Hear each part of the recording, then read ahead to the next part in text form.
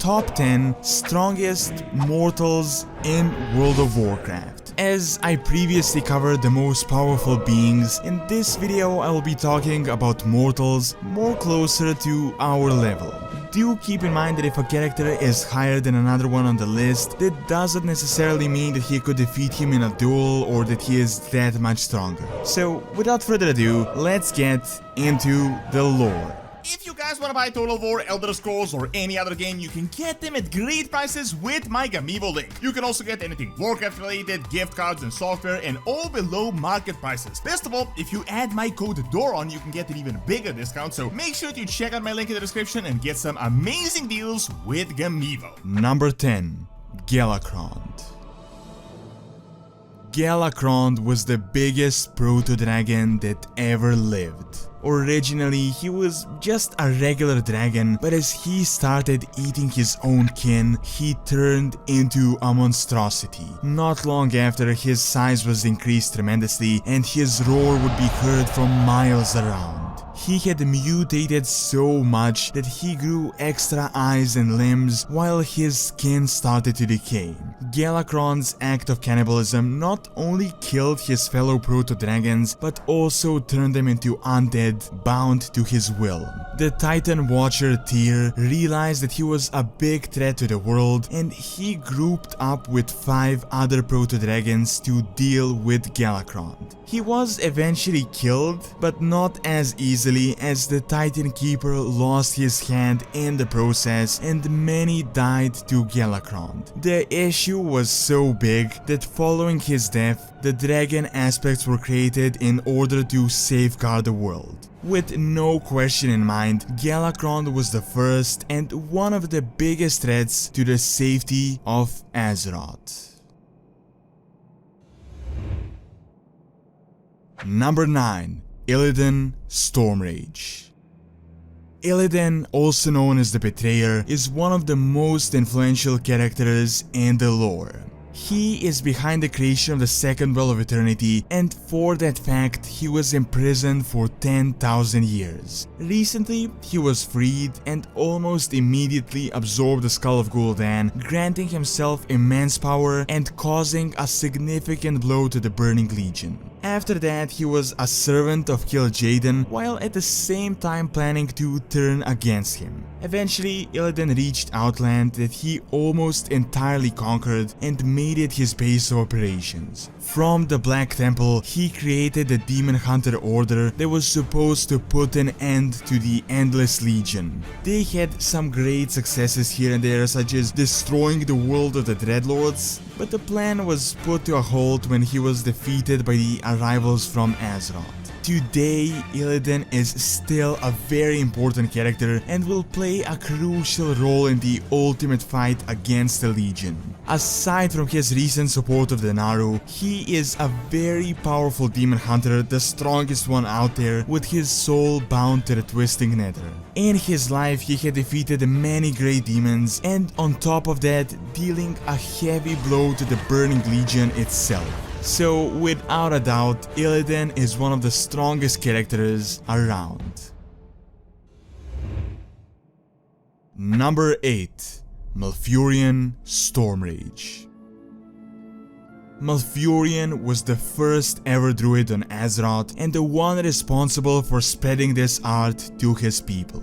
His biggest achievement ever is halting the Burning Legion and destroying the Well of Eternity, causing the Sundering, pretty much turning the world to what it is today. After that, he spent countless years inside the Emerald Dream, learning all there is to learn, becoming the strongest druid around. In the recent times, Malfurion once again prevented the Burning Legion from taking the world by calling upon thousands of ancestral guardians, completely obliterating Archimonde.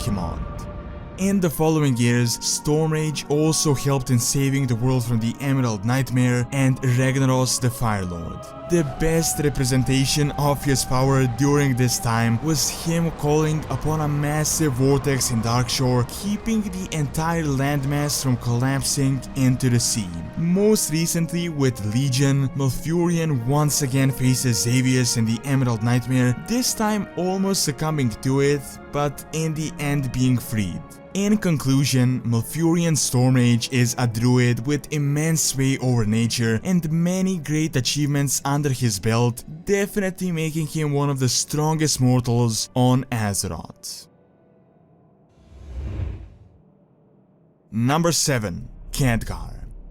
Khadgar is one of the most accomplished mages on Azeroth. He was a student of Medivh and the one responsible for defeating him and freeing him from the grasp of Sargeras. After that, he destroyed the Dark Portal, putting an end to the orc invasions that his master had started. In the following years, Khadgar spent a lot of time studying under the Naru Adal, getting a bigger picture of the threat that is the Burning Legion. With all of this new knowledge, he has returned to Dalaran as a part of the Council of Six, although more importantly leading the forces of Azeroth to the mission on the alternate world of Draenor. There he helps us stop the Iron Horde and defeat the Burning Legion. Furthermore, Khadgar follows Gul'dan into Azeroth and attempts to stop him from starting the new invasion, being quite a match for him, but in the end failing. Today, Khadgar is one of the, if not the most crucial character in the defense of Azeroth. Based on all of his great achievements from the destruction of the Dark Portal, defeat of Deathwing in Outland, the stopping of Legion on Draenor, and various other achievements, Khadgar is one of the most powerful mortals in the lore. Number 6. Aegwynn. Magna Aegwynn was one of the most influential mages to ever live on Azeroth. As a young student, she was extremely talented, and for this, Aegwynn was chosen as the new guardian of Tirisfal. This meant that she would be a conductor of the Council's magic, granting her immense power. Her most prominent achievement happened some 850 years ago when Aegwynn faced off the actual avatar of Sargeras, defeating him. Of course, this was only a tiny portion of his strength, but nevertheless still extremely powerful. After the battle, she created the Tome of Sargeras, hoping to contain this threat for all time. Unfortunately, he did transfer his spirit into her body, which created the history as we know it today. Following that event, Aegwynn spent many years in exile, eventually passing most of her power along with the spirit of Sargeras into her son Medivh. When Medivh was killed, she saved up magic in her weakened state to actually revive him. Aegwynn finally met her end in the battle against Cho'Gall, where she sacrificed herself for her grandson Medan. Going through her achievements with the fight against the Avatar of Sargeras, the resurrection and the creation of Karazhan, there is no doubt that Aegwynn is one of the strongest mortals and one of the strongest mages to ever live on Azeroth. Number 5. Medivh. Medivh is the son of Aegwynn and the last guardian of Tirisfal. His mother transferred most of her power along with the spirit of Sargeras into him. Through Sargeras, Medivh opened the portal on Azeroth, which led to the orc invasions. Eventually, he was killed, which released him from the grasp of Sargeras, the evil inside him. Being resurrected by his mother, Medivh then went on to warn the mortal races about the Burning Legion invasion, playing a very crucial part in saving the world. After that, not much is really known about him or even his actual form, but he might make a reappearance in Legion. At this point, it is really hard to estimate Medivh's true strength due to the lack of any major battles, but it is known that at his peak of power, he was one of the strongest individuals on Azeroth. Not only did Medivh have the power of the Council of Tirisfal, which was a lot in itself, but he also had the spirit of Sargeras. On top of this, his home Karazhan sat on ley lines, granting him the ability to tap into immense energy. During the peak of his power, even Deathwing said he wouldn't face him in battle, although that was before the significant Old God empowerment. So, all in all, Medivh was extremely powerful, without the essence of Sargeras not as much, but still a very influential character. Number 4. Lich King. After the Orc Wars, Ner'zhul was captured by Kil'jaeden. Deciding to use him one last time, he tore his body apart, chaining his spirit inside the Frozen Throne. This created the first Lich King that had a task to prepare the world for the upcoming Legion invasion. Ner'zhul was very successful, and not long after he controlled most of Northrend and destroyed many of the human kingdoms. However, everything changed when he defected from the Legion, ultimately merging with Prince Arthas Menethil. At this point, the Lich King was stronger than ever, and after a few years of building up, Arthas reached the peak of his power. Under his command, he had a massive undead army known as the Scourge that caused a lot of damage to Azeroth. He himself was also very powerful with Frostmourne, killing various champions. Eventually, Arthas was defeated, but the Lich King still exists through Bolvar Fordragon, although more as a shell of his former self. Nevertheless, at the peak, the Lich King was one of the strongest mortals on Azeroth. When it comes to personal strength, he was very dominant, but not the most influential entity ever. However, the biggest part of his power came through his mind control abilities, allowing the Lich King to command massive undead armies. These two powers combined got him very close to taking control over the entire world of Azeroth. Number 3. Gul'dan. In this case, I'm talking about both the main universe and the alternate universe, although more focusing on the alternate one. The two different versions have drastically different backstories, but the main thing that binds them is the fact that they both ended up on Azeroth. The original Gul'dan was behind the Orc invasion and ended up dying in the Tomb of Sargeras as he betrayed his master. The alternate one is completely different, as he is now sent by Kil'jaeden to the Tomb of Sargeras to open up the portal for the Legion to invade. However, the main difference between the two is that the first one is mainly a manipulator, never really fighting his own battles, and the second one is more like a fell powerhouse. During the recent events, he did face off Khadgar and was very evenly matched, but Gul'dan has received way more power since then from Kil'jaeden. Currently, he is the key to the Legion invasion, and for that, his demonic masters are bestowing incredible strength upon him. Of course, without this power, he might have not even made it on this list, but his achievements are still undeniable, from resurrecting Manroth to summoning Archimonde, opening a Legion portal on Azeroth, and various other feats of strength. Gul'dan is, without a single doubt, one of the strongest mortals to ever lay a foot on Azeroth. Number 2. Queen Azshara.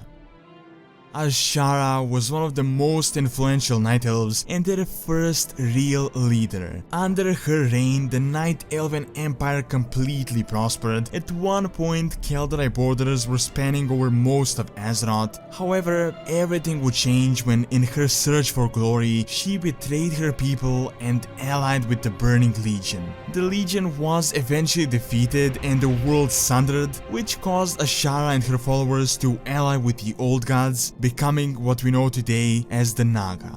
She is now their leader, and not much is really known about her, but as we have seen in Legion, her Naga armies are a serious threat. Azshara as a Night Elf was one of the strongest mages Azeroth had ever seen, if not the strongest one, with Manroth even saying that only Archimonde and Kil'jaeden surpass her power. Of course, she had a giant pool of Titan blood in her backyard known as the Well of Eternity, but nevertheless her own capabilities were still exceptional. Today, Ashara is the Naga Queen, and her powers have definitely multiplied with the Old God influence. We don't really know her current exact strength, but based on her achievements and the fact that she led one of the most powerful empires on Azeroth, Ashara is without a doubt one of the strongest mortals to ever live.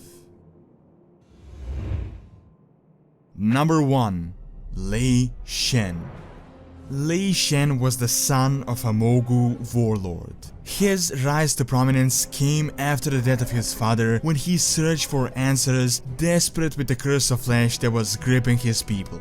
Eventually, he reached the Titanic Watcher Ra, who had gone into hiding many years prior. Ra, aware that the Pantheon was dead as he had the lingering spirit of Amantul, fell into despair as he explained the entire situation. However, Lei Shen had a complete opposite reaction, and without a warning, he struck and imprisoned Ra, and not only stole his immense power, but also the last remaining spirit of an actual Titan. With this insane newfound strength, he quickly united all of the Mogu, becoming known as the Thunder King.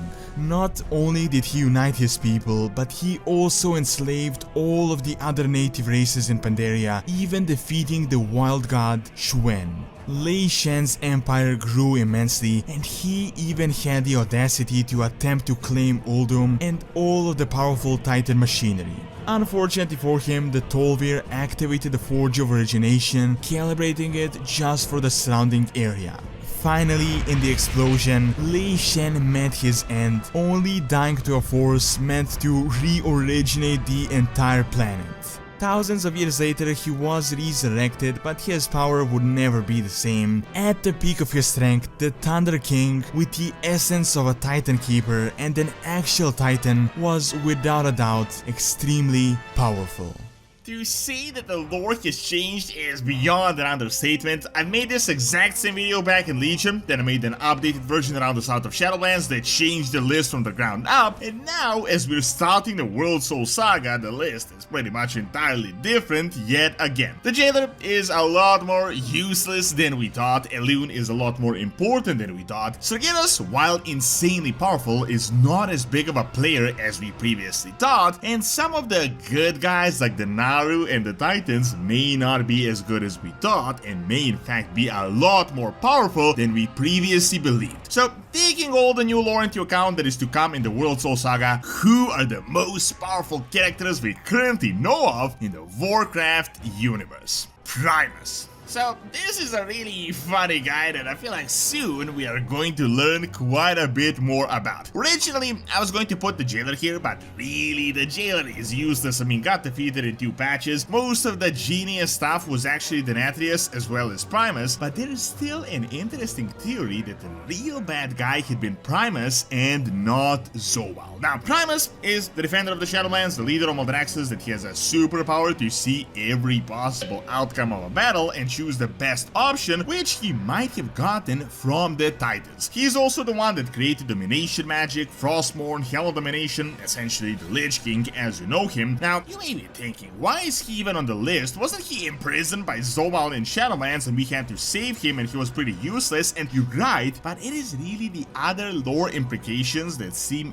very realistic at the moment. Recent theory about a Titan prison of Azeroth shows Domination runes. Apparently, Amantul gave Primus his powers, so taking this logic into account, he might be the one that put the prison over Azeroth and is much more implicated in crazy things and is a lot more influential than he appeared on first glance. There is also a really strong theory that he might really be the true Jailer and that he played us all back in Shadowlands. The main reason he is 10th on this list is because most of this is speculation, albeit his superpower is actually insanely overpowered. I feel like Blizzard didn't really think this through. I mean, imagine being able to do like a quick save sleep in every battle and just load the game every time. However, if the speculations are true, he might just turn out to be near the top of this list in just a few years. Old Gods. The biggest fall from power in all of WoW history. Originally, these guys were like the #1 villains, and even Sargeras was afraid of them. There was supposed to be a relationship between Yogg-Saron and the Lich King that influenced on Draenor, but then the Chronicle came out and just retconned them to oblivion to just sort of very powerful tools of the Void Lords, but that did shift a little bit recently.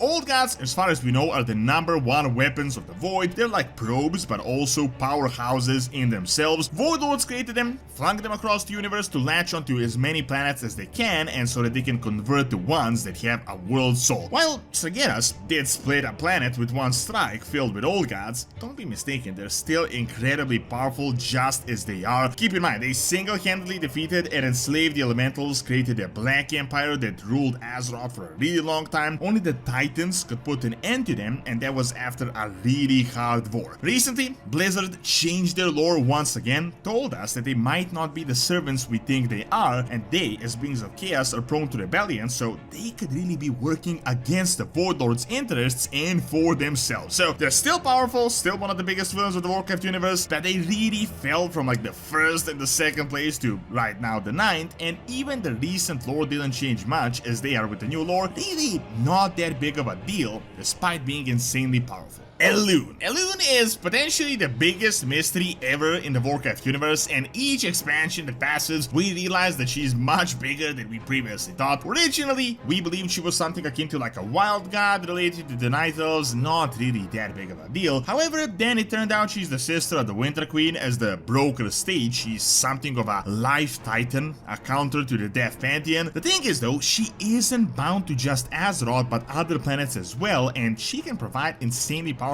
abilities to their followers, like the Night Warrior. We most recently learned she had a special relationship with the Titan Eonar, and together with her, she planted the first ever world tree known as the Luna here on Azeroth. Recent documents also state that we don't really understand the Emerald Dream, and that beyond the known bounds could be where Elune lies. Seeing that she collaborated with the Titans during the time of the Black Empire, she is truly ancient, but not as ancient as others, as Xelatat calls her an upstart goddess. While our Night Warrior turned out to be sorta lame and not really that powerful, although power-wise technically it was actually useful. Tyrande nearly got Sylvanas until Elune decided to just retract her powers. On other planets though, it was insanely powerful, as it helped them fight off an old god invasion. As Elune is still a mystery, it is super hard to really rank her, as we don't even know what she really is. However, it is almost certain that she will play a big role in the World Soul Saga, and she has been around Azeroth for hundreds of thousands of years, making her one of the most influential cosmological beings. Denatrius and the Dreadlords. So, I don't really want to put the Eternal ones on the list that I previously put here, because most of them are entirely useless. They don't project any power, and they're mostly restricted to the Death Realm, and even in the Death Realm they're not that powerful. And all of the crazy 200 IQ moves that the Death Realm has pulled came really from Denatrius and his Dreadlords. Here's the thing, Denatrius has been messing with everyone since forever, but he realized that everyone is insanely more powerful on a cosmological scale in like 1v1 combat, so he built an order of agents known as the Natrazim, or as he called them, Tal Kitun, the Unseen Guests, and that is exactly what they are. Through his agents, he defeated the most powerful beings in the universe. He essentially split the entire Pantheon by having his agents corrupt Sargeras. He then got him to create the Legion. He infiltrated the entire army, maneuvered his machine planet Argus to break the Death Realm. He is directly and indirectly responsible for the creation of the Legion, the Lich King, the Scourge. He has a Light agent, he has a Void agent, apparently he also has a Life agent we will soon discover. Sure, we defeated him, but did we really? As far as we know, he just escaped and he's still working on his crazy plan. There are hints that he could take over the remnants of the Legion as well as the Scourge, and that his ultimate goal is to get to Azeroth. So power-wise, Denatrius may be on a scale of someone like Illidan, but accomplishment-wise, with his Dreadlord army, he is one of the most powerful forces that ever existed in the Warcraft universe. Naru and the Light. This is one of the most difficult characters to rank because Blizzard is so incredibly contradictory in their lore. On one occasion, a relatively minor character like Illidan manages to blast a Prime Naru Zera in one spell, a Naru gets captured by Kiltas, and even in Revendred, it gets captured, but on another occasion, a Naru comes in and blows up and vanishes an entire super powerful manifested Warlord that had previously destroyed the ethereal homeworld. When I'm talking about the Naru, I'm really talking about the Life, and the Naru are just some of the agents of it. One thing is certain, the Light is not a brute force super #1 villain, but much like the Void, their power lies in infiltration, and it is incredibly subtle. Sure, they can blow things up and they have an army, but that is really an addition to their power base. Their entire shtick comes from their ideology and how they can influence entire worlds. Think about how they conquered the entirety of Alternate Draenor by installing the right agents and just taking their sweet time. A popular theory is that they're doing the same thing on Azeroth with Turelion and Kalia, and potentially Anduin may be realizing he was a part of that plot as well, unwillingly. What is certain though is that the Light doesn't mess around. They're dead set on their one true mission, and if you stand in their way, you will become their enemy. So the Naru, while not really powerhouses in 1v1 combat, their strength really comes from mind control that you don't even know you're being subjected to. Sir Geras. Hands down, this is, as far as we know, the most powerful guy in the entire universe in 1v1 combat. Sure, he's not at the top of this list, as power is much more than just simple brute force, as was evident by his failed Burning Crusade, but this guy is just one single powerhouse. He was a powerhouse when he was a Titan, he imprisoned all the demons, he defeated them, he split open a world in one single swing, he then absorbed Fel, obliterated the entire Titan pantheon that were all near his strength when he was just a Titan, and after that the guy destroyed like half of the universe. We have never really seen anyone this powerful in all history. I don't think anyone would stand a chance against him in 1v1 combat, apart from maybe the first ones, but we don't really know anything about him. Now, the reason he is above the Dreadlords, even though they were the ones that led him to his doom, is because the game is still not over. The Natrius won one battle, but by all accounts, Sargeras should be returning by the end of the World Soul Saga, and there seems to be much more behind his sword and the entire reason that he started a crusade than we currently know. Titans. So, I know immediately what you may be thinking. I mean, how could you possibly rank the Titans above Sargeras when Sargeras single-handedly defeated all the Titans combined? But the thing is, we are not here talking about brute force power, as keep in mind, the Titans are alive now and they're the ones keeping Sargeras imprisoned. Their main power comes from their insanely intricate structure and that they had created, and the armies, weapons, enslaved worlds that don't even know they're enslaved. However, brute force-wise, they're still one of the most powerful beings ever. I mean, remember, Sargeras split the planet in half with his sword when he was just a simple Titan. Amantul ripped out Yasharaj, the most powerful old god, like nothing. He ripped out the World Tree Elun Ahir like nothing. However, their main power is their brainwashing mechanisms, prisons, and armies they had created. There is an ongoing theory that they had put the entirety of Azeroth in a prison, a gigantic, intricate, worldwide mechanism. They got mechanisms that can blow up the entire planet. The sheer number of their followers is insane. Keep in mind, most of the playable races are Titan in origin, and the very powerful dragon aspects until recently were Titan servants. However,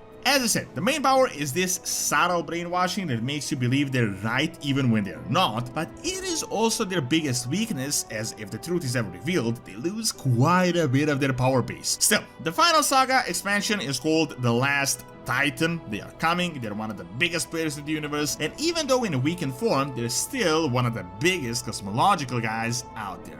Void Lords. At the moment, these are really the main villains of World of Warcraft. Now, they're completely different when compared to any other villain we know of in the game. You may be thinking, I mean, how could they be ranked so high when it was said that the Void Lords are jealous of the Titan power? But once again, as I said, power is so multifaceted. Everyone has been out trying to destroy them. The Titans failed, Sargeras destroyed half the universe. They're the whole reason he started a crusade, and he failed as well. And as far as we know, the Light hasn't really gotten much further in their battle against the Void. The thing about them is they can't manifest themselves in the material plane, but as Zaldat said, once they do, their power is beyond insane, and for this they need a gigantic power source, which could likely be Azeroth, which could be the entire plot of WoW Midnight. We know of one occasion when a Warlord came in personally and destroyed the entire planet of the Ethereals as well as their corporeal form. To see the true power of the Warlords, I mean, just imagine that the Old Gods and their Black Empire is just one of the many weapons in their arsenal. I'm guessing in Midnight we might get the closest we had ever gotten to seeing them in person, but so far most of their power comes from Agents, Old Gods, Void Beings, Void Minions, pretty much similar to how the Dreadlords operate, and they had been incredibly successful throughout all these years. I mean, one of their agents, Zaltat, is messing with us as we speak, so seeing how long they had lasted, how they had outsmarted almost everyone, at the moment their spot on this list is beyond justified. World Soul. This is mainly referring to Azeroth, but also Argus, even though we don't really know if they're actually related. Chronicle originally told us that the World Souls are just nascent Titans, but pretty much most recent lore contradicts that, and that this is just Titan justification for trying to steal the world for themselves. Most other sources state that World Soul are just powerful elementals, like huge elemental power sources. Now, Argus himself was insanely powerful. I mean, keep in mind, this was a planet that had essentially powered up the insanely speedy regeneration of the Burning Legion, and through Argus, they had managed to destroy most of the universe. However, Azeroth is much beyond this power level, which is why all the big guys are constantly messing with us. It is hard to really rank it, but it is a totally realistic statement to say that Azeroth is the most powerful being in the entire universe. You can see that by just observing how powerful the Well of Eternity was, which was but a small wound of Azeroth, and even the Sunwell, which was just a few vials of this power. We still don't know for certain what Azeroth really is, but what is certain is that she's insanely, ridiculously powerful. First ones. I didn't really like putting these guys in the first place because we really don't know anything about them, but looking at the facts that we do know, it is really stupid to put anyone else above them. It was said that the 6 cosmological forces were in a free-for-all war, and that these guys, as the 7th force, came in and essentially put them all in their place, created a mechanism that seems to be potentially based around Azeroth. It also seems like they had created most of these pantheons and these big guys that had just ranked. We had seen what they had done behind the creation of the Pantheon of Death, and the recent lore told us that Zereth Orders, where the Titans are from, have very likely been created by the first ones as well. So, seeing that the first ones really built everyone, defeated all the 6 forces, essentially ordered the universe, they're without a doubt the most powerful beings, even though we don't even know who they are and whether they still even exist. Originally, the Lich King was supposed to be heavily connected to the old god Yogg-Saron. That is why he built the Ice-Crown Citadel from Serenite, why Yogg-Saron showed us visions of Arthas, why Yogg-Saron was called the God of Death, and this ended up being just entirely abandoned. Alongside this, we obviously had Nathanos that had an entire cinematic about him being entirely scrapped, and he never actually ended showing up in the expansion. Looking further into history, we had the defeat of Admiral Taylor by the Necromancers and the supposed Dark One that never ended up actually manifesting. Despite Blizzard fixing some of these inconsistencies, World of Warcraft is still filled with so many abandoned or scrapped storylines. Some were built as major lore points, some minor questlines, and almost all are a mystery up to this day. So let's take a look at what are abandoned storylines of World of Warcraft. The Dark One. Alliance fans in particular will remember this one as one of the most important Alliance characters. Captain Taylor ended up being killed for literally no important or significant reason whatsoever. Keep in mind, this is a guy from previous cinematics. He was not just some random Alliance NPC. This is all related to Vrathian that was supposed to also be a big deal, which we'll get into in a moment, that never actually ended up happening. Taylor agreed to protect Vrathian on alternate Draenor, and he was in house arrest, but then one of the guys called Ephile had betrayed Taylor, turned him into a necromancer, killed the entire garrison, and raised them as ghosts. All this happened in Spires of Rock, and it never ended up getting any sort of conclusion 10 years later. Ephile was apparently obsessed with ley lines, and apparently a Dark One had offered him something in order to do this, to destroy the entire garrison. Now, obviously, there was supposed to be some big setup here, either with Kel'Thuzad, Old Gods, or very likely even the Jailer, even back then, as this is necromancy in question, but we never actually learned what happened. It was just some super random event. Realistically, half of Worlds of Draenor was scrapped, but one of the most important characters of the Alliance ended up dying for literally no reason in a storyline that really led nowhere. Vrathian. I don't know how many of you guys remember this back from Myths of Pandaria, but originally, Rathian was supposed to have a really major role. He was really being set up as something akin to like this great mysterious prophet, potentially bigger than Medivh. His entire shtick in Pandaria was to unite Azeroth for the greater threats that are to come. That meant even eliminating one faction if the other was to be a better protector for the world. He was a tiny whelp, he was the son of Deathwing, but he was supposed to be beyond wise and to have visions of some great threat that is coming. That is why he was so mysterious back in MoP. Like, if you could say one thing about Rathian, is that he was all about mystery. This sort of manifested with the Legion invasion that happened a few years later, but obviously the Legion was not the big threat, as we got bigger things coming down the line. And most recently, we got Rathian's major role in Dragonflight, where he was turned like 180 degrees. He ended up being this sort of brat that was constantly bickering with his brother, I mean the entire expansion, and ultimately they just ended up being one huge happy family. However, most importantly, we realized he doesn't really know anything, nor does he have some grand cosmological visions, so the entire mysterious dark figure shtick from Myths of Pandaria really seems like roleplay from this point of view, like Rathian was just trying to be edgy. Arthas and Yogg-Saron. This is one of the potentially coolest lore outcomes that has been heavily set up, but eventually ended up being scrapped and just completely unrelated. However, there was 100% a big plan that never really came to fruition. Yogg-Saron in Wrath was, for a really big reason, called the God of Death. The Scourge heavily utilized Seronite, which is his blood, and they literally built the entire Icecrown Citadel from it, where the Lich King ruled from the top of the Seronite Citadel. When we got visions from Yogg-Saron, he showed us Arthas and Bolvar, and Yogg-Saron himself said that Arthas will soon learn that no king rules forever, which is exactly what Theranos said later down the line. Now, when you look at Wrath from this perspective, there is obviously a huge disconnect how Yogg-Saron was right next door to Arthas' Citadel, but they never really interacted in any way, shape, or form, and that is because these two were very likely supposed to be heavily connected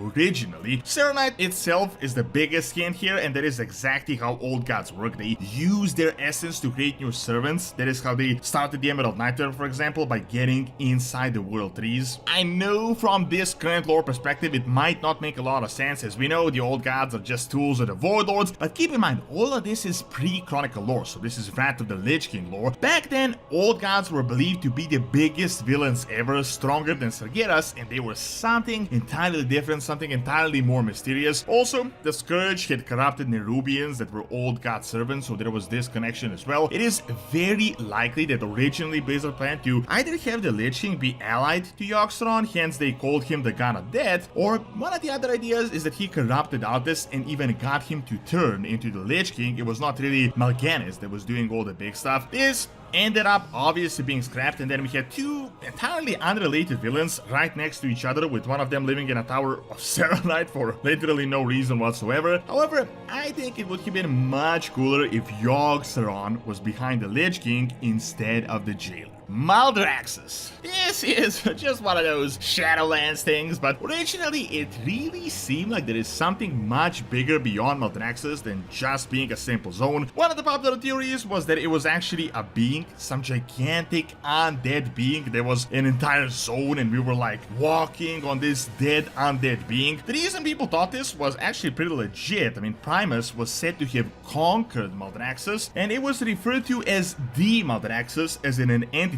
not a zone. So it wasn't called Maldraxxus, it was called the Maldraxxus. Furthermore, you had those giant warts and hair growing all over the place and constantly growing, which really gave into the theory that this is not a regular zone. Well, this ended up being a whole lot of hot air and nothing was ever followed up on this, but it is very likely that originally they intended to do something big with Maldraxxus here. Another huge inconsistency also related to Maldraxxus is that it was said that the Scourge took over the architecture from Maldraxxus, which is how they got the Ziggurat, the Necropolis, and such, but originally it was said that the Scourge had appropriated the Nerubian architecture, and as you may know, Nerubians are old god minions related to the Void Realm, so literally zero connection to Maldraxxus, so just one of those Shadowlands things. Nathanos. This is legit one of the craziest things Blizzard has ever done. Usually these scrapped and abandoned features were something that sort of started, was hinted at, but then they, just abandoned it. But literally they put this guy right in the spotlight. They built an entire full effort cinematic where he fought Tyrande, taunted her, how he's now reuniting with his queen. Then in another cinematic they had Tyrande taunting Sylvanas about how, nothing about Nathanos, which just goes to show that this guy was supposed to be a really major character, very much next to the level of Sylvanas in Shadowlands, and he never actually showed up anywhere and wasn't even mentioned. The only thing we got was a hint that Sylvanas could be searching for him, but this is one single line. Ultimately, this ended up being as in the jailer had taken his soul to spite Sylvanas to show her that she doesn't mean anything, but this was so obviously not actually intended, and it looked like there was supposed to be 2 more patches to the Shadowlands storyline, which is why it ended up being such a disaster. Recently, Blizzard had actually for the first time ever acknowledged that Shadowlands was bad, the story in particular. Very likely we will get some quest text in the future or some tiny hint whatever ended up happening to Nathanos, but we will never learn about what the major storyline was supposed to be originally intended for him in the Shadowlands. Neptulon. This is one of the most iconic abandoned storylines all the way back from Cataclysm. So we had Neptulon on our side as the Naga were invading his domain, and then Ozumat, the gigantic kraken, came in and Neptulon had retreated to his domain and the fight continued in the elemental plane. Then, as we defended him from the faceless ones, Ozumat had returned and he just kinda yoinked Neptulon away, and he has been missing ever since. Originally, this was meant to be a raid that would conclude his storyline, but eventually the guy just appeared without any context later down the Legion and nothing really came out of it. Most recently in Dragonflight, some of this was kinda updated in the Mythic version as Ozumat is defeated and we kinda see what happened to Neptulon. However, despite a decent update, a pretty big storyline as well as a whole instance was abandoned back in Cataclysm. Original Jailer. So this is one of the most blatant abandoned storylines and retcons that had engulfed the entirety of Shadowlands. This is kind of the theme of the entire expansion. In fact, Blizzard recently came out, as I said, and outlined the big mistakes they made with the Shadowlands, with the Jailer's lack of development being one of the biggest ones, if not the biggest one. Now, you might have noticed this in the original Shadowlands cinematic, where Sylvanas rose up, she kind of flew up into the sky, and behind her was the Jailer, who kind of looked like a mix between a Necromancer and a Nubarak, very Nerubian looking, an entirely different figure in the background than what he ended up being in any of his later forms. Keep in mind, Blizzard has actually built this model for this figure and never actually ended up using it. While aesthetically not really a big deal, it just goes to show that the original plans for the Jailer were something entirely different than what he actually ended up being. In fact, most people didn't really have an issue with the Jailer as a figure originally, but how his storyline ultimately ended. The interesting theory is that Primus could be the real bad guy, but ultimately I think this is just a case of them switching everything and abandoning the original plans mid-expansion.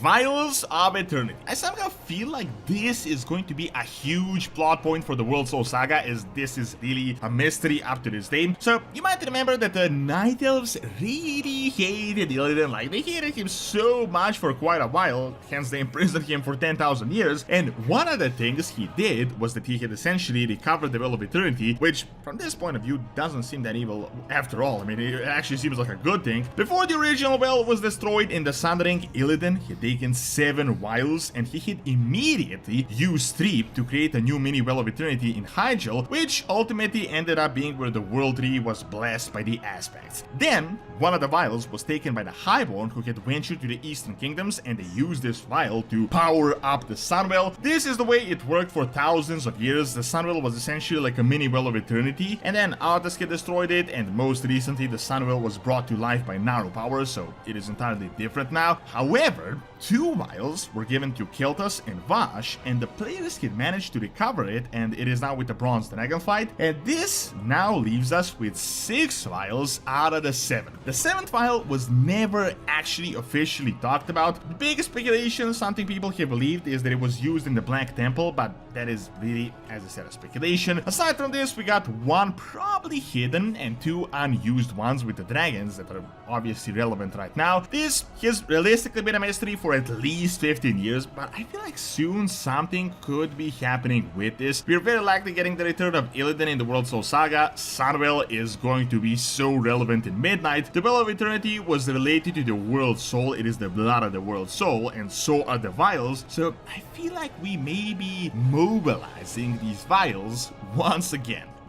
Botany. This is a pretty big event that was completely forgotten by so many people, but when you really examine the lore implications, you realize how impactful something like this would actually be. Now, you guys might remember the Botany from Worlds of Draenor as the bark-skinned humanoids. They're native primals of the Dominion of Life whose goal was to transform the entirety of Draenor into a complete jungle, and they had constantly battled the Breakers. They were incredibly dangerous as they were notorious for their ability to infest humanoid races and turn them into slaves, and they're considered as a heavily invasive species. Well, you might remember back in BFA when we had a Megar questline as Draenor was falling apart, the orcs had escaped, the Megar orcs that are currently playable. A bunch of other beings, including the Botany, also escaped through the portal, and they had settled mainly in the Barrens, but also Durotar. Why this is relevant is because lore-wise it has been about 8 years since then, and there has not been a single hint or a mention of the Botany. We don't know how much impact they have on Azeroth's nature, but it is pretty similar. I mean, we have orc shamans that worked on both planets as well as druids, so without a doubt the Botany could use their stuff on Azeroth as well. Seeing that Barrens and the entire area surrounding Ashenvale and Barrens is quite heavily natured,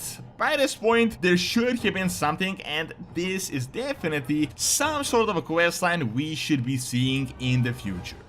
Crematus. This is not really abandoned in the full sense of the word, but it is in fact a huge missed opportunity as we just had a full-on dragon expansion and there was not a single word of Crematus whatsoever. If you guys remember from the early Dragonflight announcement days, Crematus was the #1 speculation for the final boss of the expansion, and honestly, it made a lot of sense. Crematus was the first ever successfully created chromatic dragon, hence the name. This means that he had the power of all 5 Dragonflights, and as you may know, that was one of the main things Deathwing had wanted to do for the longest time. Ultimately, Crematus was defeated, but his body was said to be indestructible, and it was heavily hinted that a dark power could revive him after defeat, so the Aspects decided to create an arcane prison and put him there, but nothing really came out of this. Now, I don't necessarily think Crematus should have been the final boss, even though that might have been more interesting than Farak, but this is definitely a huge missed opportunity as a Dark Force could have definitely come to revive him and turn him into a much bigger threat than he was in the past. Top 5 worst crimes of the Alliance. Although very much a grey area, I will be going through some crimes committed throughout the history of the Alliance. So, without further ado, let's get into the lore. Number 5. The attack on Camp Torajo. Once a Tauren outpost in southern Barrens, Camp Torajo was of significant importance as it was situated just before the entrance into Mulgore. It was used mainly by the Tauren to defend from the Quillbore as well as guard the borders of their realm. However, during the events of Cataclysm, much changed. During the Alliance-Horde War, the Alliance was concerned about its strategic position and what it would mean for their strength in Kalimdor. In order to secure their offensive against the Horde, they had razed the entire town. Even though some civilians were given a chance to escape, the camp was firebombed by Wildhammer mercenaries. Civilians still died in this attack, which made this action very questionable. Many called it a massacre, however Bane admitted that it had been a legitimate military target. Because of this attack, the way into Mulgore was reinforced with a wall and a gate next to the mountain pass. Number 4. The Defias Brotherhood. After Stormwind was razed by the Horde in the First War, the Stone Masons Guild, led by Edwin Van Cleef, was tasked with rebuilding it. This was a massive project that required a small army of artisans and engineers. Specialists from all over the Eastern Kingdoms traveled to work here, and many even brought their entire families at a great expense. However, when the reconstruction was complete after a very long time, a big problem occurred. The House of Nobles ran up a huge debt by expanding the kingdom's military presence, and they were unable to pay the agreed amount. Edwin protested, but his Stonemasons Guild was disbanded, which started a rebellion. During the protests, the queen was killed by a rock, which subsequently led Varian Vryn to completely exile the stonemasons. After this, they turned to banditry, collecting their payment through criminal activity. It was later revealed that Onyxia had manipulated both parties to turn them against each other and to create chaos within the kingdom. Still, the lives of many were ruined, partly because of a disagreement, and partly because Stormwind refused to pay for work. Number 3. Sinking of a neutral ship. When the shattering happened, Troll abandoned his role of warchief and headed towards the Maelstrom to help save the world. However, he was intercepted by the Alliance that tried to capture him and bring him to Stormwind. At the same time, Mount Kajaro erupted on Kazan and the goblins had to flee. Many of them were tricked by Galvix and were enslaved, but nevertheless they set sail for Ashara to a new home. Unfortunately, they were spotted by the Alliance that were attempting to capture Troll. The Alliance almost immediately fired on the goblin ship in order to prevent anyone from witnessing what they were doing. Seeing that the goblins were neutral at the time, this was a straight out act of aggression. They even attacked the goblins and the orcs on the island, whom were bonded together by chance. This event essentially led to the goblins joining the Horde during Cataclysm. This was most definitely a crime, and even though it ended well for the goblins, they could have all been killed in the attack. Number 2. Internment Camps. Even though technically not the current alliance, it's very much a big stain in the timeline leading to the current creation. After the defeat of the Horde, the bulk of the orcs were captured, with only a few clans eluding it. Even though triumphant, this was a massive issue for the alliance and it almost tore it apart. Trollbane and Greymane advocated for the execution, while Terranas believed that they could be redeemed. A large number of camps were constructed in southern Lodron, guarded by veteran soldiers, and they proved to be great success. They maintained order, but when Edelas Blackmore became the master of Durnhold Keep and the head of the internment camps, much changed. Soon enough, illegal gladiator battles became a thing, many orcs were used for slavery and were abused. Most well-known example of this was Troll, a young orc baby raised as a slave to serve Blackmore. Even the king of Lordaeron was aware of these gladiatorial games, but personally allowed them because of profit. Eventually, with the escape of Troll and the reunion with Organ Doomhammer and Grom Hellscream, a massive offensive began. Soon enough, the camps would be freed and the new horde created. Even though the Alliance decided not to turn to genocide to resolve the orc issue, going by the route of slavery is not a lot further morally. And lastly, number 1. Blood Elf Genocide.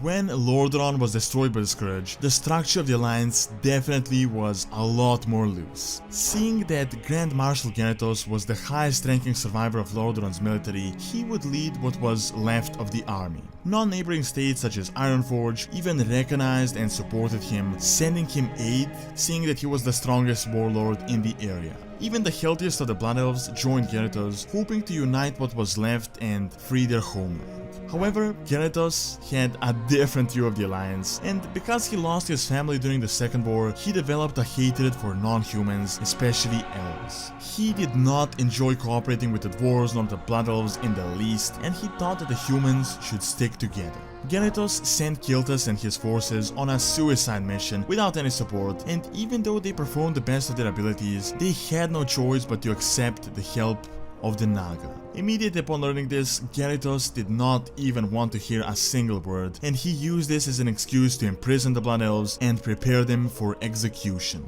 They did eventually manage to escape somehow, but that does not draw away from the fact that Gyarados condemned them all to death, essentially subjecting the Blood Elves to genocide. Top 5 Worst Crimes of the Horde.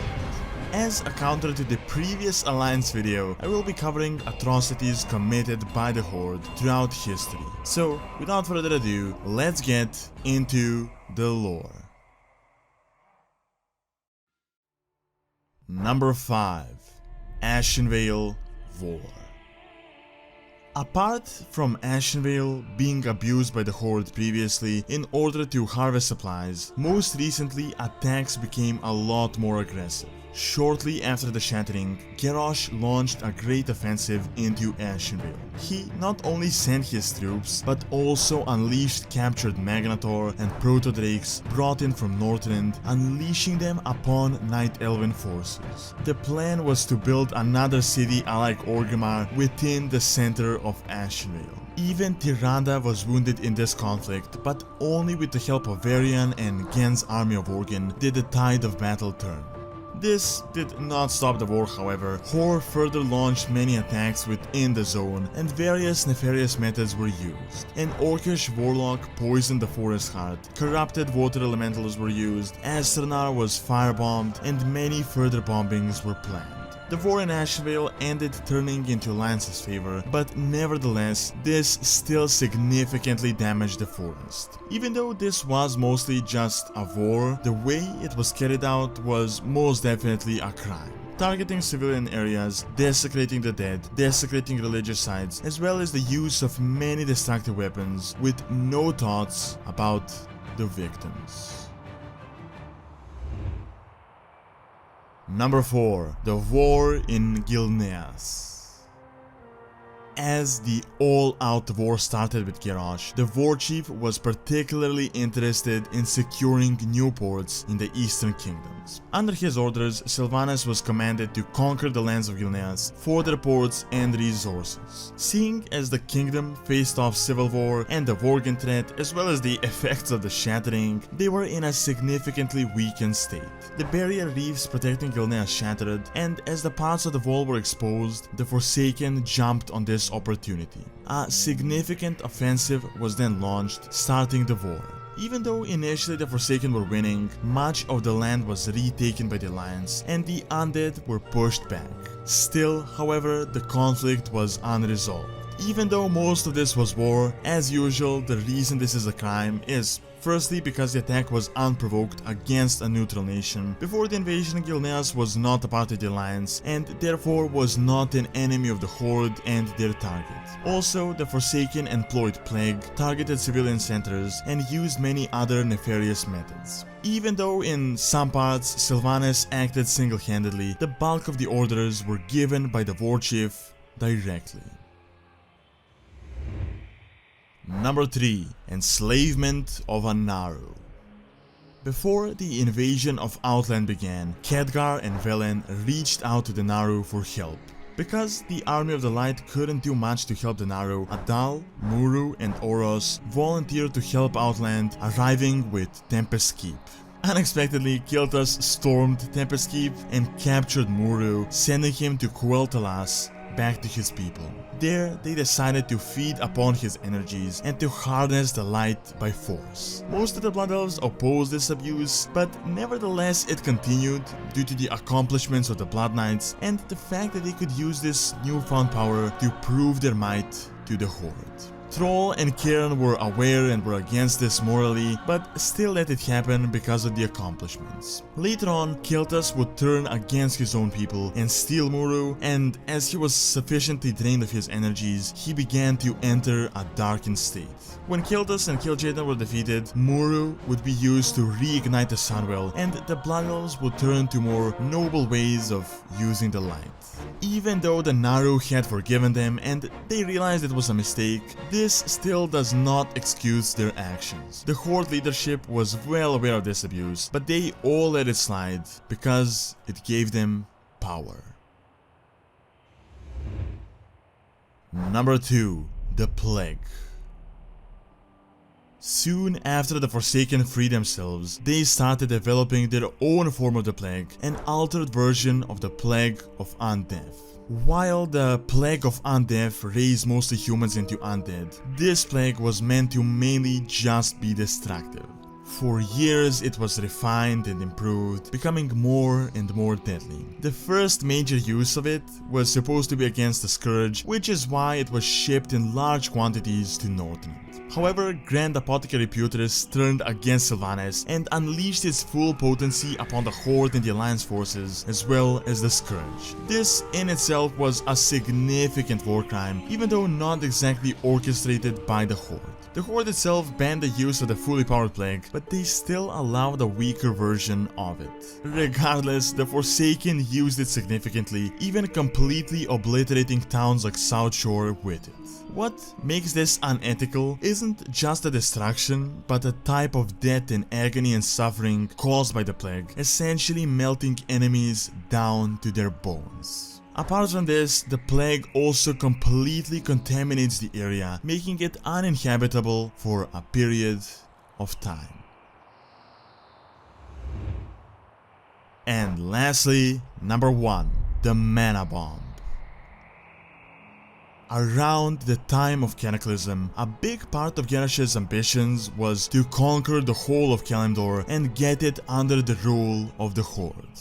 This created a pretty big conflict around most of Kalimdor between the Horde and the Alliance. Terramore played an important role here as it tried to establish a military line between the Night Elven territory and their own. They had constructed a highway that connected Terramore to Dustswallow Marsh, allowing the Alliance to move quickly and to supply their troops in Southern Barrens. As Northwatch Hold is utterly destroyed in a surprise attack, the Horde makes a push for Terramore. 3 assaults occur, and due to the treachery of Talon Songweaver, a Kirin mage that works as a spy for Garrosh, Horde forces storm into the city. However, the Alliance, with the help of the Blue Dragon Caligos, manages to drive them out. Thinking they had won, some warriors departed searching for the traitor, but no one expected what would happen subsequently. A mana bomb, empowered by the stolen focusing iris, flew over the city and completely obliterated it. The explosion was so strong that the only people that survived were those that were not in the city and Jaina, who was teleported out by Ronan. The actual blast was localized, minimized and put under control, but nevertheless was extremely powerful. With this action, Garrosh took the war to a whole new level and showed that he would destroy the Alliance by any means necessary. I've talked quite a bit about the crimes of the various characters and lore figures, either ordered high above the chain of command or below. However, now is the time to actually look ourselves in the mirror and to realize that we are not so saintly either. Since Classic, we have participated in countless immoral missions, quests and decisions, so let us examine player character crimes, non-faction specific or at least not directly ordered by faction leaders, that you could actually play through. Number 10. Drakuru. Back in Wrath of the Lich King, there was a time where we actually aided the Lich King directly. While on a quest in Zuldrak, we have a mission to capture an ice troll. However, the troll, named Drakuru, proposes a truce and allies with us and helps us. Additionally, he offers his vast knowledge of Draktaron Keep, the ancient troll fortress, and he guides us in order to fight against the Scourge and gather various artifacts such as Drakari tablets. However, when you end up doing all the work for him, Drakaru instead betrays us, pledges his allegiance to the Lich King directly, and now he is in charge of cleansing the rest of Zuldrak as a new Scourge commander of the keep, as well as a master of his own small undead army. Ultimately though, we face off against him and he's all but defeated and decides now would be a good time to summon his good ally the Lich King to help, but obviously Arthas doesn't appreciate being bothered by some troll like this and he just annihilates Drakuru. Now, while I wouldn't say we really did this willingly and we were mainly taken advantage of, we did actually aid the Lich King quite a bit during this questline. Number 9. Animals. So I don't even know how to name this or frame this point, but us as players especially have not been nice to animals in the slightest. Not just on Kalimdor, Eastern Kingdoms, Azeroth, but pretty much to every land and planet we had ever ventured through. While killing animals is necessary, of course, and we did participate in many quests where destroying them was crucial as they were obviously causing a threat, I'd say to much the same extent we have just done damage with no regard and with no excuse. We had enslaved animals, killed endangered species to gather their hides or whatever else they offer, and usually this was just done for profit or for some shady person that offered the quest. To top it all off, we have been aiding this Hemet Nesingbury guy since Classic, and This is literally a dwarf that goes to whatever there is action specifically to hunt rare and dangerous animals. And guess what is usually common with all rare and dangerous animals? Well, they are rare and endangered. Worst of all, Nesingweri never really does this out of survival, food, or whatever else, but it is usually for Wayne reasons and just his own personal achievements. So yeah, we have not been nice to animals on pretty much every planet or land we had ever stepped a foot on. Number 8. Oil Rig. This is mainly an alliance quest, but ultimately it is perpetrated by the player and it isn't really directed by the alliance high chain of command. So both factions are present in the zone and they come up on a perfect spot to dig out oil. It is really rich in oil. However, there is one big problem here. A native centaur tribe is inhabiting the zone and they aren't even hostile. So the Horde wants to pay them for the extraction rights, while a gnome sends the alliance character to learn what the Horde is offering. Once the alliance realizes that they can't pay that much, the player is sent to just, set up the rig anyway and to just kill off all the native centaur. Technically, you are sent by a greedy gnome on this mission, but it is ultimately the player that accomplishes this mayhem, and if this is not a crime, then I really don't know what is. Number 7. Hakar. Drakuru wasn't the only evil troll we had helped. Do any of you remember long time ago when we actually pretty much helped summon Hakar the Soul Flayer, one of the biggest evils Azeroth had ever seen? Well, in Tanaris, we run into a troll known as Yekinya that tells us of this prophecy about summoning this ancient evil into the world and how this knowledge cannot fall into the wrong hands. He sends us to recover lost tablets so that they can prevent the Gurubashi from getting their hands on them and summoning Hakar. Then a few other things happen, but ultimately we realized that we had just pretty much delivered the direct instructions on how to summon Hakar into Azeroth directly into the hands of his own fanatical worshipper. The guy flies away and pretty much already summoned Hakar, starting this whole questline in the Eastern Kingdoms, which ultimately led to the death of many as we finally managed to subdue the Soul Flayer. Once again, a bit debatable how much this is a crime because we were tricked, but ultimately we did help a crazy troll summon Hakar, endangering not just thousands of lives, but Azeroth in general. Number 6. Aiding the Goblins. Goblins in general have a really bad reputation, and while there are nice ones, there are some examples. The reputation is there for a reason. Originally, for this list, I set up a few points, but as there are goblins in all of them, I decided to just bunch them up into one. This would be a bit Horde-centric, as usually the goblins are working with the Horde, but as there are neutral ones as well, it kinda applies to both factions. Pretty much most quests involving the goblins are immoral in one way or the other. If they are not murdering someone, they're exploiting the land, damaging nature, destroying wildlife, as well as abusing the natives. Now, guess what is common with all of these cases? We are the ones that are doing the dirty work, and we are the ones that are ultimately guilty. For example, in Storkheim, you essentially assist goblins that murdered innocent Tauren traders. Then in various zones, you help them experiment and use experimental weapons on natives and wildlife in general. And in terms of helping them destroy the environment, that could honestly just be a separate video because they're constantly endangering the environment itself. In many cases, we are the guilty ones perpetrating evil, and while the quests aren't really framed as evil, as, goblins obviously twist the perspective, when you examine just a bit closer, you realize that we are in fact the bad guys. Number 5. Kirin Tactics. So as the Kirin are at war with the Blue Dragonflight, you are sent to help them, and you encounter, and encounter is a bit of a light word, an ally of the Kirin enemy. Now, as the Kirin are bound by a strict moral code, they of course can't use any sort of immoral methods to extract information. However, luckily you are there as a player character, you are not a part of the Kirin, so the Mage Order essentially just uses you to do their dirty work. Essentially, you use an item to inflict terrible pain upon the sorcerer, and you don't really even have that much of a choice. Ultimately, this was actually quite bad for Blizzard's reputation, that later on they decided to do these types of quests. They pretty much just started adding things like tickling and whatever else in order to make the entire matter a lot less serious. This, however, doesn't discount that the player character was a part of this horrible torture scenario. Number 4. Do the right thing.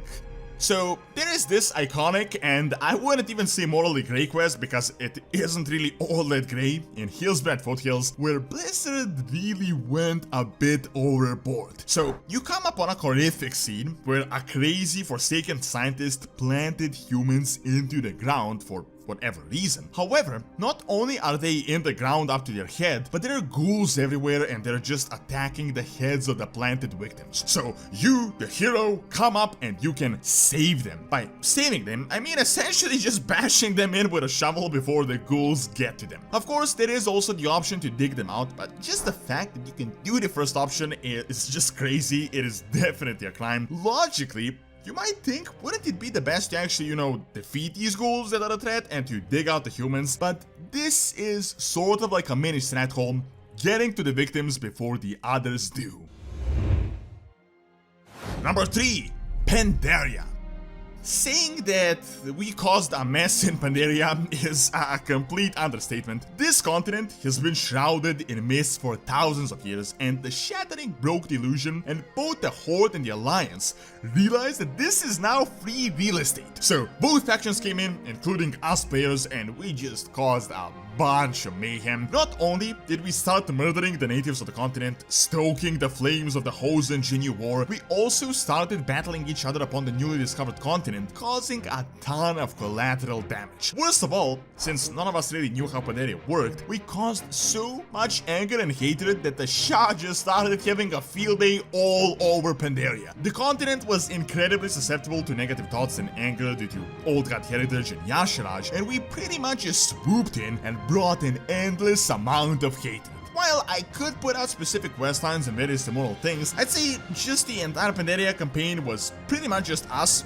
colonizing and doing whatever because, we had the armies, we had the force, so we could just do whatever we want. Now, that is not to say that we didn't also do a lot of positive things in Pandaria and defeated many powerful ancient foes, but that in itself doesn't really discount the bad stuff. Number 2. Playing the police. This isn't a specific point as it applies especially to Warcraft since Classic, but we did participate in a countless number of events. What I mean by this point is that when we reach new zones, discover new areas or whatever, we just give ourselves the right to decide who is evil, who isn't, and just straight out go on missions to exterminate whoever we decide is bad. Usually this isn't even a very well thought out process. It is generally you go to an area, NPC tells you, these Murlocs are bad, and then immediately gives us the right to completely destroy an entire tribe and to just wipe them off the face of the earth. With Murlocs, it is particularly bad because one time we even came in with a white flag pretending to be friendly, only to attack them through deception. However, this applies to so many other races such as the Arakoa, Saberon, various troll tribes, Volvar, and whoever else came upon us. There were cases where it was justifiable, there were cases where it wasn't, and where it was in between, but it still doesn't really give us the right to play interdimensional police and to just wipe out whoever we deem as bad. Worst of all, in most of these cases, the Horde and the Alliance did all of this out of selfish reasons to strengthen their own position, to ally with other natives by destroying their enemies, and ultimately to further their own goals. Lastly, number 1, faction-specific conflicts. This is just one major huge point combining both Alliance and Horde Crimes, but ultimately the thing that ties them all together is that we as players participated in all of them. This is the destruction of Terramore, this is the execution of surrendering combatants by the Alliance, this is the bombing of druids in Stone Tunnel Mountains, this is the purge of Dalaran done by the Alliance. Then you have the use of the plague by the Horde and Sylvanas, and you have the firebombing of Camp Taurajo. Really, the examples are endless, and these are just some of them. Now, in order to be fair, statistically, the Horde did commit more crimes than the Alliance, this is just facts, but in most of these, we as players participated in them. So while we are the champions, the saviors of the universe, the Kingslayers, and the heroes that stopped the Legion, at the same time, we are the ones mana-bombing Terramore, attacking civilians, and committing various crimes. The reality is that we are the champions of the universe, that we are constantly just beating whatever comes our way. Demonic Legion, we beat that. Ancient old void gods, we beat them. And now we are in the Shadowlands facing off some of the most primal forces ever, possibly the architects of the universe, and more than likely we will defeat them as well. However, you may have overlooked a few occasions where we actually lost, so let us take a look at 10 times we were defeated as players, whether those were complete and absolute defeats, Pyrrhic victories, or really draws where there wasn't a clear victor and we just ended up worse than we were before. Number 10. Garrosh. I would say this was a victory, but only a temporary one. However, in the end, we didn't really achieve much. Garrosh had become just way too power hungry, and he essentially became a full-on dictator on Azeroth, and even went as far as consuming the heart of a fallen old god, and overall just went too crazy. Well, both the Alliance and Horde Rebels united, sieged Orgrimmar, and ultimately put an end to the War Chief. Then, Terranzu called for a trial in Pandaria, and not the immediate punishment of Garrosh as Thrall had suggested. Garrosh, however, couldn't be any less regretful of what he did during this trial, and ultimately he even escaped his prison, opened an alternate universe portal, and created a brand new horde that he planned to invade Azeroth with, and pretty much just repeat what he could not with the main universe horde. We did stop it ultimately, but I definitely wouldn't call the Siege of Orgrimmar a complete victory, because while it did halt a villain temporarily, it ultimately created an even better opportunity for Garrosh, as well as gave us a brand new enemy to fight. Number 9. Deathwing.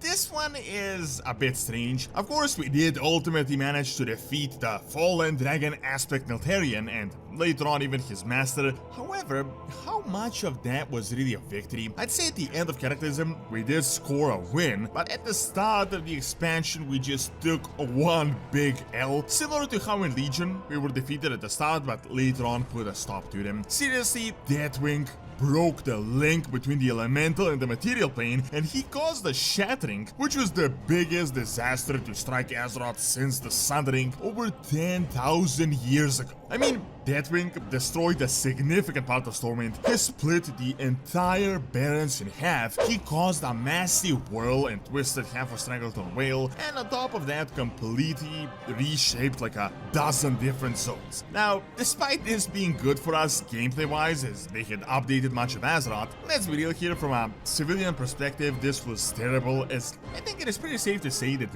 many lost their homes and possessions during this cataclysmic catastrophe. Number 8. Alternate Draenor.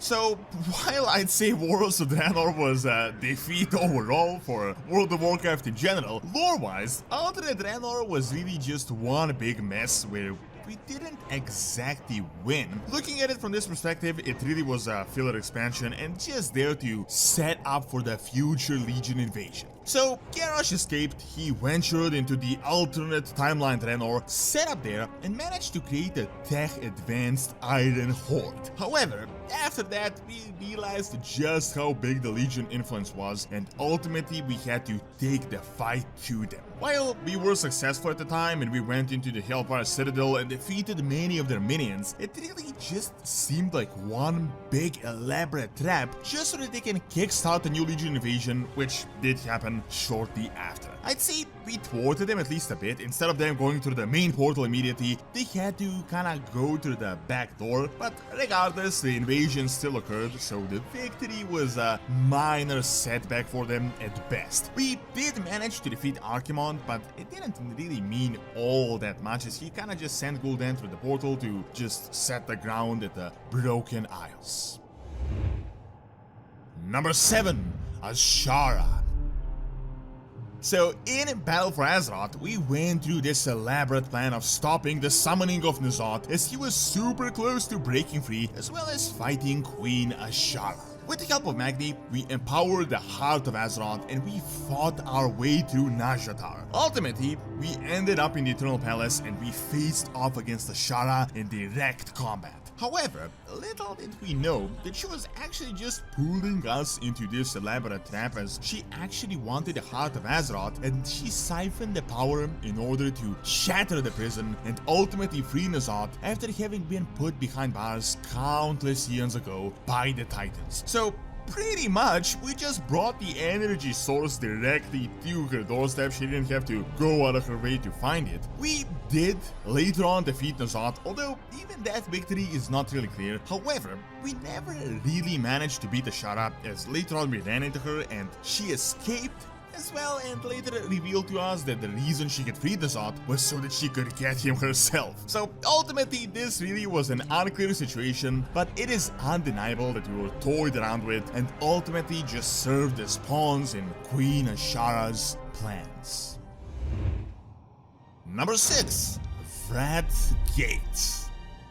The most iconic event in WoW ever, really, and I'd say possibly the first ever major loss that really hit us. So, just as we had established ourselves in Northrend and got the ball rolling, the Horde and the Alliance combined a significant number of their forces and launched a direct assault on the main gate of the Iceground Citadel, challenging the Lich King directly. Well, Arthas came out, killed Sourfang in an instant, but overall, we had quite a good chance as we wiped out pretty much everything else Arthas threw at us, at least by that point. Well, lo and behold, the Grand Apothecary shows up, throws a bunch of Plague Battles our way, and completely obliterates both the Alliance and the Horde, and significantly delays our offensive against the Lich King. I don't really think people overall realize just how significant this loss was for the story overall. Because of this plague attack and the dragons, Bolvar was created as a future Lich King, and his storyline that is relevant up to this day.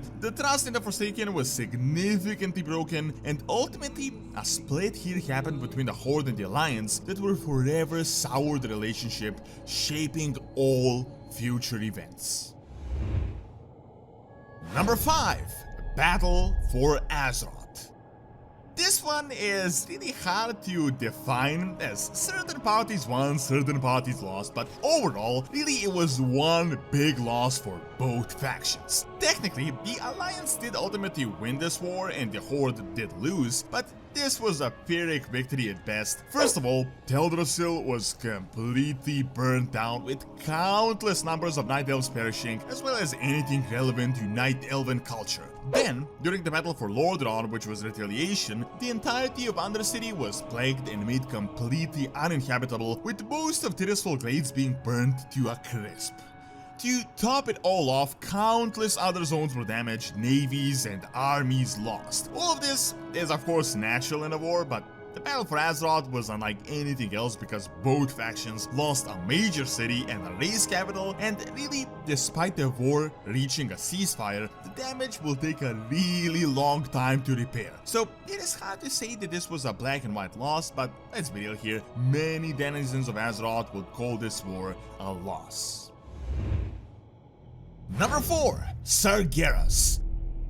So, while yes, we did win against the Burning Legion and we had imprisoned Sargeras, it was both a victory and a defeat. Sure, it was a large victory as the Legion was at least temporarily put to a halt and significantly weakened, but it was also a major loss at the same time. Not only did we lose a lot of our forces in these campaigns, but ultimately, just before we could imprison the Dark Titan, he pulled out his planet-sized sword and stabbed Azeroth nearly to the core. In the cinematic, the stabbing looked bad because it actually was, and Azeroth only survived by a single thread. Sargeras literally impaled the sword like halfway through the planet, and worst of all, there was significant poison within the blade that took a ton of effort as well as all of the artifacts we had previously gathered in order to purify the wound. So, while we did win, we still got that gigantic sword in Silitus that isn't exactly a sign of victory, and even cleansed, I'm guessing it could be used as a weapon in the future. Number 3. Sanctum of Domination. The most recent fight that we still don't really know the consequences of. However, what is 100% certain is that really we lost. In this encounter, we ventured into the most inner chamber of the jailer, right in the middle of them all, and fought his most loyal and powerful minions, yet all of it was really a trap, as Zoal's ultimate goal was to reach Oribos and take the sigil from the Arbiter in order to return to his primal form. Now that we are aware that he was the original Arbiter of the Shadowlands, he was completely successful in his mission as he reunited with his sigil and empowered himself. Now, while we did fight and win against pretty much every challenge thrown our way, ultimately, here we were defeated and the Jailer's goals were further. As a consoling prize, we did manage to get Sylvanas to break away from her master, but once again, we don't really know what consequences of that will be in the future. Number 2, Lich King.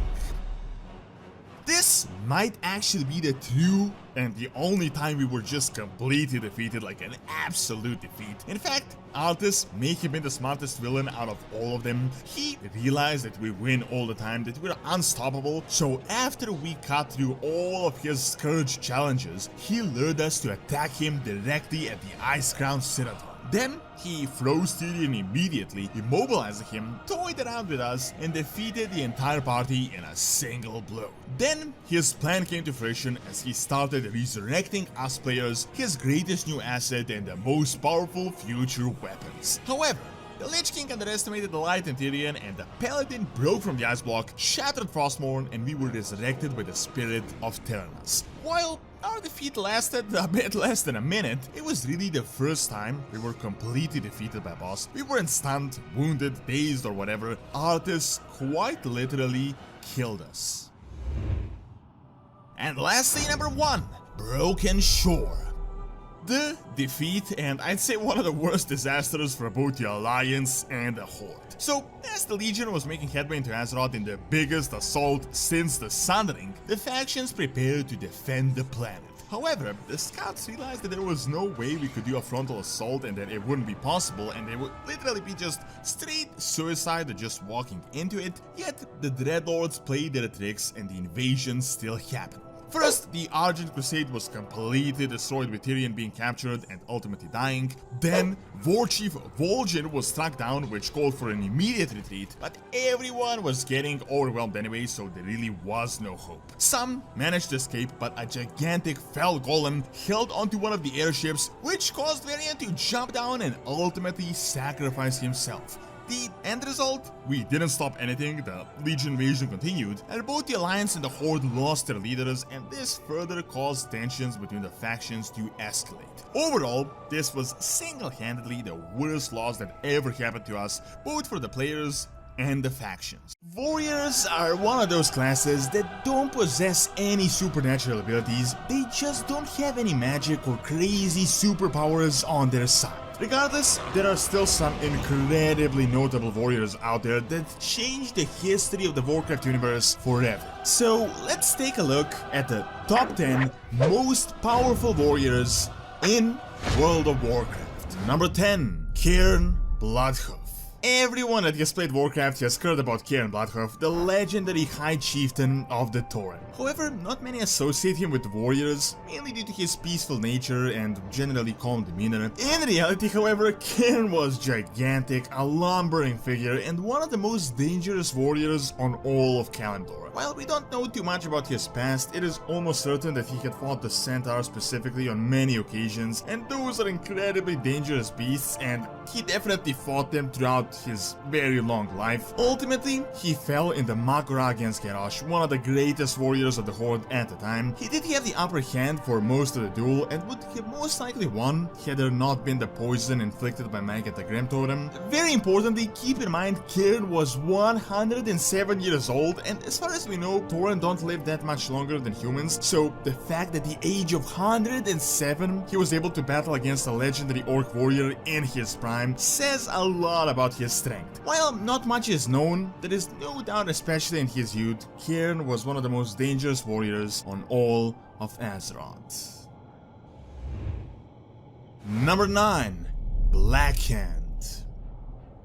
Blackhand the Destroyer is essentially what Blizzard had originally planned with the orcs, just ruthless beasts of destruction. Despite his bad reputation, he really wasn't always as evil as he would later seem. Originally, he was just an overall dominating figure. Blackhand was a massive, muscular orc that commanded the Blackrock clan through sheer brutality, force, and power. Few dared to challenge him, and many were afraid of him, which is exactly why he became the war chief of the newfound Horde in the first place. Prior to the Drana and the human conflicts, he had battled the ogres and won, and it was said that Blackhand could always turn the tide of battle and could always find the enemy's weakness. However, on Azeroth, he didn't fare so well. He faced off the legendary Anduin Lothar and almost lost, and was ultimately killed by his second-in-command, Orgrim Doomhammer, who had challenged him to a Makora. Now, Blackhand was mostly notable for his role as a chieftain and the war chief, but he was also an excellent warrior and had earned his right to lead for the time through force, as was tradition with many orcish clans. While he didn't fare that great in duels later on, keep in mind it was against what history would later know as some of the finest warriors in all of Warcraft. Number 8. Anduin Lothar. Anduin Lothar is like the Achilles of the Alliance. He was a legendary warrior, known by everyone, not just in terms of skill, but prestige as well. He is the descendant of the original Arati line, the ancient humans, member of the King's Guard, and he fought trolls and was one of the first humans to clash with the invading orcs. During the first war, he became the King's champion, the highest military rank, and was the leading figure in the orc-human war. His knights on missions shocked the orcs and impressed them, as they would wipe out entire orc raiding parties without a single casualty. Anduin himself killed Medivh as he had betrayed the Alliance, a rare feat as Guardians were incredibly powerful. On top of that, during a battle he had nearly slain Warchief Blackhand, and only his Warlocks had saved him from his fate. During the Second War, he was named the Supreme Commander of the newfound Alliance and was a key figure in the Orcish defeat. However, ultimately, he was defeated by Orgrim Doomhammer in single combat. Anduin Lothar's importance cannot be stated simply, as he is possibly the most important figure of the entire Alliance. The fact that Anduin Vryn, the king, was named after him says a lot about that. Looking at his history, Anduin was really the best commander, a general, possibly the finest in all of Alliance history. Second to that, he was an incredibly skilled and powerful warrior, facing off against foes much larger, faster, and stronger. He did lose his life in battle ultimately, but keep in mind, he was a really old man at the time, nearing his 60s, and he did quite a good job of defeating orcs in their prime. Number 7. Garrosh Hellscream. The son of legendary Grom and one of the most powerful orcish warriors in recent times. Now, many might not consider Garrosh one of the strongest, but his fight accounts definitely say otherwise. As he was left behind on Draenor, he was one of the few uncorrupted Magar that we've recently discovered around the time of the Burning Crusade. From that point forth, Garrosh skyrocketed from a depressed random orc to the war chief of the Horde and a key figure of 2 whole expansions. He held his ground against a very experienced troll in the first Makora. He faced off against the Qualdir quite easily in Northrend. Then he defeated Cairn, not fairly, but he did win. Later on, you could observe his strength as he easily lifted orcs with a single hand and cut through Twilight's Hammer cultists like they were nothing. Furthermore, in Mists of Pandaria, he defeated Teranzu. Not easily, but he did do it, and keep in mind, Teranzu is like the strongest monk out there. Ultimately, he fought against Troll once again and easily threw him around, just toyed with him, and was only defeated when the elementals had crushed him. Now, of course, you might say Troll is a shaman, but Troll is also an incredibly powerful warrior, as he used to be a gladiator and is quite large and is very experienced in combat. So, ultimately, Garrosh was really one of the most powerful warriors out there. Huge, strong, the son of Grom, the war chief, and despite being evil, overall, just a badass. Number 6. Orgrim Doomhammer. Orgrim is one of the most notable characters in the entirety of the Warcraft series and really the founding father of the modern Horde. Originally, he was just the son of Telkar, one of the finest warriors of the Blackrock clan, and ultimately he became the second in command to Blackhand in his new Horde. He played a role defeating everything from human armies to ogres to Draenei. Then, in his most notable act, he challenged the war chief to a Makora, defeating him and crushing his skull with a Doomhammer. As the war chief, he had now conquered Stormwind. He also defeated most of the Shadow Council's warlocks and had subjugated Gul'dan and Shogal. He had actually almost conquered the Alliance, but was ultimately betrayed by Gul'dan, losing the war. Nonetheless, he defeated the legendary Anduin Lothar in combat, shattering his sword and skull. Ultimately, Orgrim was captured, but escaped, and together with Troll he had freed the Horde and led to the creation of what we have today. He died an unceremonious death, stabbed in the back by a Knight's Lance during a battle, but despite his fall, Orgrim Doomhammer is one of the most accomplished warriors in all of history. Number 5. Varrock Saurfang. When you think of a warrior, Saurfang comes to everyone's mind. This guy is one of the biggest badasses in all of Warcraft and one of the most accomplished warriors, not just of the Horde but of all time and of all races. Varrock was literally in every war that involved the Horde since their departure on Draenor, from the battles against the Draenei to the First and the Second War, to the Second War of the Shifting Sands, to the Northern Campaign, and essentially every other battle or skirmish that happened. He was everything from the second in command to the war chief to a supreme commander. Keep in mind, he wasn't just in these wars, he wasn't just present, but he was also in some of the toughest battles out there, fighting in the thick of it. Also, through most of it, he has been pretty old. Troll even passed him up for war chief in favor of Garrosh due to his old age. This, of course, is a major thing, as was never really in his prime during his battles, and age is a really important factor for warriors, as their bread and butter is their body and skills. We've seen Saurfang fight literally everyone from humans to the Kiraji to demons to undead, and against dozens of opponents at the same time, and he had prevailed in all of these battles outside of a single one. He went into Amal'Gora against Sylvanas and lost, and even then he managed to get a cut in, despite Sylvanas being just insanely overpowered. Ultimately, Varrock Saurfang died in battle, but behind he left a legacy that no one can really top, being a warrior unlike no other. Number 4. Varian Vryn. While most know Varian as the King of Stormwind and really the leader of the Alliance, he was in fact an insanely powerful warrior and one of the best on all of Azeroth. Varian grew up during the Orcish invasions and had to mature very early, and as he became king, times were just never easy for him. At one point he was kidnapped and forced to become a gladiator, and he had to free himself by fighting through everyone. We've seen Varian take down an elemental with his bare hands, cut down elite Orcish soldiers, demons, ogres, and all sorts of other monstrosities. He was actually blessed by the spirit of the ancient Golden and is one of the rare enhanced warriors, meaning that he had essentially unlimited stamina and had his senses heightened. Really, Varian was a human warrior with the power of a Vorgin. With his alter ego Logosh, it was said that fighting him was like fighting two people at once, and to put it simply, he was just a superhuman. Ultimately, Varian was defeated by Gul'dan as he had cut down many demons and jumped from the battleship, being ultimately almost completely dissolved by Gul'dan. As, of course, Gul'dan had more power than ever and was the last chance of the Legion, and Kil'jaeden just poured everything into him to take Azeroth as this was their last chance. It was no shame to lose to such a powerhouse. Overall, Varian Vryn will go down in history as one of the finest and the most powerful warriors in all of Azeroth. Number 3. Grom Hellscream.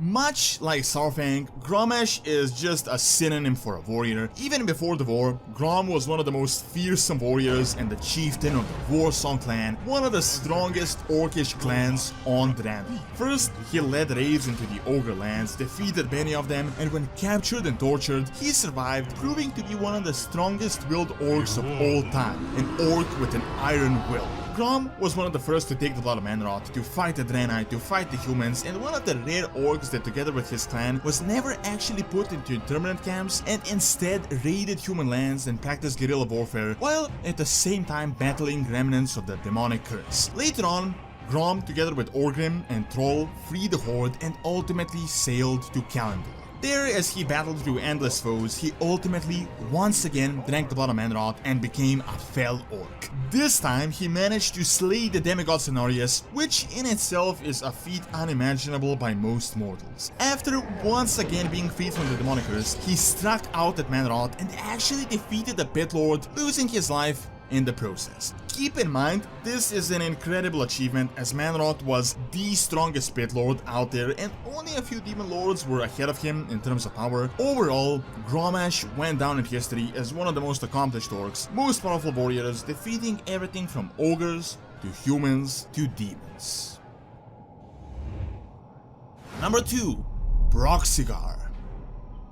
Broxigar the Red is the brother of Varrock Southfang and possibly the most badass orc that ever lived. He was a veteran of the First, Second and the Third War and had participated in some of the toughest battles out there. He is essentially the Leonidas of Warcraft as during the Third War he held a vital mountain pass against armies of demons and was ultimately the only person to survive the encounter. He never forgave himself for the cowardice of surviving his comrades in battle and therefore searched for a glorious death himself. He suddenly traveled back in time to the War of the Ancients and played one of the most important roles in the conflict. Broxigar was given the Axe of Cenarius and the Night Elves were just blown away by his fighting skills. In the final battle over the Well of Eternity, Broxigar leapt through the portal, arrived on Argus and proceeded to just slaughter the demons left and right that ultimately he stood atop a mountain of their corpses. He was so badass that this caught the attention of Sargeras himself, who decided to come over and to end his life. Broxigar, confident, leapt and wounded the leader of the Burning Legion. Now, it was a tiny wound, but ultimately,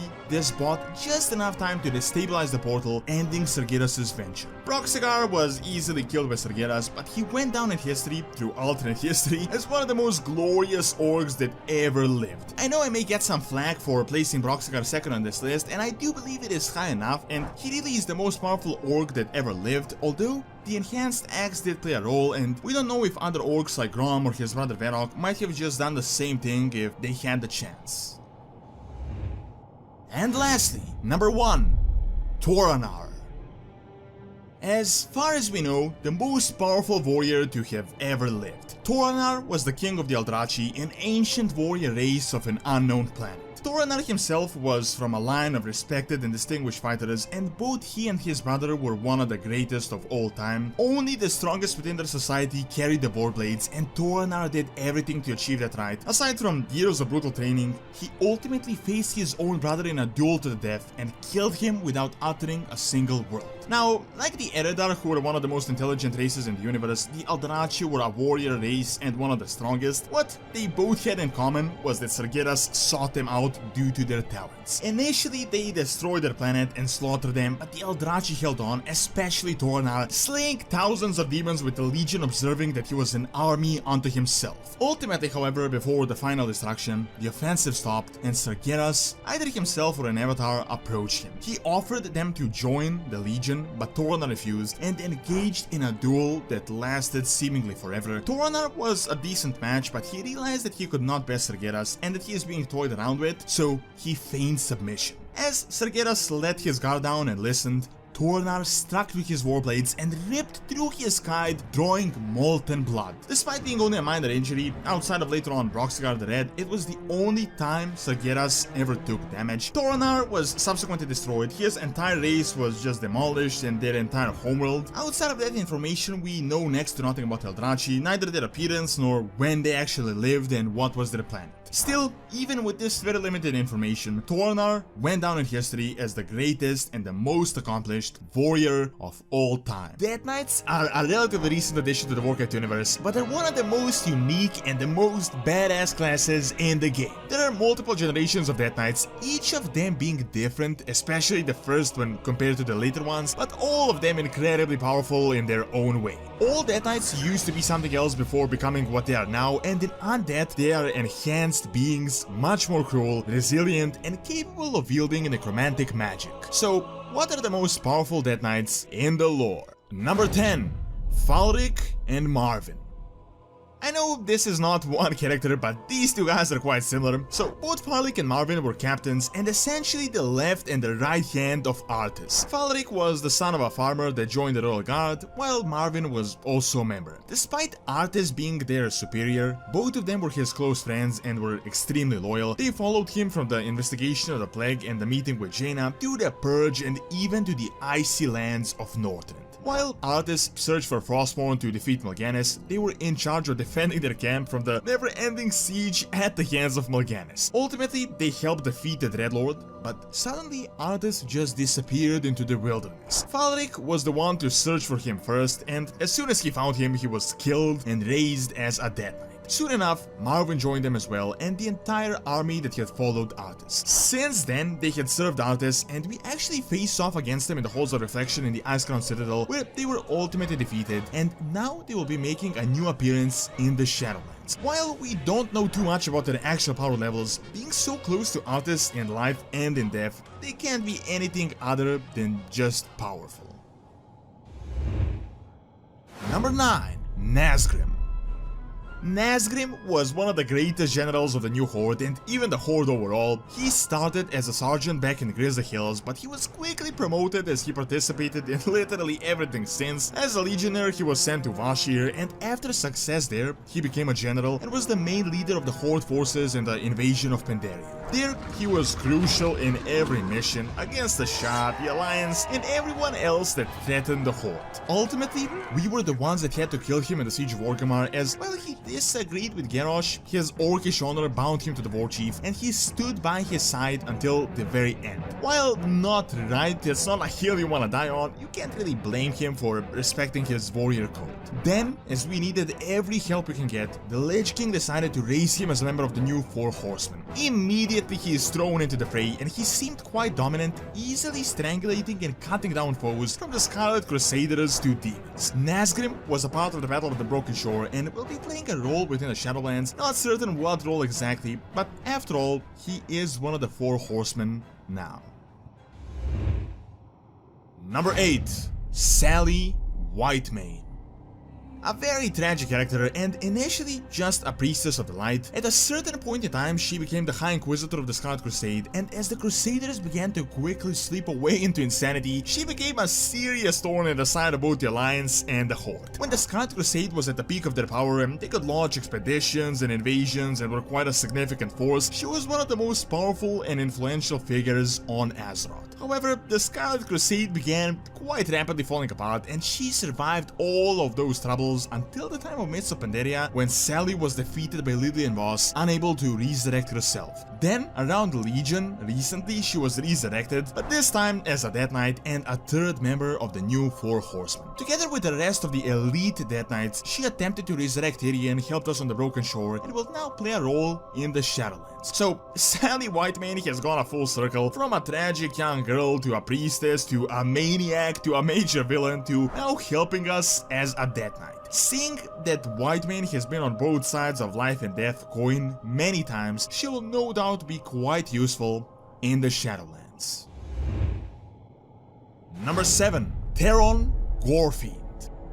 Theron is different than all the other Death Knights, but I had to include him because he was the Death Knight, the most powerful of the first generation. Theron Gore was a respected shaman of the Shadowmoon Council that got close to Gul'dan and became a warlock, being one of the most powerful ones in the entire Horde. Eventually, Gul'dan took Deathstorming Knights, sacrificed Theron and imbued his spirit with the Knights, reviving Theron Gore as Theron Gorefiend. From that point, he served the Horde with powerful necromantic energies, sort of new energies, and ultimately, after the war, he returned to Draenor.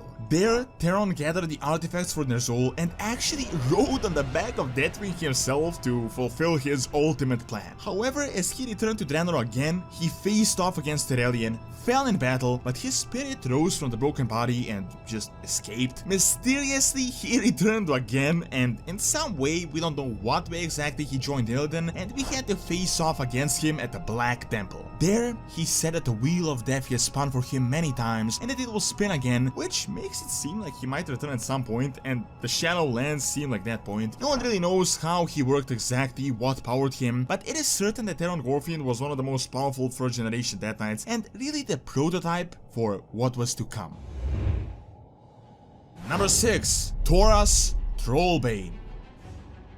The former king of Stromgarde and a direct descendant of the Trollbane bloodline, the most notable human lineage that dates back before human kingdoms were even a thing. Taurus was as royal as you can get. He was a natural warrior, a dominant king, and played a very important role in the Orcish wars, leading his troops personally in many battles and claiming victories in the most critical of times. However, after the war with the interminate camps and disagreements on taxes, Stromgarde split from the Alliance of Lordaeron, and at some point the king was murdered by his son, who had claimed the throne for himself. For years he was buried in the crypt, but during Legion, the Knights of the Ebon Blade decided to raise him as one of the new Four Horsemen. Subsequently, he participated in all major missions, from the battles on the Broken Shore to the attempted resurrection of Tyrion Fordring.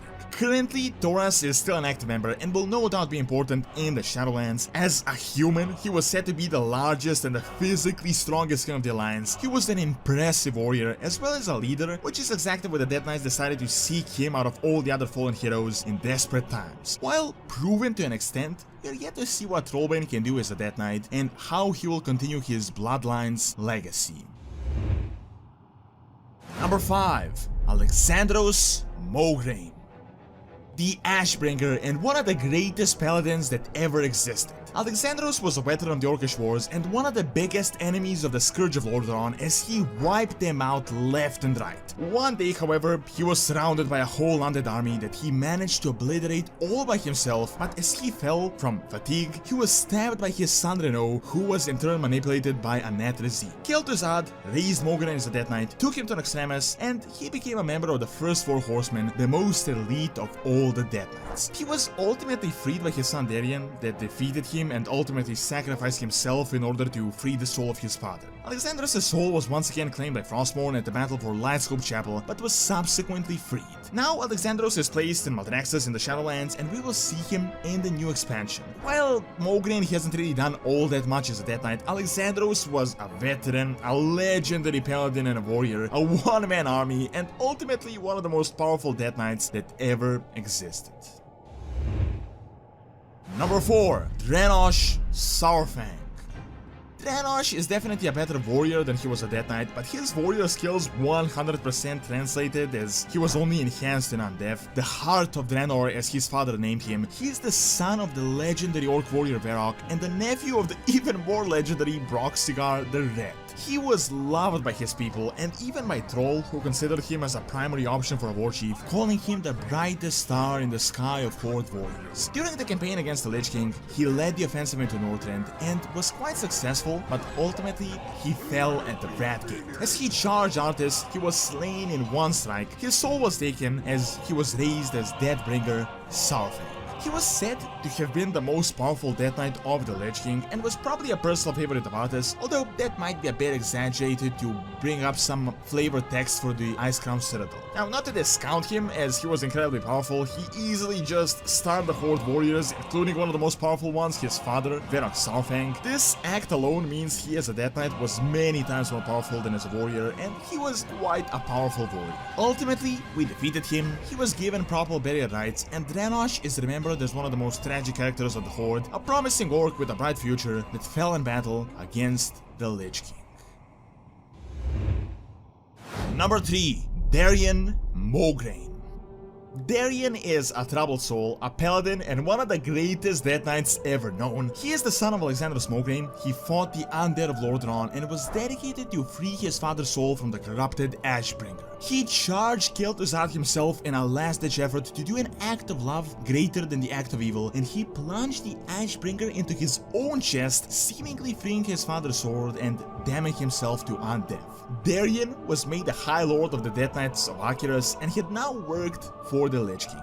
Then, under Lich King's control, he attacked Lightscope Chapel, this time on the other side, and in doing so, he rebelled and gave the Ashbringer to Tyrion.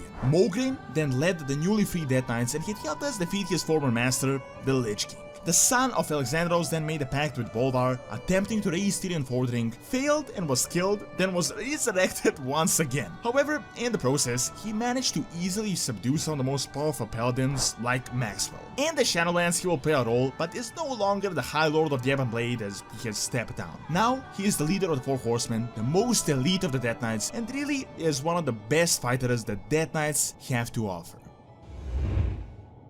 Number 2. Bolvar Fordragon.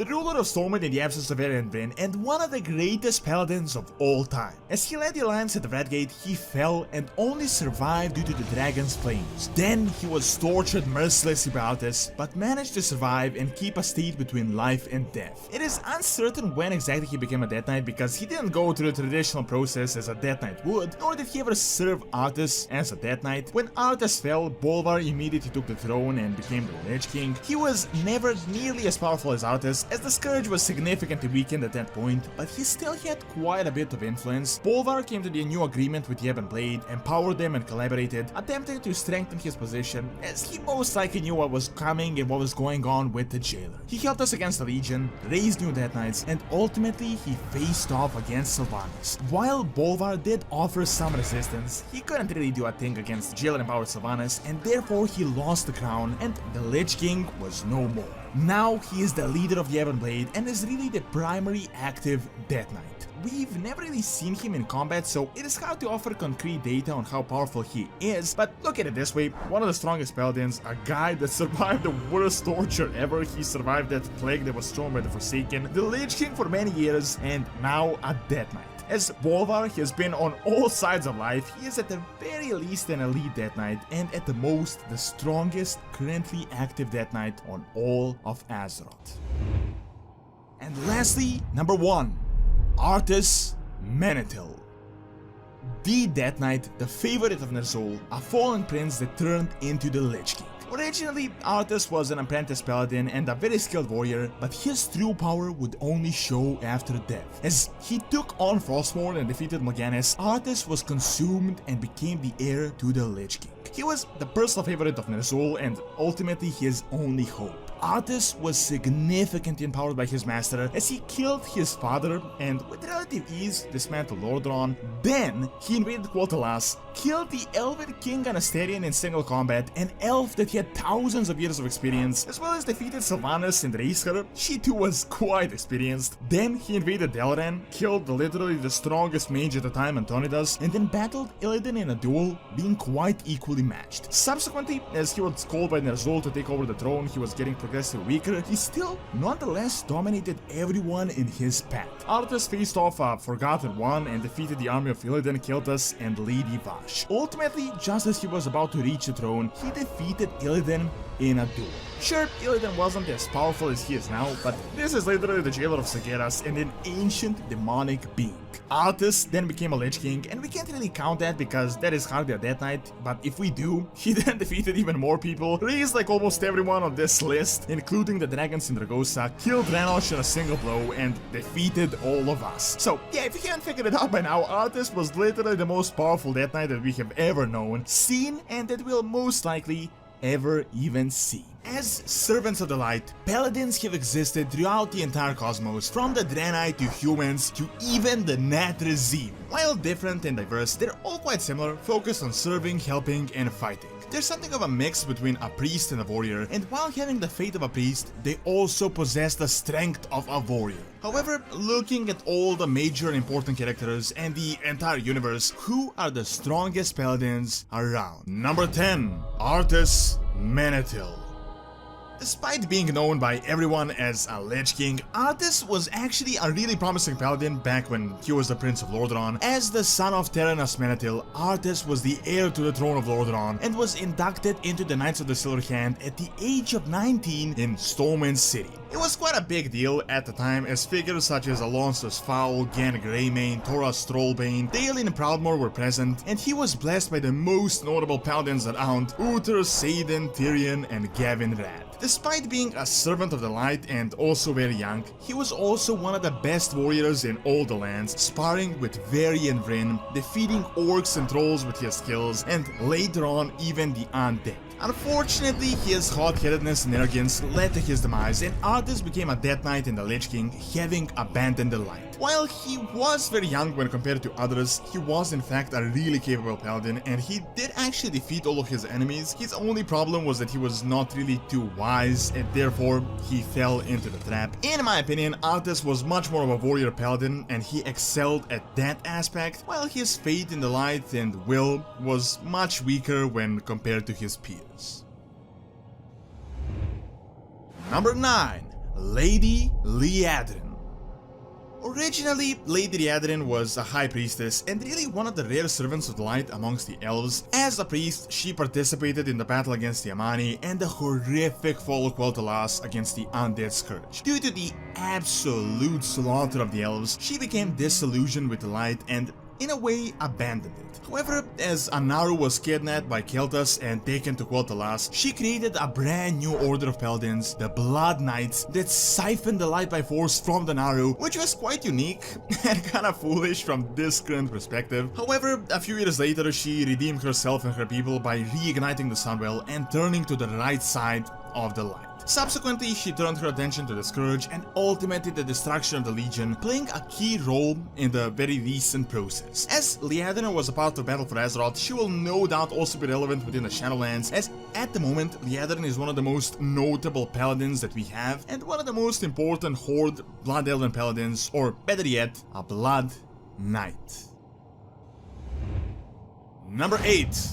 Bolvar Fordragon. So, Bolvar was never really a highly accomplished paladin, but his will was something that very few on Azeroth ever possessed. Originally, Fordragon was a venerated paladin of the Alliance, and his most important role was as a ruler of Stormwind in the absence of Varian Vryn. Then, his time to shine was during the battle against the Lich King, as at first he defended Stormwind from the Scourge surprise attack, and then he led the Northern campaign, ultimately laying siege to the very gates of the Icecrown Citadel. Due to the betrayal of the Forsaken and the meddling of Verimatris, he fell and almost died, but was saved by Dragon's Flames. Then he was captured by the Lich King and tortured mercilessly. This is exactly why I'm placing him on this list, because he was never actually broken, despite being on the actual brink of death, and this was not your regular torture, as the Lich King artist definitely knew what weak points to push to get someone to submit. From that point forward, Bolvar would serve as the Lich King, and now will be a major player in the Shadowlands. Now, despite no crazy achievements as a paladin, his indomitable will is something very paladin-like, and also something only the strongest believers would be able to endure. Number 7. Alexandros Mograine. The Ashbringer. Alexandros is one of the most distinguished human paladins of all time. A veteran of the Orcish Wars, he acquired the famous blade by using an orb of an Orc Warlock. As a member of the Silver Hand, he was instrumental in the struggle against the Lich King and the defense of Lordaeron. He swore to defeat the undead and free his homeland, and was actually so successful in that resistance that he became a thorn in the side of Kel'Thuzad and the Dreadlords. So, in order to defeat him, because they couldn't do it in regular combat, the Nat regime corrupted his son Renaud. During a trap in Stratholme, Alexandros was completely surrounded by a massive group of undead, but standing alone, he managed to destroy every single one of them with the aid of the light, one after the other. Unfortunately, after he dropped his blade due to fatigue, he was stabbed in the back by his son, ultimately becoming a dead knight. His soul was subsequently freed when his son Darien plunged the Ashbringer into his own chest, and currently, as far as we know, the spirit of Mograine is within Maldraxxus. Why that is a bit confusing at this point in time, and we will find out soon enough, but Alexandros no doubt is one of the greatest servants of the light that ever lived, a defender of Lordaeron, and an exceptional paladin. Number 6. Lothraxion. Really, the most unique paladin out there, as well as one of the most confusing ones. So, Lothraxion is a Dreadlord, a Natrazim, and was a member of the Legion that hunted down creatures of the Void. As he was defeated by the Void Locust Walker and spared, he saw a new purpose and joined the Grand Army of the Light led by Xera, and was completely changed, having been almost entirely infused by the new light energy. Now he is a high commander of the army, and he is powerful, not just because he is as close to the light source as you can get, but because he is also an ancient Natrazim, and they are one of the most devious and powerful beings in the universe. He helped us defeat Sargeras, and honestly, everyone was shocked that the Dreadlord had become a paladin and a servant of the light. However, now with the new Shadowlands spoiler lore, it might turn out that he never served the Legion nor the light, and that he is working for someone entirely different, and that it was all a ruse, although none of this is actually confirmed at this point in time. Despite all of that, a paladin, Natrazim, High Commander of the Grand Army of the Light, can't be anything other than just straight out powerful. Number 5. Marat. Despite not being among the first on the list, Marad is actually one of the most powerful paladins in the universe, if not for anything but his age. We don't know exactly how old Marad is, but must be thousands of years old, and by that fact alone he is a lot more experienced than the humans, having been a servant of the light for many millennia. We know that he fought the Legion on many occasions in the past, and that he also battled the Orcs and Draenor, but in that defense he failed due to his thirst for vengeance. From that point forward, he has searched for a way to make up for that, being quite aggressive for a Draenei, preferring offense to meditation. He participated in the Northern Campaign and was an instructor of the Light for the Alliance races on Azeroth, bringing much greater clarity. Ultimately, he confusingly died in the alternate universe in the new battle for Shatterat, as he was killed by Blackhand while protecting Yrel. Despite his tragic death, he did ultimately redeem himself, losing his life as a servant of the light and a protector of his people. Number 4. Yrel. So, Yrel is a relatively new character and was completely unimportant initially. We encountered her as a slave and had freed her, and prior to that she was a promising healer that caught the eye of Ellen, but nothing really too out of the ordinary. However, as time went on, her role became greater and greater. First, she helped us on a few missions, but then she played a part in almost everything we did on Alternate Draenor, fighting everything from orcs to ogres to even nearly defeating Blackhand. Ultimately, Yrel participated in the battle against the Burning Legion and helped us defeat Archimonde. Now, from that point forward, nothing is known until suddenly a lot of time passes on Alternate Draenor, and we learn that she has now become a leader of the Lightbound, the fanatical Draenei that essentially took over Draenor, serving the Light Mother. Aside from that, we know nothing about her and whether we will actually see her again. While she hasn't proven herself that much as a paladin, Yrel is literally the leader of an entire planet right now, ruled by the light, and I'd say probably the most powerful person on Alternate Draenor. If we do see her again, I think Yrel will be much more than just a lost priestess. Number 3. Uther. When you think of a paladin, you really think of Uther the Lightbringer. He was a dedicated follower from his youth, as well as an accomplished knight. During the Orcish War, as the priests realized that fate is not enough, the Order of Paladins was formed, combining martial prowess as well as the belief in the light. The first Order of the Silver Hand was created, and Uther was one of the 5 founding paladins, as well as their leader later on. Uther played a key role in the Orcish invasion, and even the greatest knights were in awe of him and his ability to smash orcs and heal fallen allies, at the same time earning his title, the Lightbringer. As the war concluded, the order spread and more paladins were trained and added, but really, Uther was a pioneer of the class on Azeroth. As the Scourge invasion began, he was the first on the front line, seeking the plague and defending against the undead, defending Lordaeron, but ultimately, he fell against his former student, Arthas. A portion of his soul was taken by Frostmourne, while the other was sent to Bastion, and he became a Kyrian that will play a key role in the Shadowlands. Uther is one of the most dedicated paladins to have ever lived, with an unshakable belief in the light, and through that dedication and skills, he has without a doubt proven that. Number 2. Tyrion Fordring. The High Lord, or better known as the guy that defeated the Lich King. Originally, Tyrion was a skilled warrior and was knighted at a very young age of 18, while at the same time being a follower of the light. Due to his skill, he was chosen as one of the 5 original paladins of the Silver Hand, and he played a crucial role in the Second War. Subsequently, he was Lord of Merdenhold Keep until he stood up for the Orc Etherig and was thus exiled. Now, he reappeared following the death of his son with the formation of the Argent Crusade, essentially reforming the old Silver Hand. Then, he led the offensive into Northrend against the Scourge, and his role was instrumental. Without him, it is highly likely that we would have actually lost. Despite being crucial in the minor campaigns, he actually participated in the battle against Arthas when he, with the Ashbringer, defeated the Lich King and saved us all. With that done, Tyrion returned to the Plaguelands to fight the remnants of the Scourge, but peace was quite short-lived as the Burning Legion invaded only a few years later. He once again led the Argent Crusade, but this time, he failed. He resisted the giant Croesus and even survived, but ultimately the light could not save him from the terrible torture he would receive. While Tyrion Fordring was an exceptional warrior and a paladin, the reason I'm placing him second is due to his dedication to the light. He was 100% devoted, and it had saved him on many occasions. Despite dying in the battle against the Legion, he endured such insane damage that only his fate could allow, and literally no one else would be able to accomplish such a feat. And lastly, number 1, Tyrellian.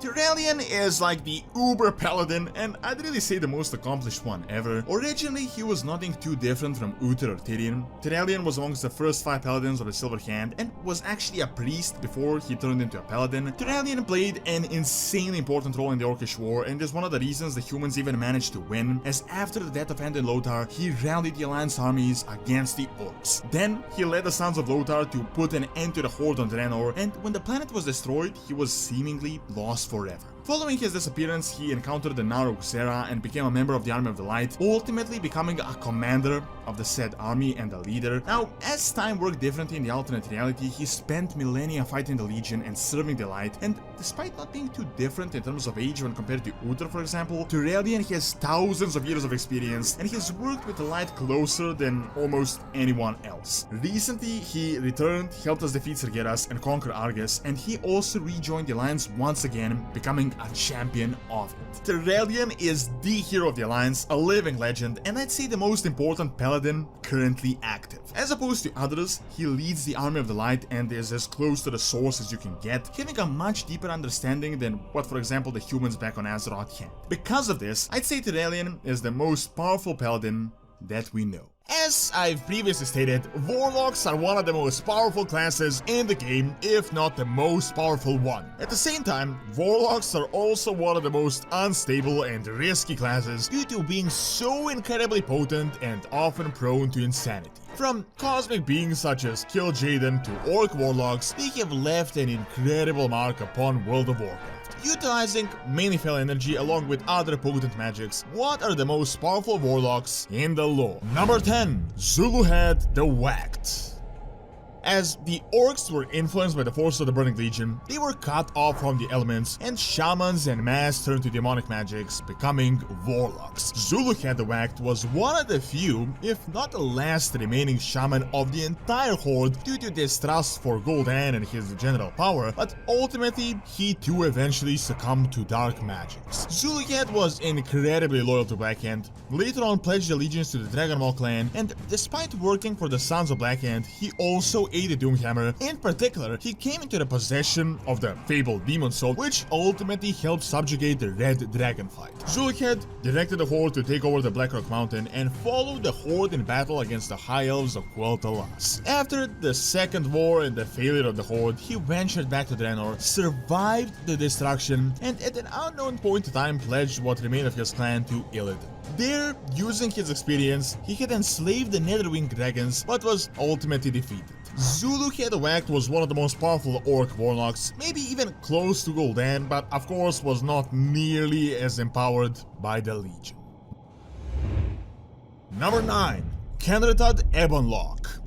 One of the most notable and curious human warlocks. He was present as an alliance member during the battle against Illidan at the top of Black Temple, and since then he was just obsessed with gaining more and more power. He wanted to learn about how Illidan managed to control demons despite not being a member of the Burning Legion himself. Additionally, after the fall of Deathwing, he formed the Council of the Black Harvest with the greatest warlocks of Azeroth. After learning about the power left by Ragnaros and Cho'Gall, he ventured to Outland once again to continue his mission to search for more power. Unfortunately, his curiosity was his downfall as he absorbed too much Fel and was corrupted, turning into a monstrous demonic form. Kenritad was defeated, banished, and later returned back to the fold once again to serve the Council of the Black Harvest, helping us defeat the Burning Legion. Despite being defeated, he is one of the most notable and was one of the most powerful warlocks of Azeroth. He literally enslaved a Pit Lord and turned him into a minion and controlled an army of demons, essentially turning into like a discount mini Illidan.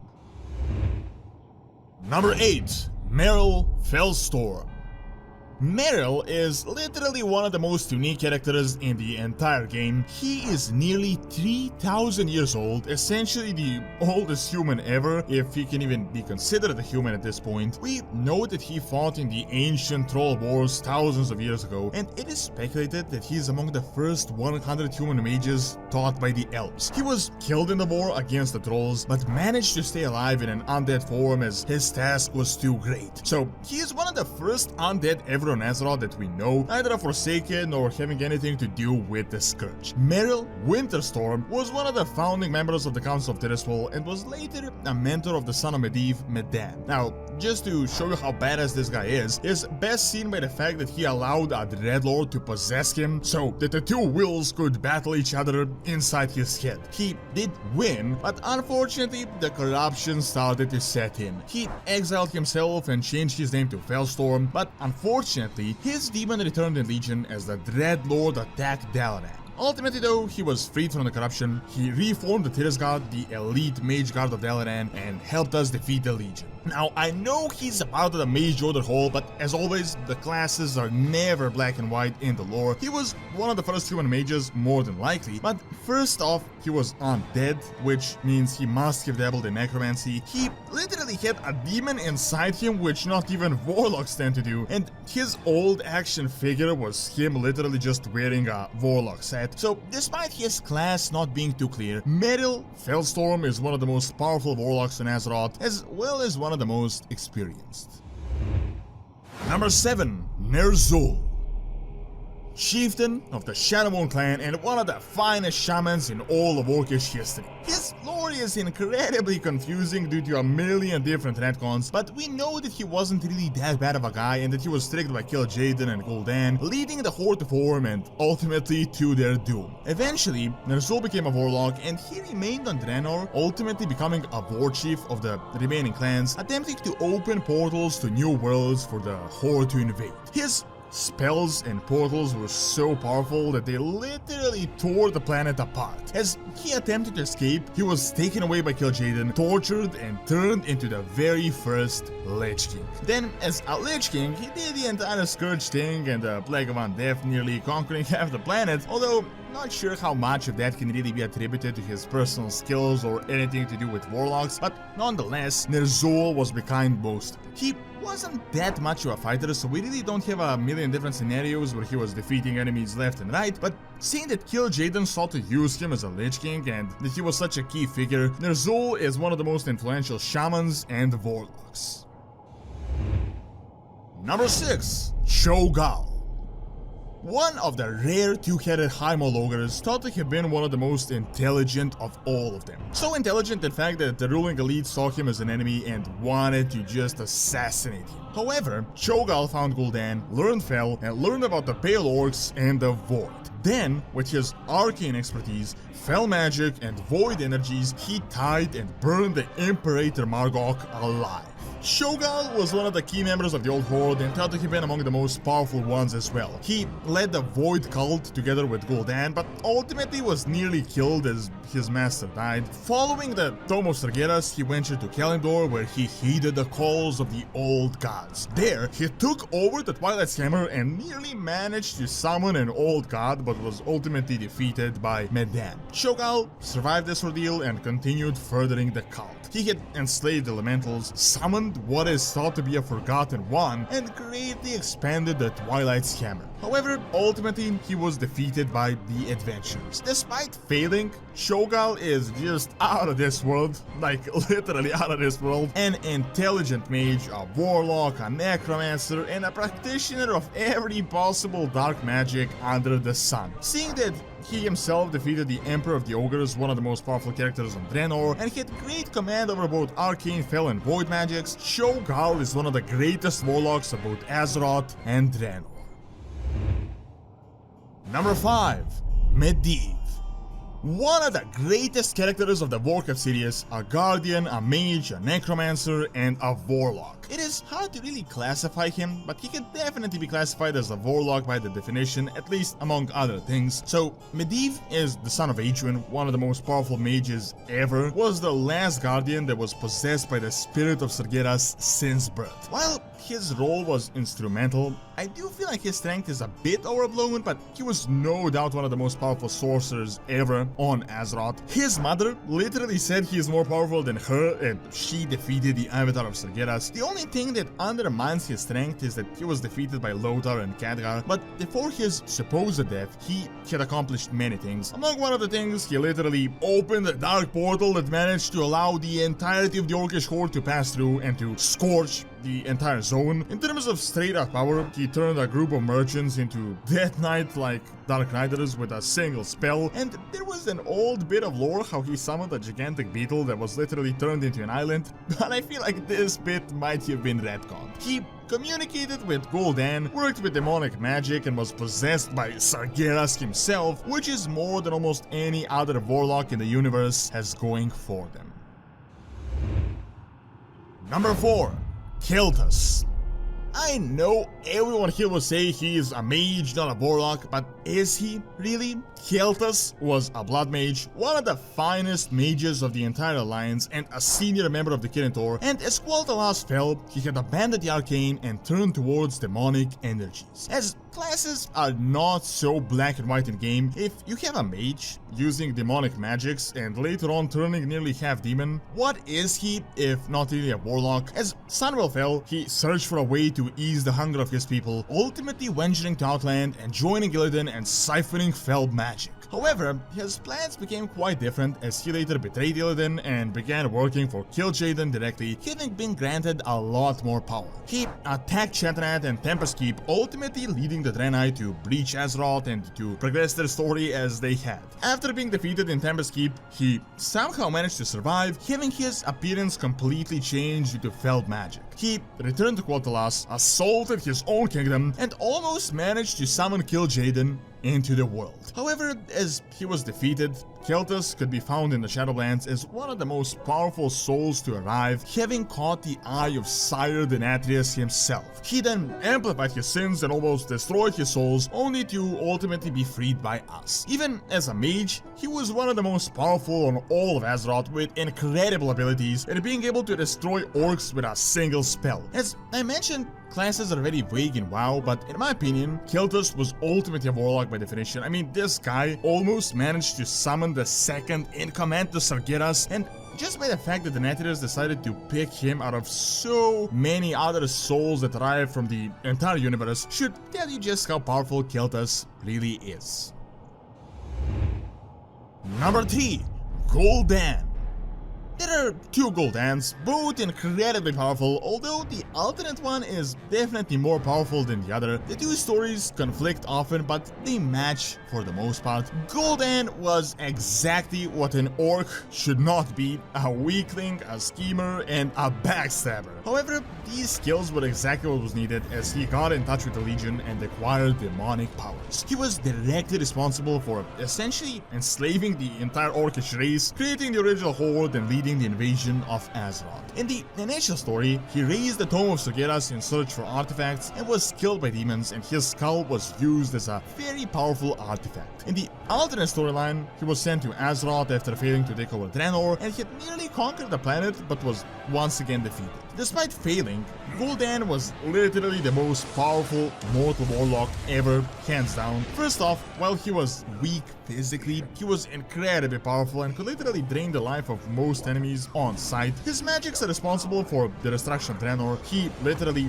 raised the tome from under the sea. Then alternate Gul'dan was crazy empowered by the Legion, and he literally blasted Varian, one of the most powerful warriors ever, with a single touch. Even before the full empowerment, he was as powerful as Khadgar, as we have seen in their battles. Despite being the most powerful warlock, hands down, at least for the mortal ranks, in a straight-out battle, his main power came from scheming and backstabbing ways, as after all, the original one was defeated by Doomhammer. Even though Gul'dan lost essentially 2 times, you can't really say that he failed, as after all, the original Horde nearly destroyed the human kingdoms, and the alternate one did quite a bit of damage on Draenor as well as on Azeroth. Number 2. Archimonde. The Defiler, the Eredar overlord of the Legion forces and the former leader of Argus. As Sargeras offered him unprecedented power, he together with Kil'jaeden joined. If Kil'jaeden is the right hand, Archimonde would be the left. While his brother was cunning and manipulative, Archimonde was also intelligent, but was more of a direct frontline general known as the Mad Warlord and the Fist of Sargeras. In fact, he was so brutal and heartless that almost any failure to do with what he said would result in death. Archimonde was also incredibly powerful both physically and as a sorcerer. First off, he was one of the most powerful mages in the universe. Then he consumed ungodly amounts of hell and became one of the strongest warlocks in all of existence. Really, he and Kill Jaden are like 2 levels or like 10 levels different when compared to other mortal warlocks. Archimonde snapped the neck quite easily of the ancient Malorne. He literally destroyed countless worlds as a general, and as you might have seen, he just shattered the entirety of Dalaran with a single spell by playing with a little sandcast. Then all the heroes and the best mages and shamans such as Jaina, Troll, and Malfurion fought him, but not even that was enough, and it took the entire world tree just to defeat his form. Now, in Wars of Draenor, he was defeated by us with the help of other notable figures and the entire Orc and Draenei armies. Now, despite his relatively easy defeat, which I mainly attribute to just bad writing, Archimonde was one of the strongest, not just warlocks, but beings in the entire universe across the entire cosmology chart. And lastly, number 1, Kill Jaden. Actually one of the 2 leaders of Argus alongside Velen, with Archimonde only later becoming a ruler himself. Kill Jaden was one of the finest mages of all time that became the right hand of Sargeras, as he was empowered by him to the absolute max. While Archimonde was the frontline commander, Kill Jaden was the deceiver, the guy behind the scenes, the manipulator. He recruited like half the Burning Legion, he got the orcs to defeat the Draenei and invade Azeroth, he supposedly created Lich King, although that is a bit challenged now, and orchestrated a million different actions helping Sargeras conquer countless planets. Even in straight out combat, Kill Jaden is no doubt incredibly powerful, albeit we never saw too much action including him, seeing that he literally just created a Lich King from Ner'zhul, so you could guess how powerful he really was as a villain. He also empowered Gul'dan and allowed him to do essentially anything notable he did. Now, I know people might say, how is he the most powerful warlock of all time when we literally just defeated him in a raid group? But keep in mind, we didn't defeat him. It was Illidan, Khadgar, Velen, and us with incredibly powerful artifacts from all over Azeroth that possess incredible power. I also think Blizzard just nerfed him lore-wise in order to progress the story, but he was essentially the second in power when compared to Sargeras and had aspirations to take over the entire Legion. Whether he was more powerful than Archimonde, it is really hard to say, so I'd say the number 1 and 2 on this list is a really close match, but I would say he was more intelligent and more than likely more well-versed in magic and and Top 10 strongest mages in World of Warcraft, focusing only on humanoid mages and not characters that later progressed into other classes. So without further ado, let's get into the lore. Number 10, Grand Magister Romat. As a very talented mage, Romat spent a significant amount of time in Dalaran honing his craft. His power was very formidable, earning him the rank of an Archmage, which very few can ever achieve. During the tragic Scourge invasion of Kuel-Talas, Romat was present in Silvermoon and was in charge of the city's defenses. He played an important role in evacuating the survivors to the Isle of Kuel-Danas, even though he couldn't really stop the Scourge. As his predecessor Bel'Vir died, Romat became the Grand Magister and a very close advisor to Prince Kael'thas. He followed him to Outland, although unlike most of the expedition, he had to return to Azeroth in order to teach the majority of the Blood Elves that remained the new ways of magic given to them by Illidan. While there, he helped his people reclaim their fallen kingdom and get rid of the remnants of the Scourge. When Kael'thas betrayed his people, Romat was devastated, but nonetheless remained loyal to Silvermoon and the Blood Elves. Since then, he played a part in almost every major event that occurred on Azeroth in the past 10 years, including the recent Burning Legion invasion. Romat is an Archmage and the current leader of all of the Blood Elven Magi, making him one of the strongest alive wizards of the Horde. Number 9. Ronin. Ronin was once a talented young mage with a very promising future. However, during the Second War, when casting a spell against a band of orcs, he inadvertently killed his companions. This lost him the trust of the Kirin Tor, and it took quite some time until he was given a chance to redeem himself on a near-suicide mission in Khaz Modan. He helped free Alexstrasza and defeat the orc captors. This action regained his prestige and his position within the mage hierarchy. Later on, Ronin played an even more significant role as he was transported back into the War of the Ancients, where he helped heal a rift in time that could have been devastating on the world of Azeroth. Not long after, Ronin became the leader of the Kirin Tor during the campaign against Arthas in Northrend. Not only did he help in the battle against the Scourge, but he also helped with the planetary origination signal from Ulduar. However, when the Horde attacked Terramore, Ronin bravely sacrificed himself against the mana bomb, confining the explosion and saving Jaina Proudmoore. Even though deceased, Ronin went down in history as one of the most powerful and accomplished mages on Azeroth. Number 8. Antonidas.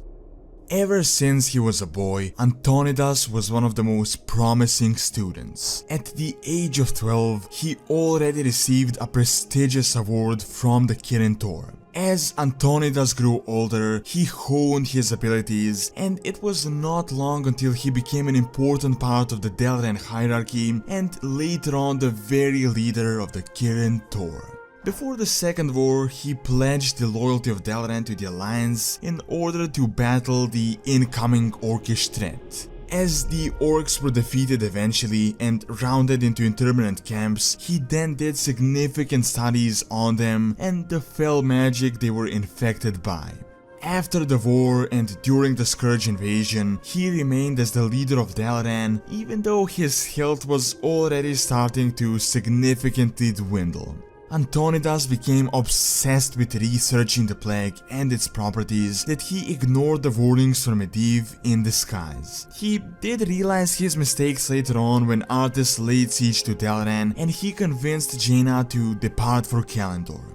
Antonidas then created a powerful magical barrier around the city, but sadly it was not enough to stop the endless undead scourge. Eventually, the defenses were completely shattered and Arthas murdered Antonidas, who decided to hold his ground in his own city. Today, he is remembered as one of the most important mages of Azeroth and is held in high regard by the Kirin Tor and the city of Dalaran.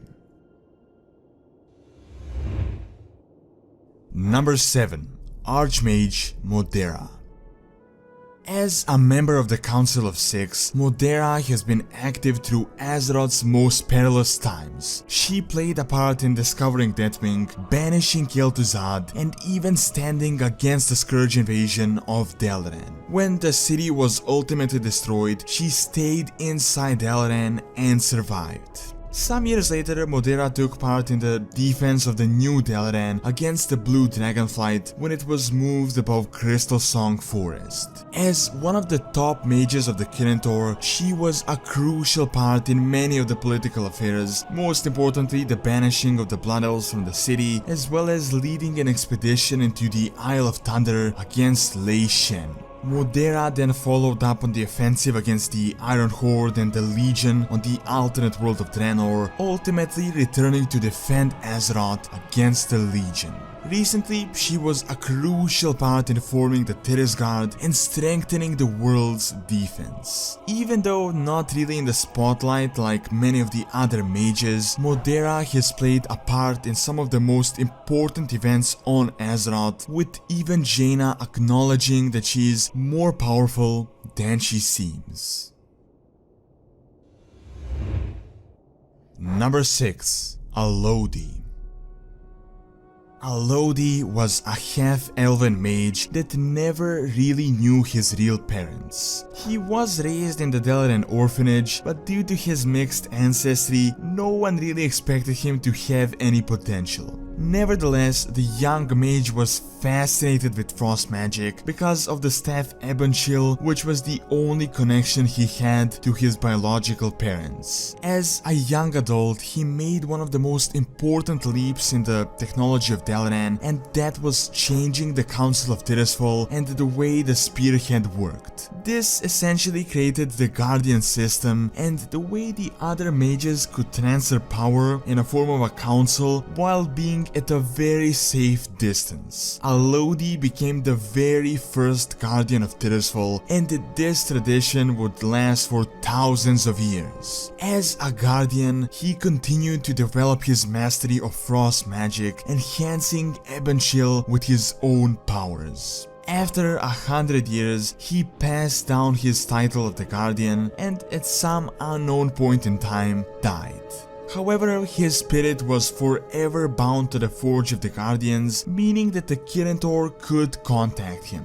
Very recently, he appeared in the Violet Hold and infused the adventure in order to defeat the invading Dreadlord. Alodi, even though his spirit essentially immortal, is one of the most important mages that ever lived on Azeroth, known for becoming the very first guardian of Tirisfal. Number 5. Jaina Proudmoore. Born only 3 years prior to the First War, Jaina is one of the most accomplished young mages. She was a direct apprentice to Antonidas, the leader of the Kirintor, and with natural magical talent, it wasn't long until she became one of his most trusted agents. Because of this, Antonidas sent Jaina to examine the plague, discovering the heart of the scourge that devoured Lordran. Seeing all of this, she led as many survivors as possible to Kalimdor, eventually forming the city of Terramore. While there, one of her biggest accomplishments ever was helping put an end to Archimonde and the Legion invasion that was very close to destroying all of Azeroth. Later on from Terramore, Jaina became an important part of the diplomatic relations between the Alliance and the Horde, but when Garrosh took over, there was nothing she could do to stop him. Garrosh invaded Terramore and dropped a devastating mana bomb on the city. Jaina did manage to survive, but this experience drastically changed her both mentally and physically. Due to the death of Ronin, she became the leader of the Kirintor for a time, but ever since this tragic event, instead of being neutral, diplomatic, she has been leaning more and more onto the Alliance side. Today, she is fighting the Burning Legion, and her future is very unpredictable, but there is no doubt that Jaina Proudmoore is one of the most powerful and most accomplished mages, especially considering her current age. Number 4. Khadgar. Khadgar was an apprentice of Medivh and a very unique character. When he discovered that Medivh was possessed by Sargeras, he helped defeat him. However, in the process, he was cursed to look much older at a very young age. Nevertheless, that didn't stop him from accomplishing incredible feats of strength, such as destroying the Dark Portal during the Alliance expedition to Draenor. He stayed for a while on Outland after the planet was shattered, learning much from the Naru, later returning to the world of Azeroth. He once again came back to Draenor, this time the alternate universe, where he played a very crucial role in the campaign. Today, Khadgar is leading the Kirintor in Dalaran and is the central figure in the resistance against the Burning Legion. The most notable battle he led is the assault on the Broken Shore, where the conflict is ongoing. Khadgar is the most accomplished mage on the world of Azeroth and a very powerful one as well, with Medivh even saying that he would make a better guardian than himself, even though lacking the power of the Tiris Fallen. Number 3. Aegwynn. Magna Aegwynn was the most powerful female mage of Dalaran. She became the last traditional guardian as she refused to return her powers due to a lack of trust in the council as well as Sargeras-induced paranoia. Her most notable achievement was fighting and defeating the actual avatar of Sargeras, ultimately creating the Tome of Sargeras on the Broken Shore. Adrian formed Karazhan and evaded the council for many years that sought to capture her and force her to return to her guardian powers. After a very long journey, she decided to pass down her energy to her son Medivh, giving up the mantle of the guardian on her own terms. Unfortunately, she also transferred the essence of Sargeras that had been lingering inside her ever since the famous battle centuries ago. Adrian ultimately sacrificed herself in the fight against Cho'Gall at a very late stage in her life. With the Guardian powers and even later after the powers, Adrian was an incredibly strong mage, being able to resurrect her son Medivh and cast devastating magic. Today, the history she created a long time ago is playing a significant part in the current invasion of the Burning Legion. Number 2. Medivh. Medivh was the final guardian of Tirisfal and the one who really ended the 1000-year-old tradition. From his very birth, he received incredible powers from the council and the essence of Sargeras transferred from his mother. These two combined made Medivh insanely powerful, yet no one ever really knew the extent of his true power. After he opened the Dark Portal, he was defeated by Anduin when they learned about his mind being possessed by Sargeras. Some years later, he was resurrected by Adrian, and he attempted to redeem himself as a mysterious prophet by warning various parties to sail to Kalimdor in order to create a united force to fight Archimonde. His role there was significant, and most likely if he didn't do what he did, Azeroth could have been destroyed. Very recently, he made an appearance in Karazhan talking to Khadgar, but he is still an incredibly mysterious figure. No one really knows what form he is in and what is really going on with Medivh. In his current state, it is hard to say how powerful Medivh is exactly, or if he even has a portion of his old power, but before, with both the Guardian enhancement and the Spirit of Sargeras, he was definitely at the time the strongest spellcaster on Azeroth. Lastly, number 1. Queen Azshara. Over 10,000 years ago, Azshara was the queen of the Kaldrai, the strongest Night Elven empire that ruled over a significant portion of Azeroth. She played an important part in the War of the Ancients, as Azshara allied with the Burning Legion, incredibly impressed by their power. As the leader of the Highborn, she was a master of arcane magic, and with the Well of Eternity at her doorstep and at her disposal, her might was endless. The biggest contributor to her power was definitely the gigantic lake of magic, but nevertheless she was also incredibly proficient in ciphering this arcane energy. At the peak and the end of the War of the Ancients, the sundering happened that shattered the world, and Azshara sunk to the bottom of the ocean, turning into a Naga together with her followers. Today, not much is really known about her, apart from being the queen of the Naga and a servant of the old gods. Her current class could possibly be different, but as far as we know, she is still a mage, just in a different form. Instead of being a highborn, she's a Naga, and she is definitely the most powerful mage that ever lived on the world of Azeroth. Lightly armored assassins ready to attack when least expected, utilizing stealth, poisons, and striking from the shadows. Despite being one of the coolest classes, not many major characters are actually rogues, which makes sense when you think about it, as generally rogues work from behind the scenes and aren't really there taking all the glory. All their power comes from striking when least expected. Compared to most classes, rogues are barely a class. It's more like a really loose way to characterize them, as they can be everything from criminals to wardens to just straight out assassins and just a bunch of other things. However, what are the most powerful rogues out there in the Warcraft lore? Vanessa Van Cleef.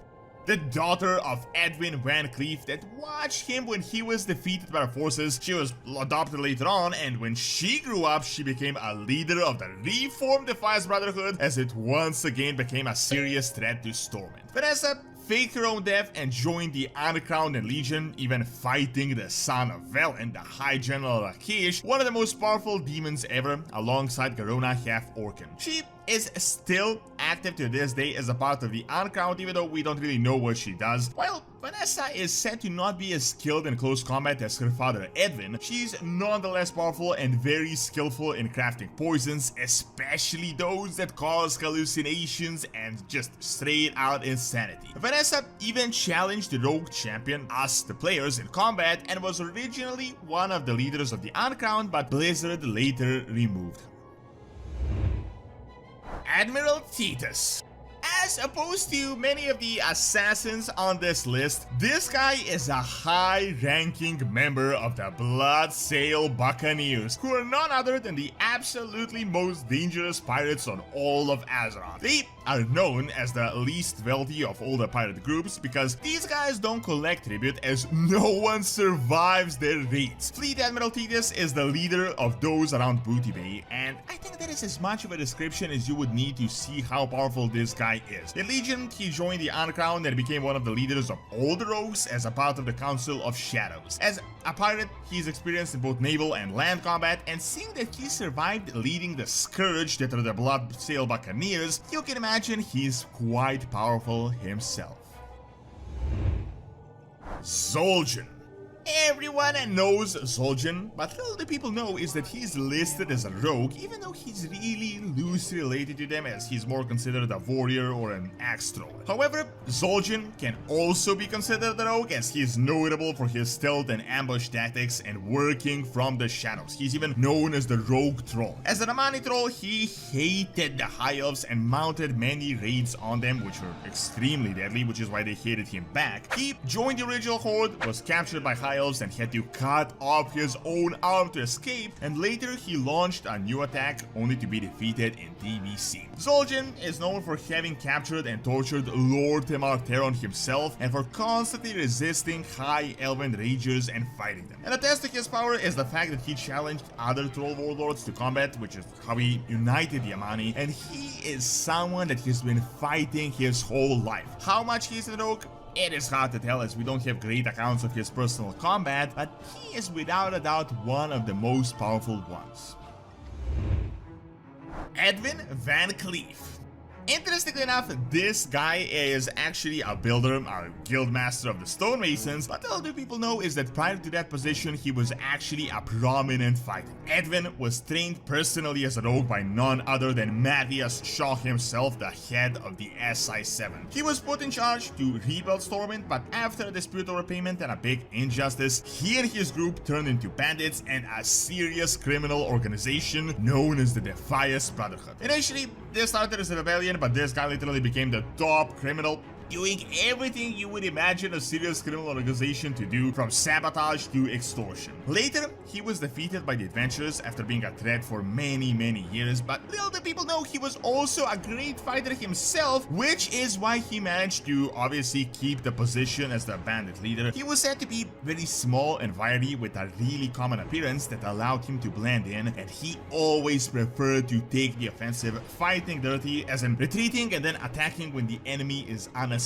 Van Cleef also utilized his longbow to surprise enemies so that he can spring forward and do a sneak attack. Unfortunately, we haven't seen him in any notable duels, but you can imagine as the criminal overlord, he had his fair share of fights and had a pretty long reign until we put a stop to him. Jorah Ravenhold. Lord Jorah Ravenhold.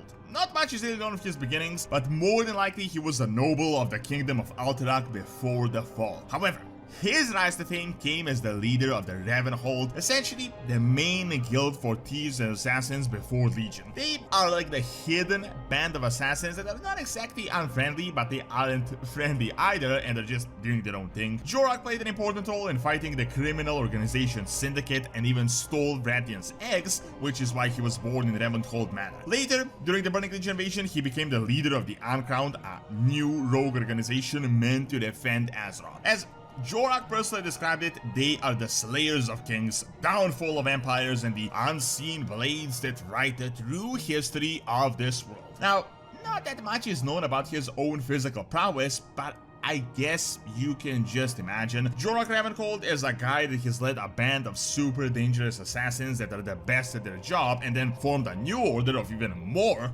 ultra dangerous rogues and criminals. So yes, you can imagine he would be quite powerful to be able to exert authority over these very powerful individuals. Maiev.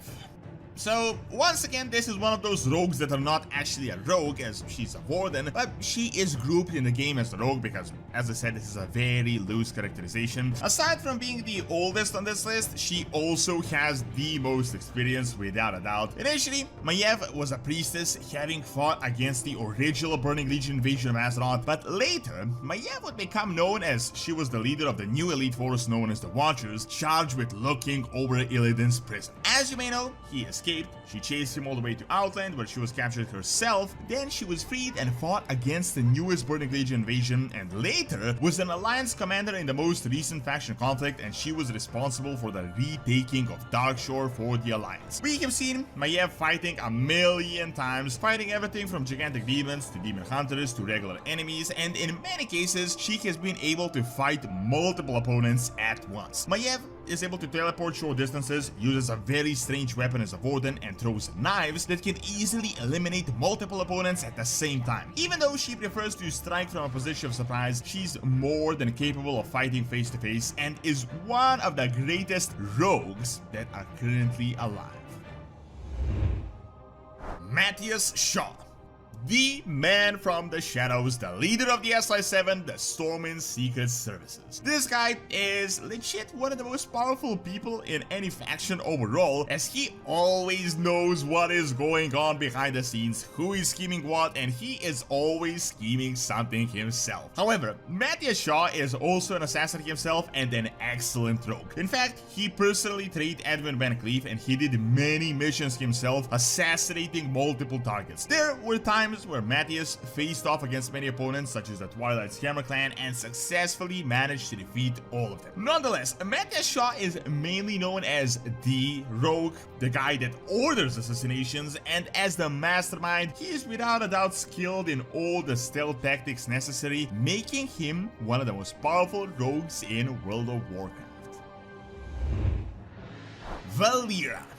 Most of you guys know her from Hearthstone, but she is actually one of the most powerful rogues ever. When Valeera was young, she was sold to become a gladiator, fighting alongside Varian Vryn, having defeated many powerful opponents in the arena. Eventually, as they escaped, she became something of a bodyguard for Varian and later down the line Anduin. She was present in Wrath of the Lich King and joined the Uncrowned Legion as one of the leaders. There, she defeated Akari Shadowgore, one of Sargeras's best assassins, and helped cleanse the wound corrupted by the sword in Silidus. Then, Valeera was present, loyally serving Anduin through the faction conflict, and had a really minor role in Shadowlands. However, Valeera Sanguinar is known as one of the most famous and one of the most powerful of rogues in the entirety of Warcraft. She faced off against multiple opponents in the arena, fought N'Zoth in the Old God forces, the Twilight's Hammer Clan, demons, and a bunch of other enemies. Lillian Voss. One of the most powerful rogues currently active, and also one of the leaders of the Forsaken after the fall of Sylvanas. So, originally, Lillian was a Scarlet Crusader that was forcibly raised into a Forsaken, who could then order her execution. For this, Lillian Voss undertook a single-minded crusade against the Scarlet Crusade and the Necromancers, and managed to kill her father Benedictus Voss, managed to kill a bunch of Scarlet Crusaders herself, and ultimately, the very powerful High Inquisitor Whitemane. She then assassinated a headmaster of necromancy in Scholomance, hunted necromancers on Draenor, joined the Uncrowned Legion, and was a major character in BFA and later part of the Shadowlands. Despite being one of the leaders of the Uncrowned and the Forsaken, aside from being a political figure, she is also personally one of the strongest rogues out there, with a ton of experience, having proven herself in combat time and time again. At the moment, Lillian Voss is the most powerful and important undead rogue out there. And lastly, Garona Half-Orcan. Garona is a half-orc, half-Draenei with an incredibly tragic past that was raised in a barracks to become the most ferocious fighter possible, to ultimately be used by Gul'dan. Garona is most notable for assassinating the father of Varian, Lane Bryn, but her fate changed later on as she had a son with Medivh that is now half-Redcon, known as Medan, and together with him, she fought against the Twilight's Hammer clan. Later, she joined us in the battle against Deathwing to join the Uncrowned, the rogue organization from Legion, and most importantly, she was active in BFA as well as up to this point as well. Garona is thought to be one of the most powerful, if not the most powerful rogue out there, because a lot of the other rogues are notable political figures or influential ones, but she is just an actual fighter. There was a time an ogre, an orc, a tauren, a night elf, and a forsaken as a part of the Twilight's Hammer clan attacked her son, and she managed to defeat all of them. Garona attempted to assassinate Varian and almost managed to kill the giant ogre Cho'Gall himself. In Legion, she managed to infiltrate Stormwind and to fight against the High General Akish of the Burning Legion. So right now, she may just be the most powerful rogue out there with a ton of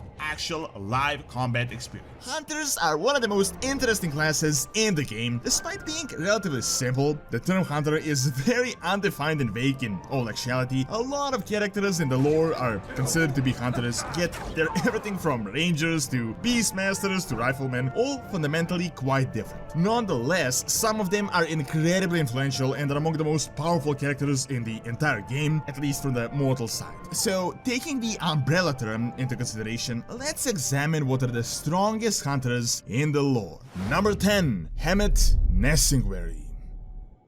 The enemy of nature, the great game hunter, also known as the greatest hunter in all of Azeroth. Hemet Nessingwary is the definition of a hunter, like in the literal sense. We've seen this guy pretty much everywhere we went, from Classic to Northrend to Pandaria and even Battle for Azeroth. Despite being arguably the most influential hunter out there, he isn't exactly a powerhouse himself. He's more of an Azeroth celebrity, a rich dwarf constantly leading safaris with a group of other hunters all across Azeroth and even other worlds. However, that doesn't mean that Hemet is just a figure, as we know that he participated in some battles, most notably the battlefields of Lordaeron, as well as against the Burning Legion, most likely sometime during the Third War, although we don't really know any of the details. In terms of his hunting adventures, Hemet Nessingwary is literally all about hunting big game, the scariest and the wildest creatures that few dare to even venture close to, let alone hunt. These endeavors of hunting rare animals drew the ire of many, earning himself the title the Enemy of Nature. It even went so far that the Dechta, the druids for ethical and humane treatment of animals, was created just to counter him and his counters. So, despite not being really a powerhouse, Hemet Nessingwary is one of the most influential and most powerful hunters across all of Azeroth.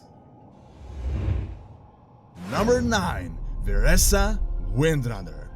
The youngest of the sisters, she is of the fabled Windrunner bloodline. Unlike her older sisters, Veressa didn't acquire a ton of experience, and neither was she a general or was very highly ranked. In fact, it was only a bit prior to the Second War that she joined the Farstriders, Elite Rangers. Her first rise to prominence was when she accompanied Ronin in what turned out to be a simple escort quest, but ultimately it turned out to be an adventure unlike no other. She helped him acquire the Demon Soul and battle Deathwing, and following that, the two got married. Veressa was among the few prominent survivors of the Scourge invasions, and she would also venture to Grimbatal, battling dragons. Following that, she created the Silver Covenant, which opposed the inclusion of Blood Elves into the Kirin Tor, which later on proved right to her as the bombing of Terramore happened, and she became even more militant than she was before. Since then, Veressa participated in almost all events thus far, from helping us defeat Lei Shen, to the war against Garrosh, to Argus, and most recently, the battle for Azeroth. When compared to her sisters, Veressa is the only ranger that is still a ranger and a hunter, and she isn't almost an entirely different class, although I'd say she's the weakest out of the Windrunner sisters, but she is nonetheless powerful just as a Windrunner.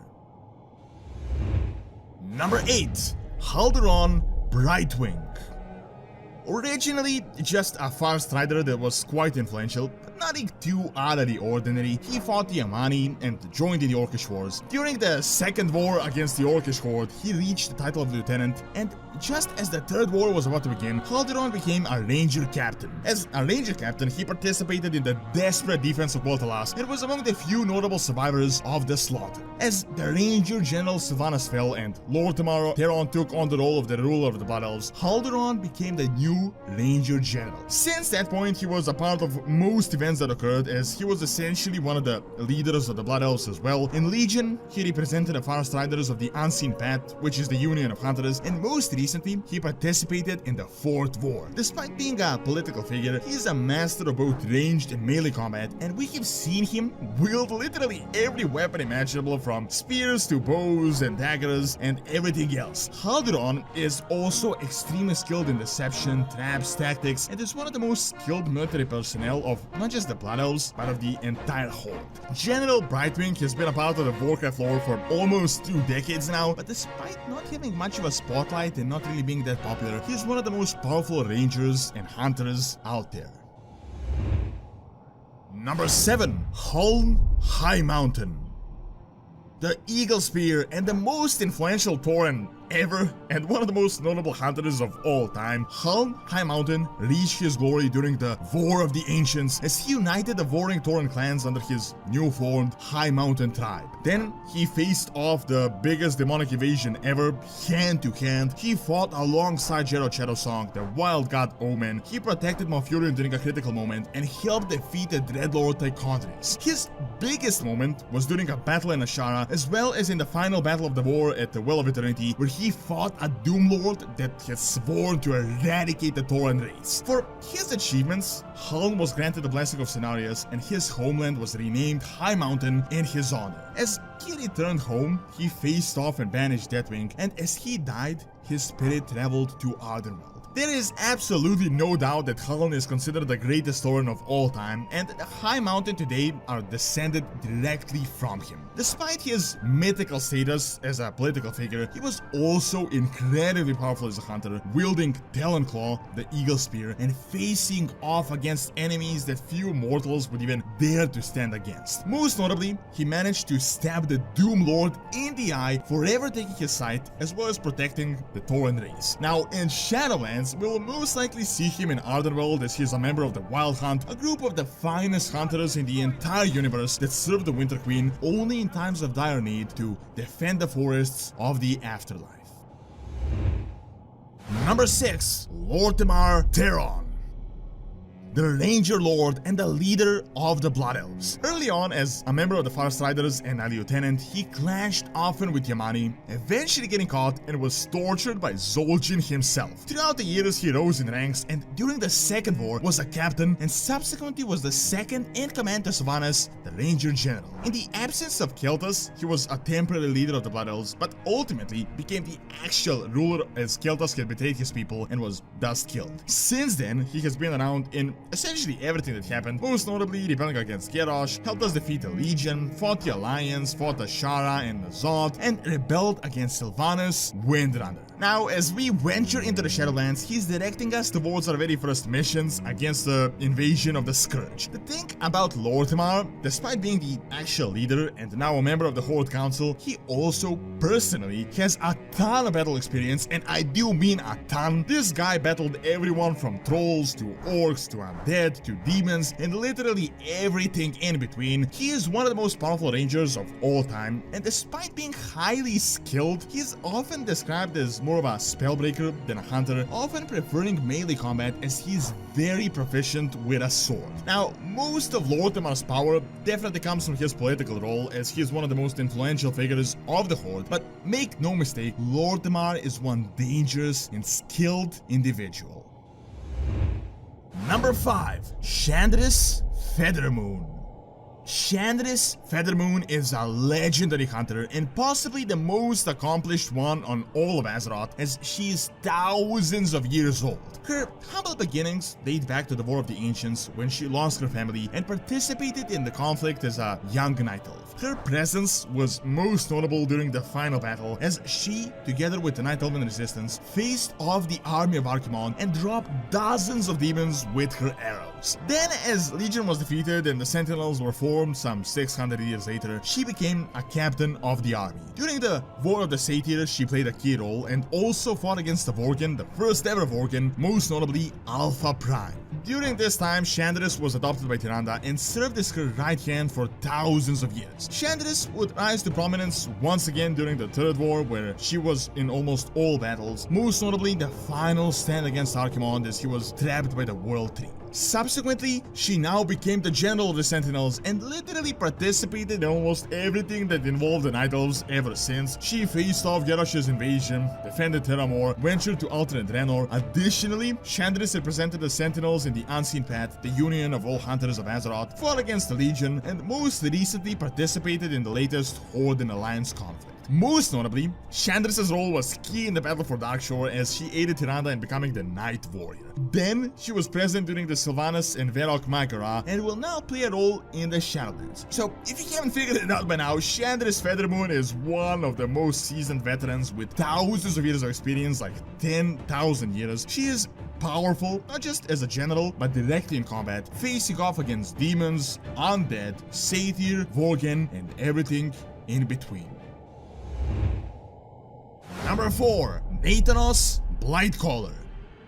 Nathanos Morris was one of the most unique humans in all of history. He was the first and the only human ranger trained directly by the High Elves, more specifically Sylvanas Windrunner. Many elves opposed the fact that Sylvanas included him, but nonetheless his accomplishments were unprecedented. Nathanos was a tactical genius and was responsible for Alliance victories spanning a decade of conflict. Due to feeling unwelcome with the elves, he spent most of his time in Lordaeron, and as the Undead Scourge crisis occurred, he was among the first of all, overpowered by an abomination. For a while, Nathanos was just a mindless fool, all until Sylvanas broke free from the Lich King and searched for him specifically. As she freed him, she turned him into her champion and her right hand. From that point forward, Nathanos became instrumental in all of her plans. Initially, Varian and Bolvar themselves put a price on his head, and by the time of Cataclysm, he was essentially the second in command with the Forsaken. Blightcaller trained a new generation of Forsaken Rangers and played a critical role in all of Sylvanas' campaigns. Also, as he was so close to her, he was no doubt one of the selected few that knew about her deal with the Jailer. Nathanos was, and still is, insanely loyal to the Banshee Queen, and his role was key from Cataclysm up to the Battle for Azeroth, and will no doubt be in the Shadowlands as well. We've seen him fight on many occasions, from Darkshore and the Burning of Teldrassil to Zandalar and Kul Tiras. Most recently, as Sylvanas ventured into the Maw, Nathanos was essentially baiting us at his old home, which led the Argent Crusade Horde in the Alliance to launch a direct attack on us. He was easily dealing with all of us until Tyrande ambushed him, and with the power of the Night Warrior that we are yet to learn about more, Nathanos was quite easily dealt with and was ultimately killed. However, all of this really seemed like this was his plan all along, as he said that she allowed him to get back with Sylvanas. As a hunter, Nathanos was incredibly powerful, as well as a Dark Ranger. We did see him deal with some magic, but throughout all of our encounters with him, he was mainly just a ranger with a bow, a very skilled one and a very powerful one as well. Most recently, he was no doubt empowered by the Jailer, which is why he was capable of dealing with us so easily, but even before, Nathanos Blightcaller was one of the strongest hunters around. Number 3. Rexxar. One of the most unique characters in the entire franchise, Rexxar is one of the few remaining members of the Mok'Natal clan, a half-ogre, half-orc, and most importantly, a beastmaster. A type of a hunter with a strong affinity for the wilderness and the wild animals. He joined the Horde almost at the start, but was disappointed quite early on. He ventured through the portal during the First War, participated in the Second, and briefly returned to Draenor.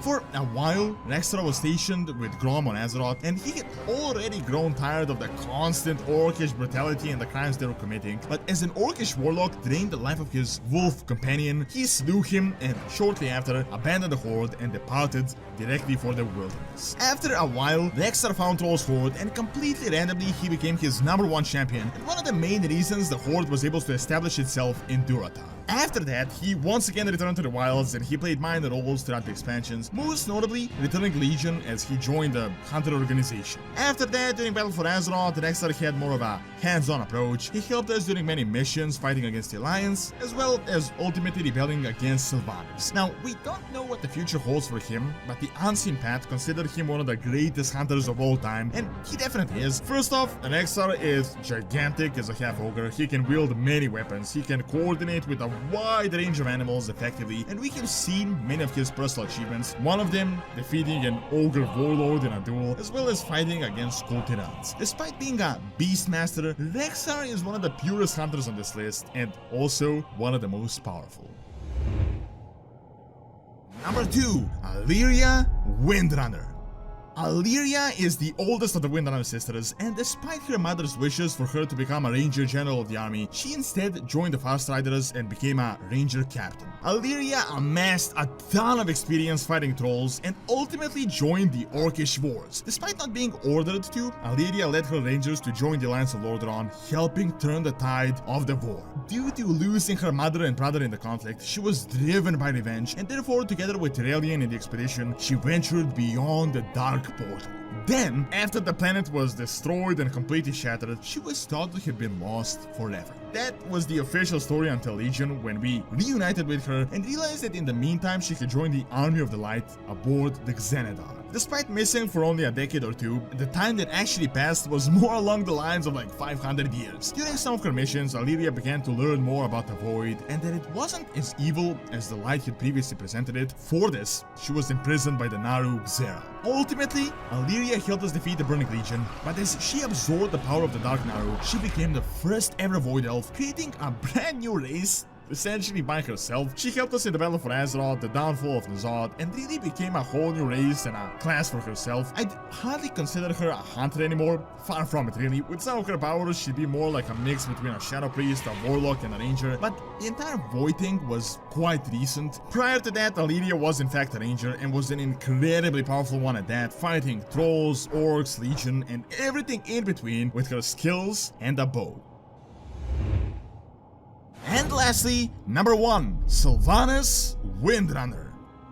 Sylvanas is as far from a hunter as you can possibly be at this point, but long ago, she was possibly the most powerful one out there. Member of the prominent Windrunner family, she was the middle sister and joined the Rangers quite early, eventually becoming their leader. As a Ranger General of Silvermoon, she was practically the military leader of the entire High Elven army. She amassed a ton of experience fighting against the Amani Trolls, which were a constant threat to the Elves, as well as fighting the Orcish Horde during one of the most crucial battles of the Second War. Sylvanas' most prominent role was in the Scourge invasion, when she literally gave it her all, cutting down numbers of undead and fighting until the very end. Ultimately, however, she was killed, raised, and enslaved by Artis Manatee. Eventually, she managed to break free and to establish the Forsaken. Now, at this point, she was more of a Dark Ranger, but she could still loosely be considered a hunter. She had all of her old abilities, but now enhanced by dark magics and a banshee form. At this current point in the lore, I'd hardly say she's a hunter anymore, as she literally allied with the jailer and became one of his closest agents. But if we consider Sylvanas as a Ranger General and early as a Dark Elf, she was one of the most prominent hunters in the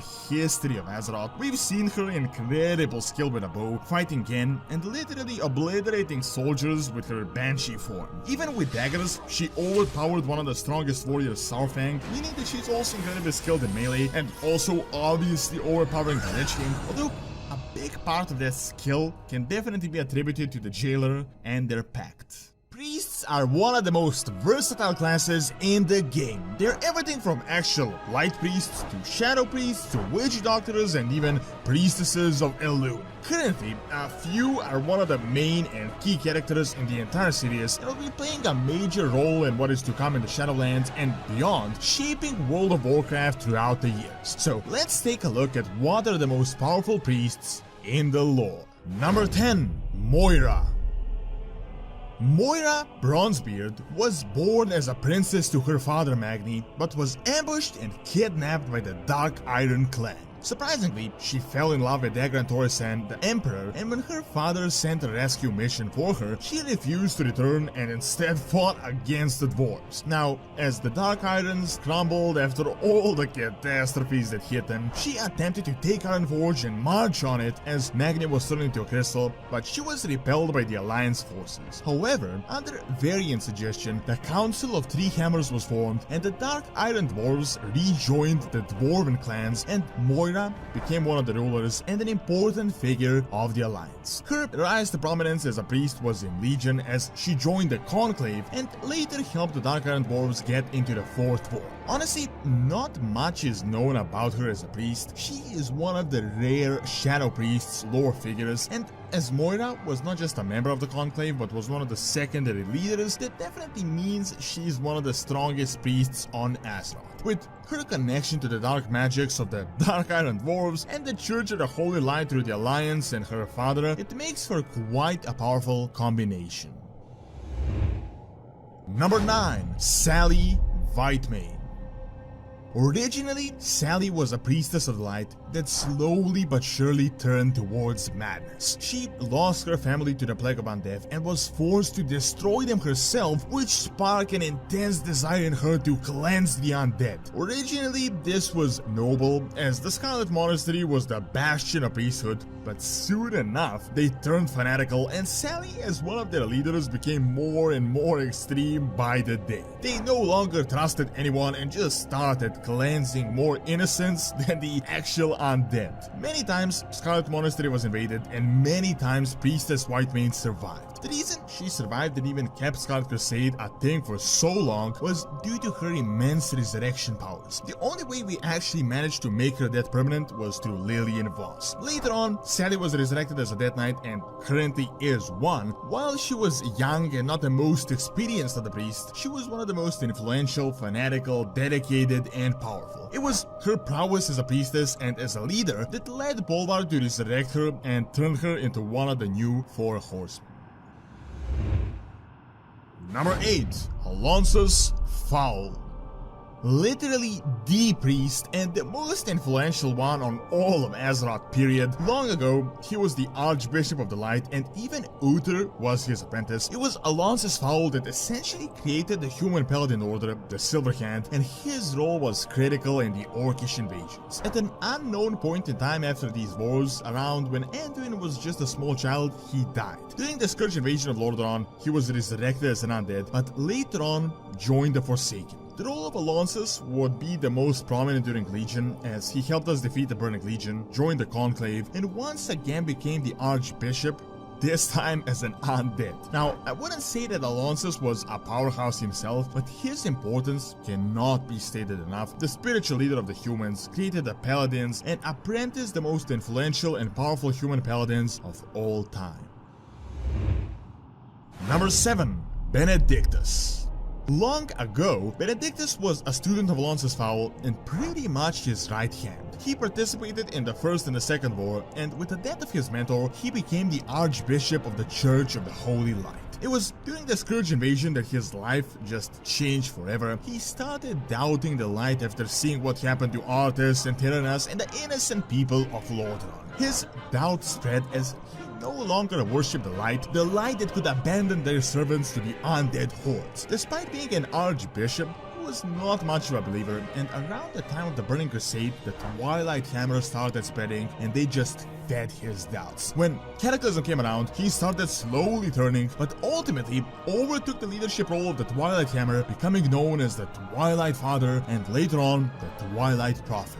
He saw the Void as an alternative to the tyrannical light and wanted to remake the universe in what he saw as the natural state of things. Benedictus helped establish and make the cult quite dominant by kidnapping dragons as just one of his actions. He was hell-bent on destroying Thrall as he envisioned the Orc destroying his master Deathwing, which of course Benedictus was right about, as that is exactly what happened, and as he failed, he wanted to personally assassinate him, but he was ultimately defeated. Of course, the Archbishop went crazy, but with the new Void and Light lore like 10 years later, maybe he wasn't so insane after all. Number 6. Kalia Menethil.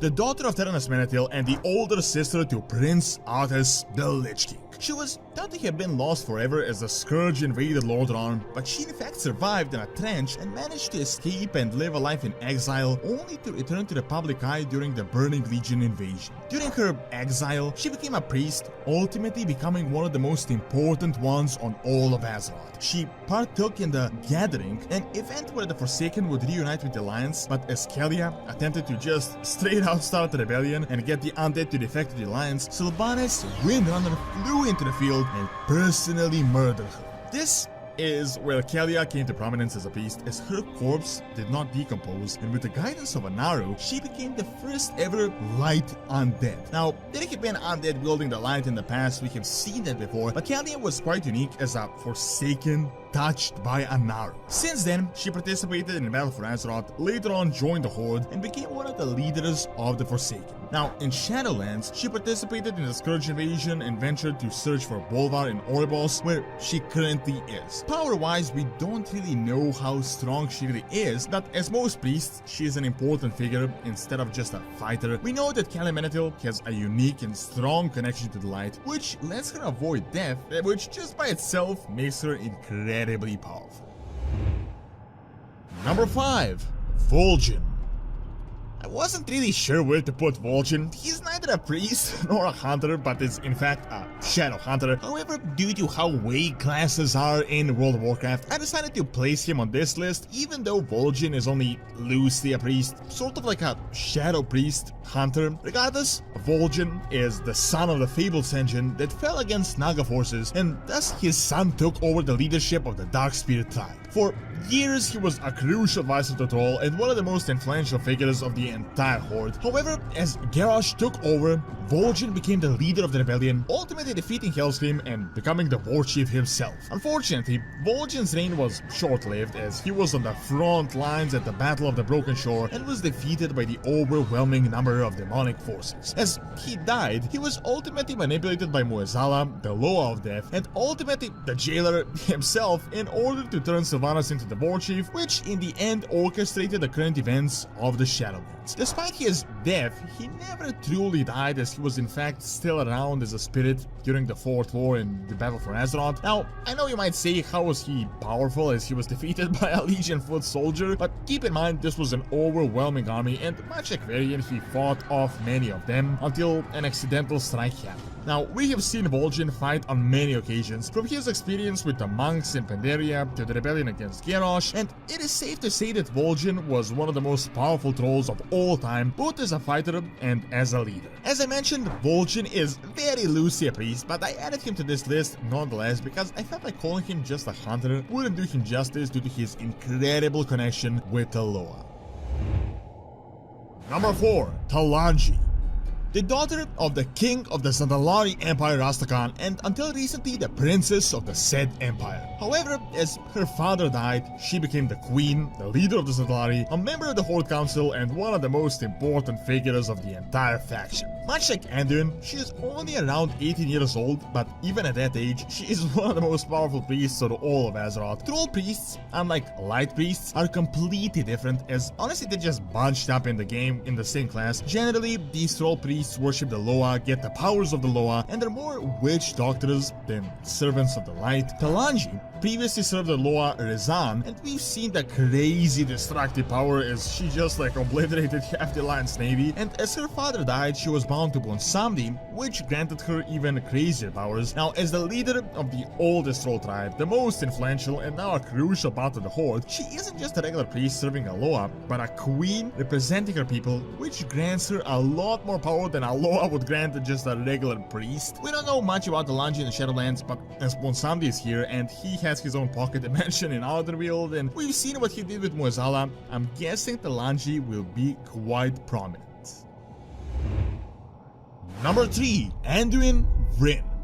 Anduin Lane Wrynn, the son of the fallen King Varian, the High King of the Alliance, and the commander of all Alliance forces. Despite being only around 20 years old in Shadowlands, he's probably the most experienced 20-year-old ever. From a young age, he trained with weapons, but as he was gifted for the light and his potential was known for years as one of the greatest priests of all time. As his father fell on the Broken Shore, he became a king, a very young one, but so far he managed to maintain a very capable leadership. He participated and led all the conflicts thus far, and was kidnapped most recently and kept in the maw by the jailer. Now, Anduin is thought to possibly be the greatest priest, even though he might even be a paladin at this point, but let's just call him a servant of the light, despite his young age. We have seen Anduin essentially mass resurrect his army at the Battle for Lordaeron, turning the tide of battle, and now he even managed to defy the jailer's immense power with his light connection that was so strong that it could reach him within the maw. He was taught by Velen himself, the most ancient priest that we know, who saw incredible potential in him, saying that he will be a great king leading the forces of the light and darkness, which honestly, with the way things are lining up with the void,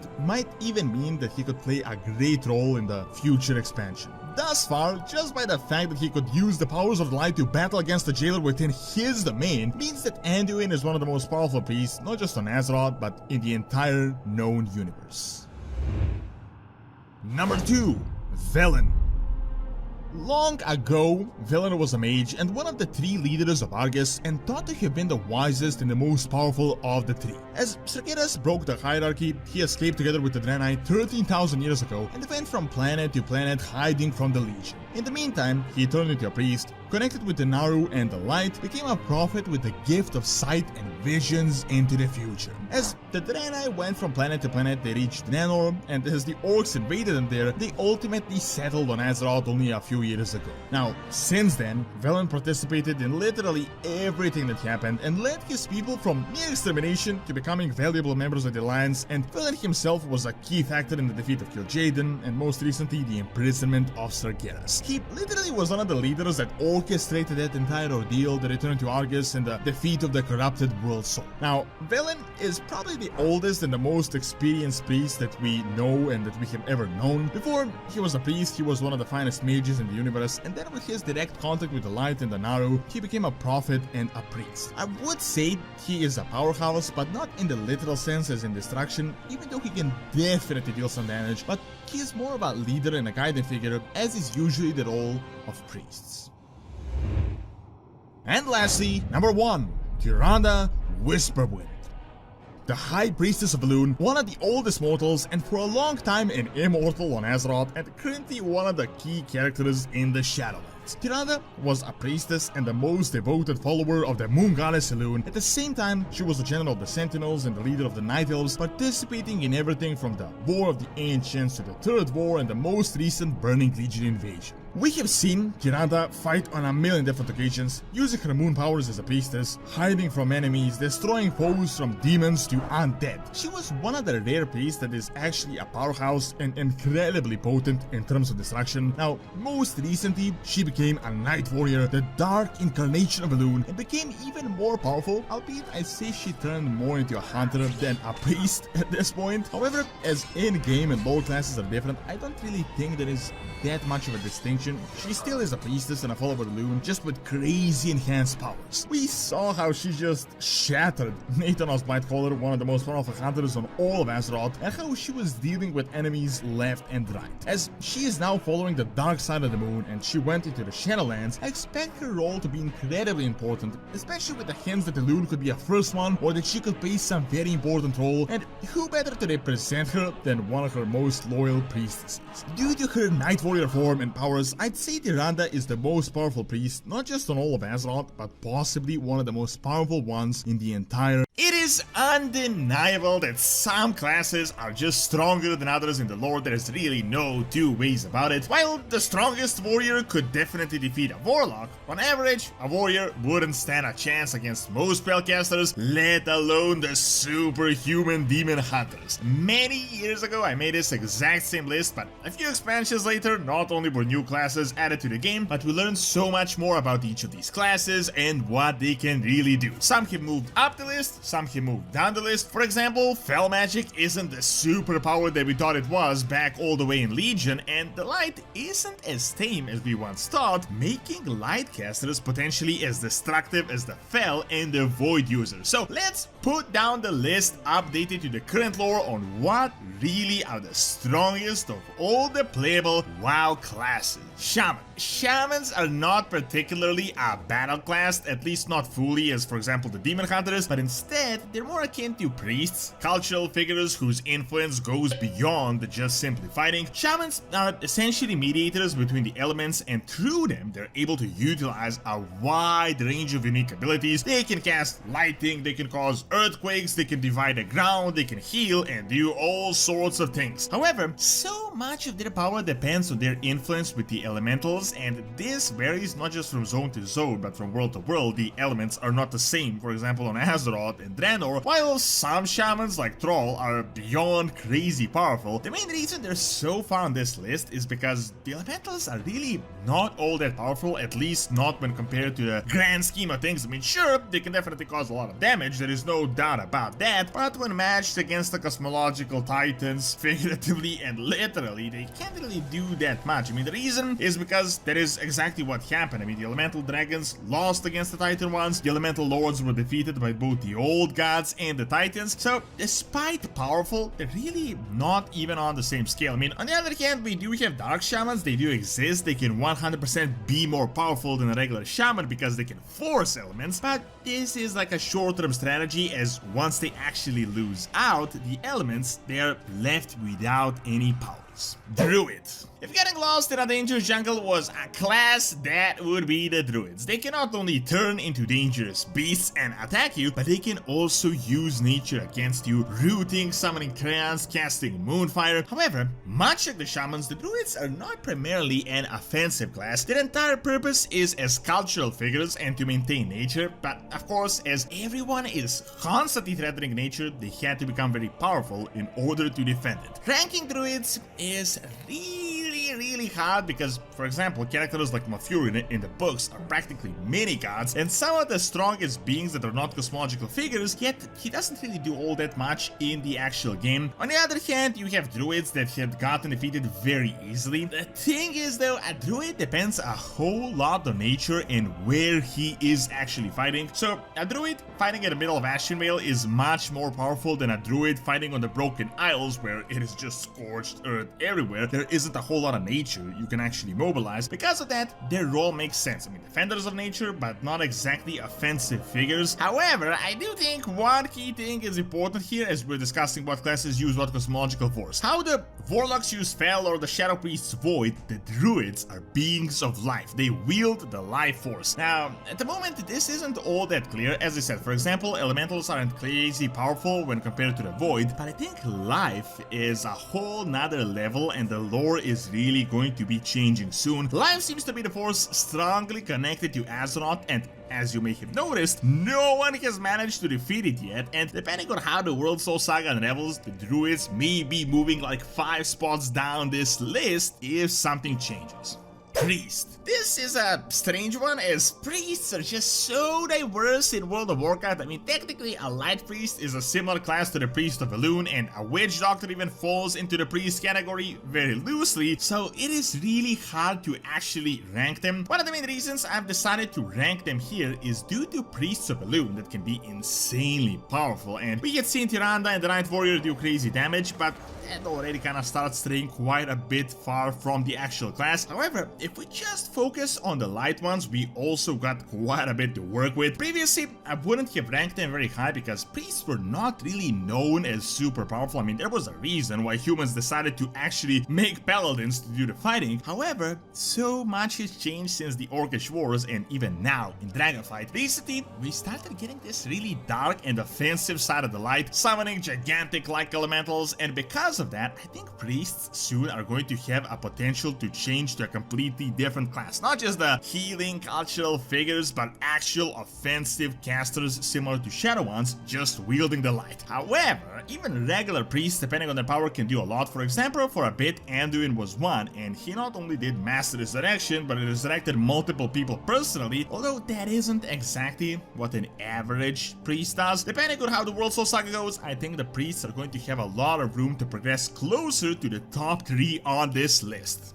Evokers. Let's be real, Directed Evokers are not really what we had expected them to be. Deathwing's personal elite fighting force, something that would be completely badass. They turned out okay. I mean, they don't really look all that scary, but lore-wise, they're actually a really powerful class. Much like the Demon Hunters, they were created with a certain purpose that is now gone, but still, the abilities remain and they're very useful. See, back in the day, it was really hard for Titan dragons to fight elemental dragons because, you know, dragons fighting dragons equalizes itself as they're very similar, they know the strengths and weaknesses of each other. So the Dractyr were combined with the mortals in order to be a thorn in the side of gigantic dragons. They were created within Aberrus directly by Deathwing, and we can personally see how twisted some of his experiments were. The Dractyr Evokers are able to shift between humanoid and this mild draconic form, and they can wield the magic of 5 dragonflights, being able to use some really destructive abilities. The thing about them though is that they were a super soldier program that was frozen in time pretty much as soon as they were created, and we never really saw them do anything that notable until we had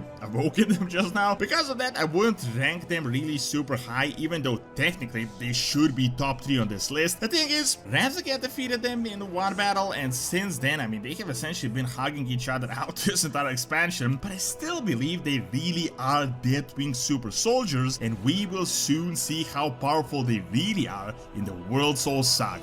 Paladins. Much like the priests, I would say it is really hard to rank them now due to so much happening with the light as a cosmological force and potentially the light turning quite darker that would make these guys really powerful. However, so much has changed since the Silverhand days and the first Paladin Order. We not only saw the army of the light, but also the Draenei Vindicars, Terralia, and a lot of other Paladins that are on a scale that is really out of this world. The thing about Paladins is that they're really well versed in melee combat, and then they're heavily empowered by the light on top of that, so they can not only enhance their abilities, they can heal, they can shield themselves, they can dodge spells, and they can even cast offensive spells. That puts them miles ahead of other regular melee casters and kind of puts them into the starter caster territory. However, as I said, Paladins are a really broad class right now, especially with the new tiers orders, so they even got some Titan Heritage, Army of the Light, Draenei, Human Orders, even Alternate Draenor, so it is super hard to really pinpoint them to a single mold.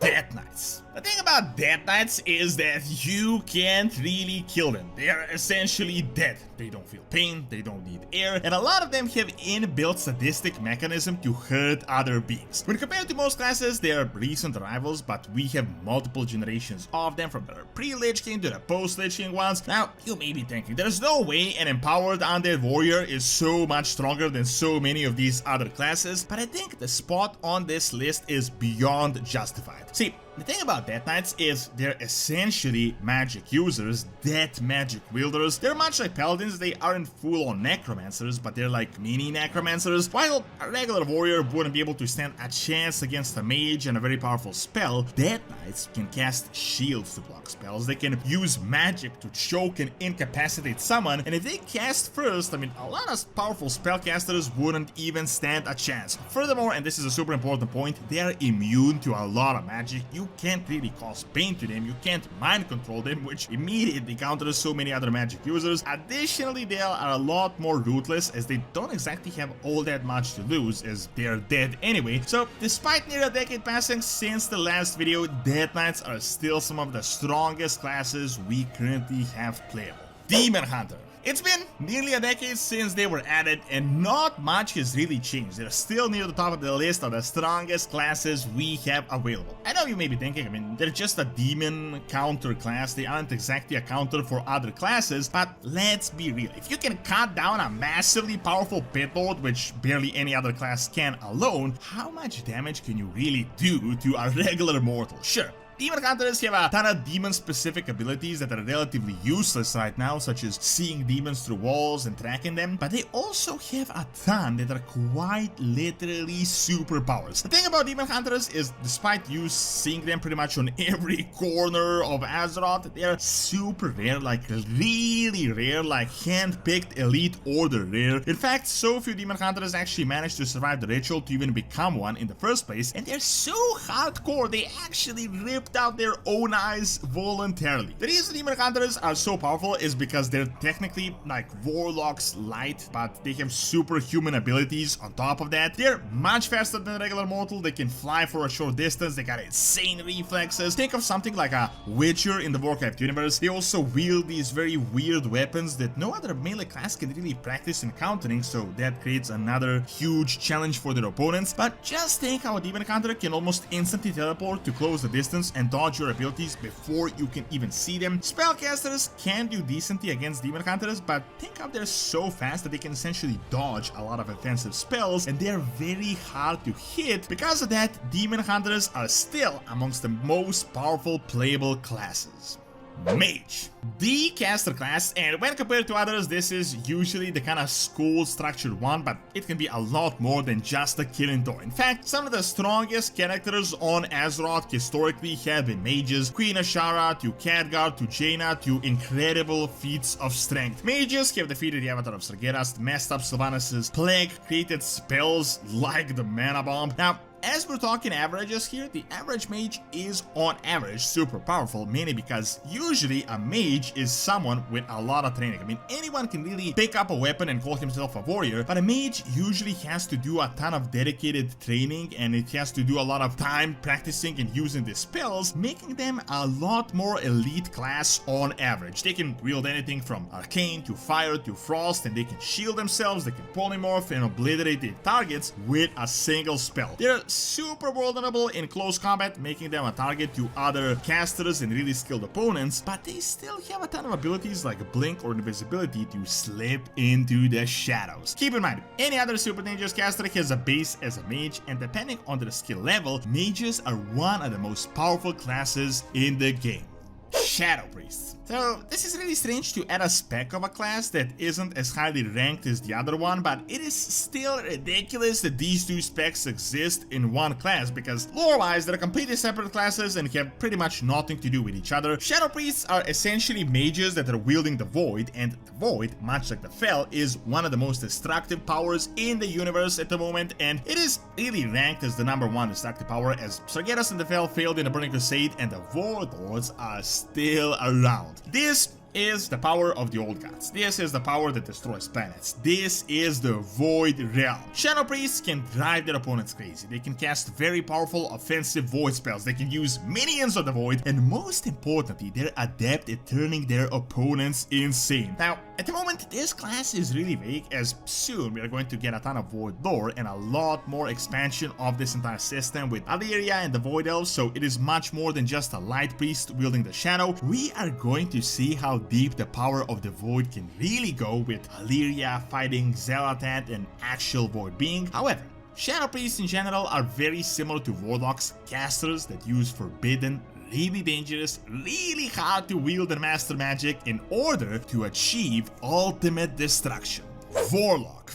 I know what you may be thinking, I mean, really? Warlocks? Yet again the most powerful class, but really, the facts speak for themselves. Warlocks are not your regular class. A Warlock is a mage that thought, how can I sacrifice every single part of my being to get more powerful? They quite literally destroyed themselves to become strong, and they're essentially treading a line constantly between insanity and peak of their power. Now, Warlocks are mainly known for their Fel magic, and you could say that, I mean, sure, demons are powerful, but if they're so powerful, why did we defeat the Legion and their most powerful beings? And you are right. However, Warlocks are not picky. They essentially wield every type of forbidden magic they can get their hands on, and they're also quite adept in using the Void as well. They may not be as Void based as the Shadow Priest, for example. However, that really depends on the individual. A Warlock is like a Shadow Priest, a mage and a Felcaster at the same time. They're not stuck to one cosmological force, and they're wielding the most destructive magics that we know of. The only thing is they don't use light magic, but you know, who knows, they might even implement that if we get the bad light, the destructive light. Now, don't get me wrong, I'm not saying every Warlock is the strongest being out there. A really powerful warrior can definitely defeat an average Warlock. However, barely anyone can really beat an insanely powerful Warlock. I mean, just remember from the Warcraft movie how Gul'dan just drained the soul of Durotan in a second, and how Gul'dan had essentially exploded Varian Vryn in a second as well. However,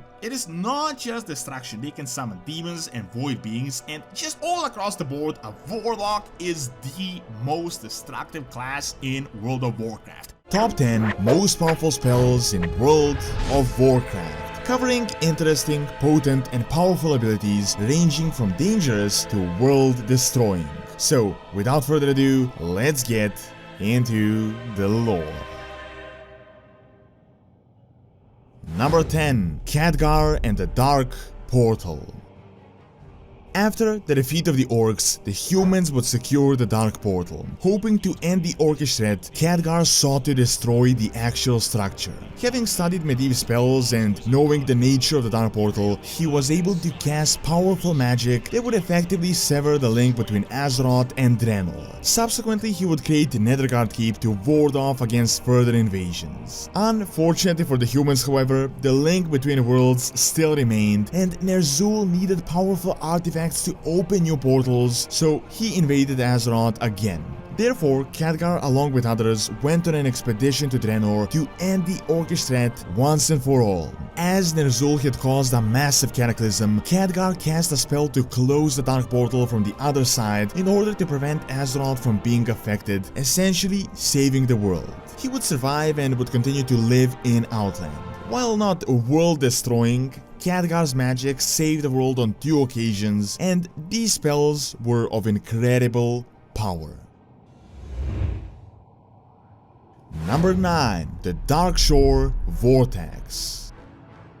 When the cataclysm occurred, Darkshore was hit hard. The landscape was wrecked and destroyed more so than almost any other zone. In order to hold everything together, Malfurion traveled to the epicenter of the destruction and had utilized his druidic power to call forth a massive vortex. This vortex served to bind the entirety of the landmass and to prevent it from being swept into the ocean. Malfurion utilized every ounce of his power to maintain this spell. While this was not destructive, still it was an incredibly powerful spell that managed to hold an entire zone together and was done by a druid, a night elf, and not some outworldly demonic creature. Number 8. The Troll Wars. 2,800 years ago, the event known as the Troll Wars had occurred. The united humans and elves fought the Amani Empire through a long conflict. However, at the Battle of the Alterac Mountains, everything would change. The armies of Arator and Quel'Thalas had engaged the trolls in a massive battle at the foot of Alterac. After many days, the Knights of Arator refused to give any ground, and ultimately the elves agreed to unleash magic upon the trolls. Human and high elven mages conjured a massive spell, causing fire to fall from the sky that hindered troll regeneration as well as destroyed their lines. They had essentially nuked their army, and subsequently the warriors broke through their lines, slaughtering most of the trolls. Since this great spell, the trolls would never fully recover, even to this day. Number 7. Jaina and the Focusing Iris. The Focusing Iris is an orb and an ancient artifact of the Blue Dragonflight. It was stolen by the Horde and then subsequently constructed into a mana bomb. An extremely powerful, essentially a nuke that was dropped on Terramore. The entire town was completely obliterated, and Jaina Proudmoore, the ruler, was hell-bent on revenge. Once she had uncovered the Focusing Iris, she went to study ancient books of magic, using the orb to summon thousands of water elementals. In turn, she would plan to bind them into a gigantic tidal wave, destroying the entirety of the city of Orgrimmar.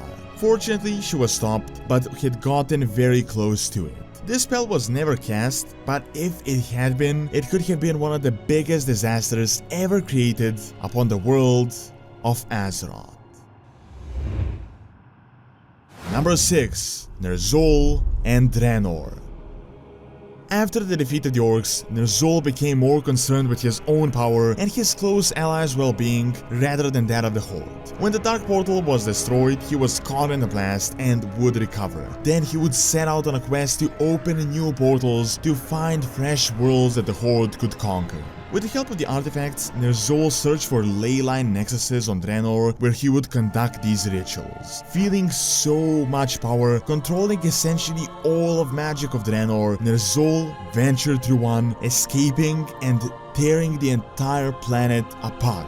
Known as the Spell of Conjuration, it essentially destroyed a part of the fabric of reality in Draenor, causing massive tidal waves, earthquakes, and causing volcanoes to erupt. The remnants of the horrible spell are still visible to this day through the shattered planet known as Outland. Number 5. The Destruction of Asuna. Long ago, Asuna was a very important part of the Night Elven Empire. Prince Frondes ruled from here and was one of the most trusted advisors of Queen Azshara. However, as his palace was away from the capital city, he was not exactly enchanted by Sargeras and could see that the queen was being manipulated and could see what she was doing and decided to put an end to it. His plan was bold: to destroy the Well of Eternity and in turn to close the portal of the Burning Legion. Unfortunately, he was betrayed from within as a noble in his court had reported him to the queen. Azshara's punishment was swift but extremely deadly. She displayed her arcane power by destroying a titan pillar of creation, completely obliterating the entire zone, Prince Frondes, and his palace. Since that day, the elves of Asuna were never able to experience the release of death, causing their spirits to aimlessly wander the land. To this day, it is one of the most horrific spells ever cast upon Azeroth. Number 4. The Eye of Sargeras. Eye of Sargeras is one of the most powerful artifacts that we have seen so far on Azeroth. It was hidden inside the Tome of Sargeras, and at first it was Gul'dan who searched for it, raising the entire tome from the bottom of the ocean. However, he was tricked and torn apart by demons. Some years later, Illidan would go on a grand quest to recover and utilize the Eye of Sargeras. He reached the tome and uncovered the artifact, sailed to Lordaeron in order to reach Dalaran, where he began to conjure a spell. He had intended to sunder the entirety of the Frozen Throne and Ice Crown. The spell was so powerful that Malfurion had sensed it thousands of kilometers away from what was happening, and ultimately it was stopped. Had it succeeded, many speculated it could have sundered the entire continent of Northrend and not just Icecrown, although it would have destroyed the Lich King. Number 3. War of the Ancients. During the final battle of the War of the Ancients, the entire world was shattered. Malfurion had realized that the Well of Eternity needed to be destroyed, as it was the source of power as well as a gateway for the Burning Legion. So, through his plan, he and the rebel forces attacked Azshara. Malfurion cast massive winds to distract them, as well as drew upon the power of the Dragon Soul to disrupt the Highborn spellwork. Ultimately, the well would begin to collapse upon itself, which led to the biggest catastrophe in the history of Azeroth, the Great Sundering. While it wasn't exactly a single spell or his own power, but instead the Well of Eternity, this action alone is considered one of the most devastating on Azeroth. Number 2. Archimonde and Dalaran.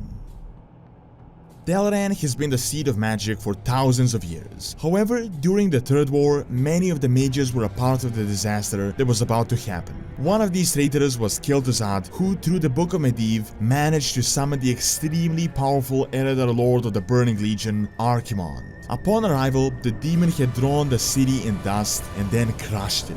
We haven't really seen spells like these often, but it was one of the most horrific and most powerful. The mighty towers of Dalaran fell as Archimonde had destroyed the creation in the sand. While this was only the destruction of one city, just the fact that an entire city could be obliterated without even entering it makes this one of the most powerful spells in history. And lastly, number 1, the destruction of Natreza.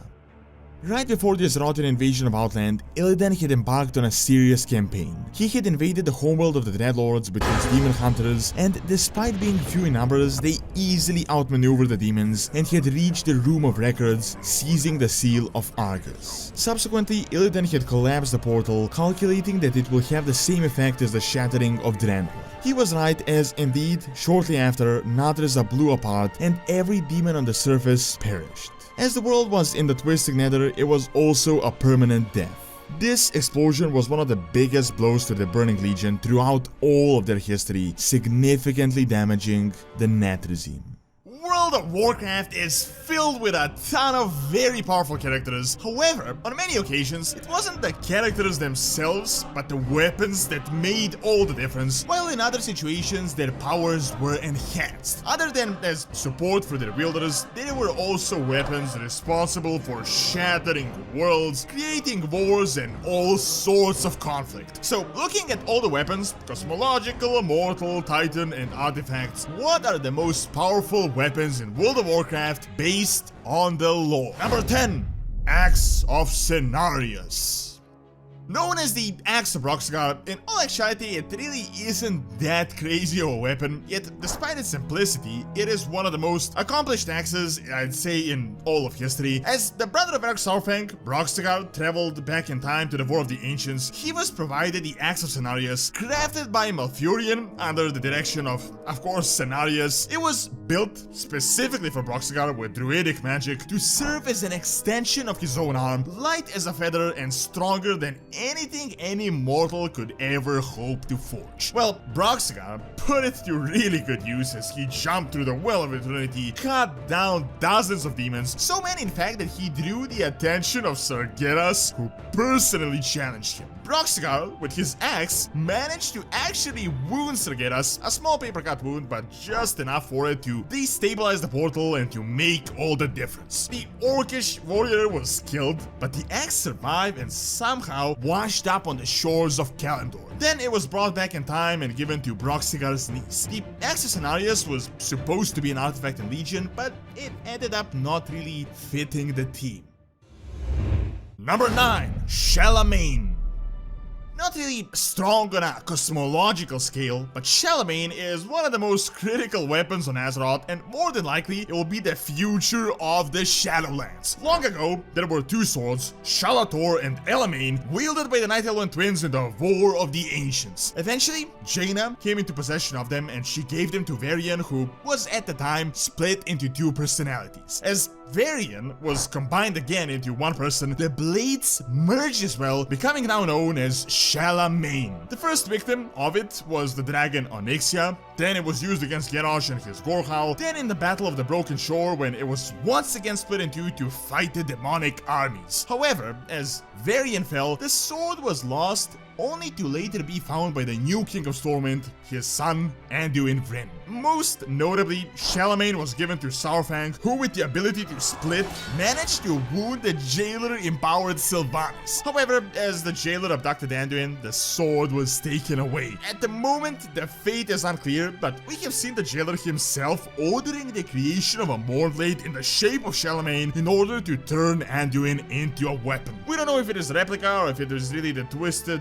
version of the original weapon. However, despite not being a universe-shattering weapon, I feel like Shalamain might be playing a huge role in the future, akin to Frostmourne.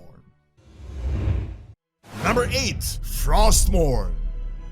The Sword of the Jailer, crafted directly by the Rune Carver in Torghast. Dreadlords then more than likely manipulated the Legion and got Kil'jaeden to create the Lich King from Ner'zhul, whom they gave his sword. From what we know right now, Frostmourne, along with the Helm of Domination, was meant to give an opening for Zobal to reach Azeroth through the Legion. Well, later on, Ner'zhul manipulated Arthas to take it, who was then corrupted by this sword. Since becoming a Death Knight and later a Lich King, Frostmourne captured countless souls and was overall insanely powerful, to put it lightly. With Frostmourne, Arthas shattered Fellow Melorn, the blade of the King of Quel'Thalas. He defeated Illidan and, in the end, defeated all the players with it. Ultimately though, through the Light and the Ashbringer, Frostmourne was shattered into bits and pieces and we were all freed. Then, in Legion, from its shards, 2 new weapons were created. Now, Frostmourne itself, while incredibly powerful in combat, isn't on this list just for its firepower, but because this is literally the weapon of the Jailer, and with the blade and the helm, the dimension of the Shadowlands was connected to the material plane of Azeroth. Azeroth. Because of this, Frostmourne will remain forever written in the history of our world, and not just Azeroth, but the entire universe. Number 7. The Ashbringer. Kinda funny that a human dwarven sword is on the list with these titanic weapons, but the Ashbringer is one of the most important artifacts on Azeroth, hands down. Originally, it was built in Ironforge as Alexandros Mograine found a dark crystal that no one really knows what it was. With the blade, Alexandros cut down so many undead that it is hard to even count, but ultimately, he was betrayed by his son Renaud, who had murdered him, and with it, the Ashbringer was corrupted. Then it got into the hands of Darien, his other son, and ultimately Tyrion Fordring, as the blade was finally purified. Now, with the Ashbringer and the light, Frostmourne was shattered, the Lich King defeated, and Azeroth was saved, at least at the time. Now, knowing that this is a Mournblade of the Jailer built by the Runecarver, it makes the Ashbringer even more impressive. Subsequently, the sword ended up in our hands to defeat the Legion, and then its power was drained to cleanse the wound from the Sword of Sargeras. Now, I am aware that the Ashbringer isn't a cosmological superpower titan weapon, but there was no way I could rank it below Frostmourne, even though I believe Frostmourne is overall more important, as after all, the Ashbringer did break the sword of the Lich King. Number 6. Remornia. One of the most unique weapons in the entire universe, mainly because this blade is actually sentient. Remornia is the weapon of the Eternal One, Sire Denatrius, the leader of Revendreth, and despite his reign not lasting much since we've arrived, we've seen Remornia in action quite a bit. Not much is known about the sword right now, but we've seen its full potential as Prince Renatol rushed to attack Denatrius, and he was nearly cut down by the blade, flying in from the sky with insane speed from all sorts of different angles. Then we fought Remornia at the end of Castle Natria, and the sword posed quite a threat, although ultimately its master was defeated. The blade absorbed the essence of Denatrius, but was prevented from escaping and is now serving as his prison at Dawn Keep. Remornia might not be the first blade to have a mind of its own, but it is the first one we've seen that acts almost independently from its master, more akin to a soldier than an actual weapon or a tool. Number 5. Xal'atath.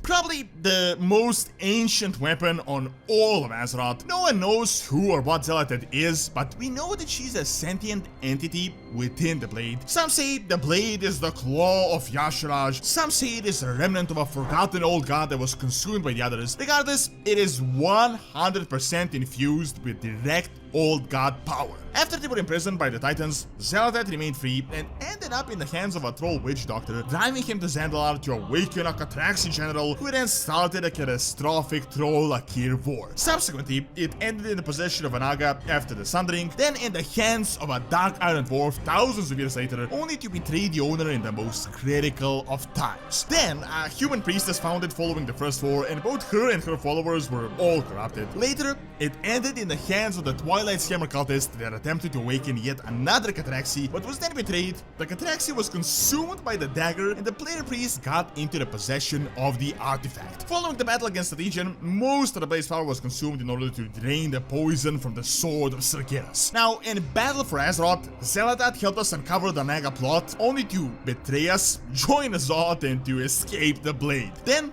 just the blade was used by Shara, and ultimately Vrathian, who used it to stab N'Zoth in the final battle. From that point forward, we don't know what happened, although many speculate that the dagger was destroyed in the battle against N'Zoth. Regardless, Xal'atath is still not only the most ancient, but also the most mysterious weapon, and it is more of an entity than a simple dagger, having played a role in some of the most critical events in Azeroth's history.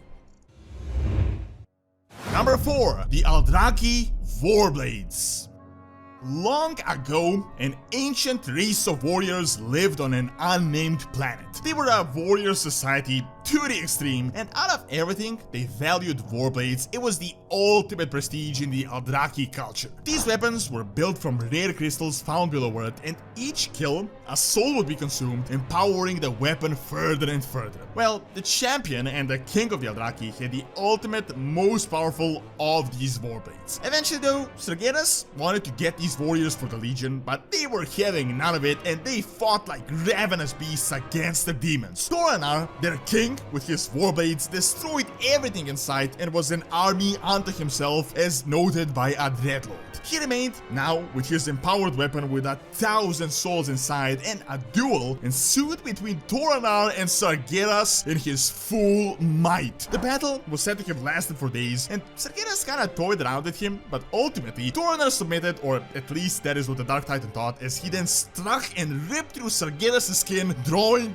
molten blood. Despite being a minor injury, it was everything for the Eldraki. Unfortunately though, this pissed off Sargeras quite a bit, and then he just destroyed everything in sight. The Eldraki raced in their planet, wiping them off the face of the universe. Sargeras then gave the Warblades to kill Jaden, ultimately giving them to a converted demon hunter, and finally the blades came into our possession. Despite its owner losing in a duel, these weapons are literally some of the most ancient and most powerful in the entire universe. Warblades that damage Sargeras, no doubt at this point filled with tens of thousands of souls, enchanted to the absolute max. Number 3. The Scepter of Sargeras. Probably the craziest weapon on this list. As Sargeras failed in the grand invasion at the Well of Eternity, he wanted to do something a bit more subtle. He wanted a weapon that can create a portal anywhere, that could only get a small portion of his power, but it would be a lot more flexible. Therefore, he commanded the Eredar to create the Jeweled Scepter of Sargeras. They would channel countless portals into the staff, weave it into the fabric of reality, allowing it to essentially control the seams of the universe itself. To fuel this, he sacrificed hundreds of demons of the failed invasion, and thus the staff was born. He saw the first opportunity in Northrend, but was defeated by Adrian, who then buried him and the scepter in the tomb of Sargeras on the Broken Isles. Then, as Kil'jaeden found him, he said, "I'll take that," and then wanted to use it together with Kil'tas to summon himself through the Sunwell. Most recently, Gul'dan had it, but it was stolen by the player Warlock. Overall, this is no doubt one of the most powerful weapons on this list. The personal weapon of Sargeras, weaved into the fabric of the universe, capable of opening interdimensional portals anywhere in the entire cosmos. A weapon quite literally out of this world. Number 2. Ultalesh.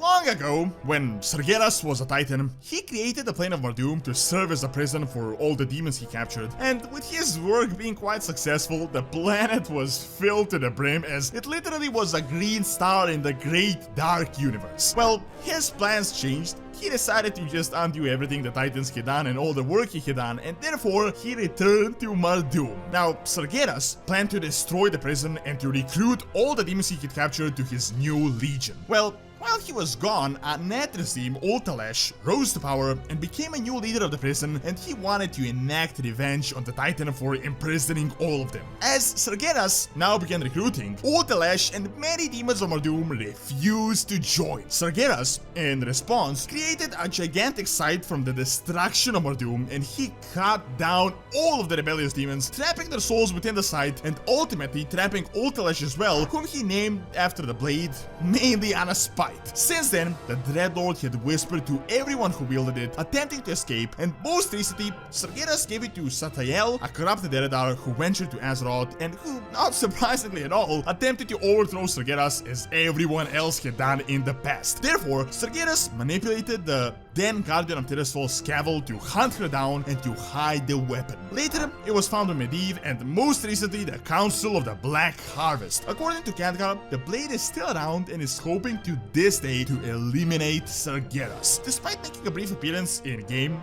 make no mistake, Ultalesh is a personal weapon of the Dark Titan used by him, built from the destruction of an entire world, and is incredibly potent. And lastly, number 1, the Sword of Sargeras. No one knows what this sword really is and where it came from. In the original non-canon RPG lore, Sargeras had a massive sword that was split as he went mad. However, it now seems like Blizzard either retained or altered a bit of this retcon lore. We can see Negramar wielding Tashalash, one fragment of it, so there is a possibility that Sargeras managed to somehow reform his Titan sword, and all we know at this point is that the blade was crafted from hatred made manifest. Now, if this is the original sword, that would be insane, as the Titan sword was the one used when Sargeras split an entire world in two with a single strike. This sword though also seemed to be quite potent as well. It's like fifth of the size of the entirety of Azeroth. Sargeras, as he was about to be imprisoned, impaled the world soul of Azeroth quite deep and almost killed it. However, with the artifact weapons we were able to cleanse the poison inside it. Now, despite not knowing much about the sword, I don't think I really have to explain why this weapon is number 1 on the list. Just look at the size of it. Monstrous entities composed of pure shadow living outside of the borders of reality. At the moment, the Warlocks are thought to be the main villains of the Warcraft universe that destroyed and consumed countless worlds, and they don't really plan on stopping at any point. While many unknown planets fell victim to these Masters of the Void, we do know about some. So, what are some notable Warlord invasions that we have records of? Number 8. Physandi. At an unknown point in time, there was a planet by the name of Physandi said to have been beautiful with vast forests, mighty mountains, and tranquil plains. This tranquility was broken as the Warlords sent one of their most powerful weapons in their arsenal, the Old Gods, to corrupt this planet. Natives described the horrors with too many limbs, too many eyes, and hungering mouths, which you may be all too familiar with, the Old God beings. The cataclysmic war lasted for 4 generations, and it was so long that it became known as the Endless War. The balance of nature shifted, and an entire kingdom was wiped out, with parts of the planet turning into complete wastelands. There was a powerful couple on Physandi, Tyrnex and Kaderin, and the mother of Kaderin attempted to summon the Night Warrior form of Elune, but it was so powerful that it completely consumed her. So desperate at this point, after 4 generations to save the world from the Void invasion, Tyrnex underwent the ritual and actually managed to, as far as we know, become the first Night Warrior ever. Regardless, the potency of Elune's wrath was so great that it was destroying him, and Kaderin attempted to share some of that power, but it was still so immense that while saving the planet, it just killed them both. The current state of Physandi is unknown, and both Tyrnex and Kaderin can be found in Ardenweald, but we definitely know that the Old God invasion and the Endless War was brought to a halt. Number 7. The Unnamed World Soul. While there is no doubt that the Warlords and the Void have been invading, corrupting, and destroying planets for countless eons since their inception, the first ever recorded planet that we have is tied to Sargeras. Long ago, Sargeras was a champion of the Titan Pantheon, and he set out on a grand crusade in the universe to destroy chaotic beings and to bring harmony. However, on one of his journeys, he encountered a planet that was all but destroyed by the Void Lords, and it was this encounter that changed the universe forever. Since we don't know how much of the cosmos he had traveled through, it is hard to say, but I'm guessing as he had seen a big part of it, this was when the Void just began their dark conquest. The planet that Sargeras encountered was completely infested with the Old Gods, and this world was special as it contained a World Soul, a nascent titan that the Pantheon was in a dire search for in order to nurture them and to bring them into their order. Long story short, the Void Lords also knew about these World Souls, and as they can't manifest themselves in the material plane, they created the monstrosities known as the Old Gods that they just flung across the entire universe to latch onto planets, hoping to discover a World Soul that they can turn into a Void Titan. Aside from being a powerful entity capable of killing actual titans, the corrupted World Soul can also allow the Warlords a foothold into the material plane, which is exactly what they were searching for it. After learning about the Warlords from the Netrizine that were present, which we know at this point was all a ploy from the Shadowlands, Sargeras was completely shaken. Seeing that the world was beyond saving and scared that the Void Titan would arise, Sargeras used his gigantic sword and just cleaved the entire planet in two, destroying the Void army while at the same time killing his nascent Titan brother. It was this action that got him into a disagreement with the rest of the Pantheon as they demanded a more conservative measure, and it was this that drove him to create the Burning Legion. Aside from this story, not much is known about this planet, neither the name or whether anything remained of it. However, this is the current record of the closest the Void Lords ever got to taking over a World Soul, at least as far as we know. Number 6. Karkora. The planet that we have the least amount of information about, we know at an unknown point in time, the Mencius, the All-Devouring, a very powerful Void Lord, attempted to annihilate yet another planet. The mortal denizens of Karkora faced complete and utter destruction, but the planet was saved by the light, the arch-nemesis of the Void. As the Mencius shrouded Karkora in Void energies and prepared their ultimate doom, the Naru Ture expanded his own life force, shattering himself into fragments and sparking a colossal holy Noah of pure light. The immense amount of energy poured over the entirety of the planet, washing away all Void energies and banishing the Mencius from the world. Aside from that, little is known of Karkora, except that the light saved this planet from one of the most powerful forces in the entire universe. Number 5. Outland.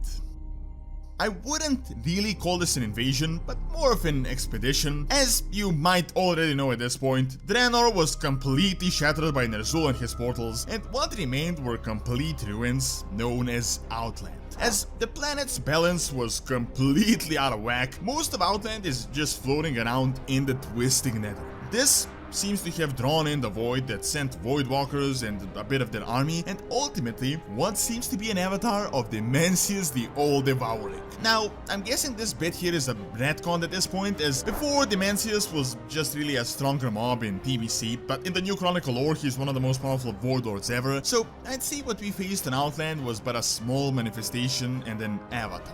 Nonetheless, the Void definitely gained a bit of a foothold in Outland. We did manage to beat them back, but I wouldn't really call this a big victory or a grand crusade against the Void. Seeing that Outland is already destroyed, I don't think the Void Lords had all that much to gain from further taking over Outland, so what they sent, I'd guess, is more out of curiosity than a really planned, organized campaign. Number 4. Kalesh. Kalesh was an arid planet with at least 2 suns and was home to a thriving ecosystem. The world was ruled by Nexus King Salhadar together with the Ethereum. At an unknown point in time, an incredibly powerful Void Lord, the Mencius the All-Devouring, once again, under unclear circumstances, discovered the planet and decided to completely annihilate it. As was his strategy, the Mencius opened countless gateways into the Void and the Twisted Nether, bathing Kalesh in an immense amount of dark and arcane energies. The mortals, as a last resort, constructed magical barriers in order to protect what was left, and while they were successful in blocking the Void, the dark energies, unfortunately, the arcane seeped through and it completely destroyed their physical forms. The Kalesh race was subsequently so infused with the arcane that they became a completely new species. While destroyed, this influx of arcane enhanced both their minds and their magical abilities, and it allowed them to continue the fight against the Mencius. However, this was but a small setback for the all-powerful Void Lord that began summoning vast armies of Void creatures that ultimately forced the Ethereals to flee into the Twisting Nether. Since then, the Ethereals have been in exile, while their planet was said to have been completely destroyed, although some sources say that a portion might have survived the Void Cataclysm. Nonetheless, the Ethereals are still around, as you have obviously seen them, and they have sworn to fight the Void to avenge Kalesh, and I'm guessing we are yet to see their full army in the possible upcoming Void expansion. Number 3. Unnamed Planets. This isn't a particular invasion, but it is actually the bulk of the Void Lord activity, as the reality is that we only have records of a few of their campaigns. It has been hinted that the Void Lords are more than just powerful and have been consuming planets for eons, but we got a quick glimpse of this by the Nightborn Astromancer in Nighthold. He showed us catastrophes in the universe, such as planets shattered by the Burning Legion, and among these visions, we've seen a terrifying sight of 6 planets completely overtaken by the Void. Currently, we have no information on what they are, whether there was life on those planets, but just by looking at the image, you might see that they're in quite a terrible state. The world seems to be completely overwhelmed by what seems like old god beings that have grown so powerful that their tentacles literally consume the entire planet, and they're completely bathed in Void energies. I would guess that at this point these planets are dead and are far beyond saving. While we don't have confirmation of how powerful the Void has grown, these 6 only seem like a glimpse of what is going on, so I'd say the Void Lords have more than likely consumed a lot more. Number 2. The Black Empire. The most notable invasion of the Warlords, and the one we have the most information on. Many thousands of years ago, the Warlords flunked the old gods across the cosmos, and a few of them landed upon the planet of Azeroth. At the same time, Azeroth was ruled by the elemental lords that constantly battled each other, but seeing as the old gods began expanding their Black Empire like wildfire, the elementals, for the first time in history, united and waged war upon the Void beings. Unfortunately, the elemental lords were all defeated and enslaved, and the Black Empire took over the entirety of the planet. Then, as they ruled Azeroth, they battled each other because, after all, the natural state of the Void is chaos. N'Zoth battled Khotun, while also losing a great battle to Y'Shaarj. Luckily for all of us, the Titans caught a glimpse of this as the old gods all but overran the planet and nearly converted the world's soul. Knowing that Azeroth is the most powerful nascent Titan, they arranged a master plan. As they couldn't take action directly due to being so massive, they created an army of Titan forged in their image. Almost immediately, they succeeded in defeating the elemental lords that now served the old gods, and they imprisoned them within the newly created elemental plane. However, as they now descended upon the old gods directly, Amantul was fearing that Y'Shaarj would be too much for them, so he decided to just pull him out directly,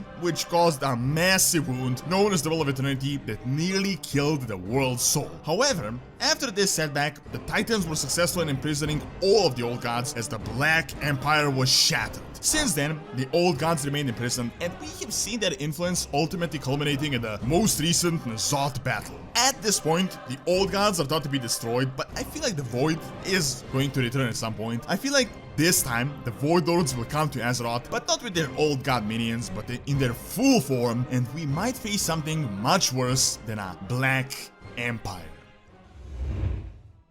And lastly, number 1, Invasion of the Shadowlands.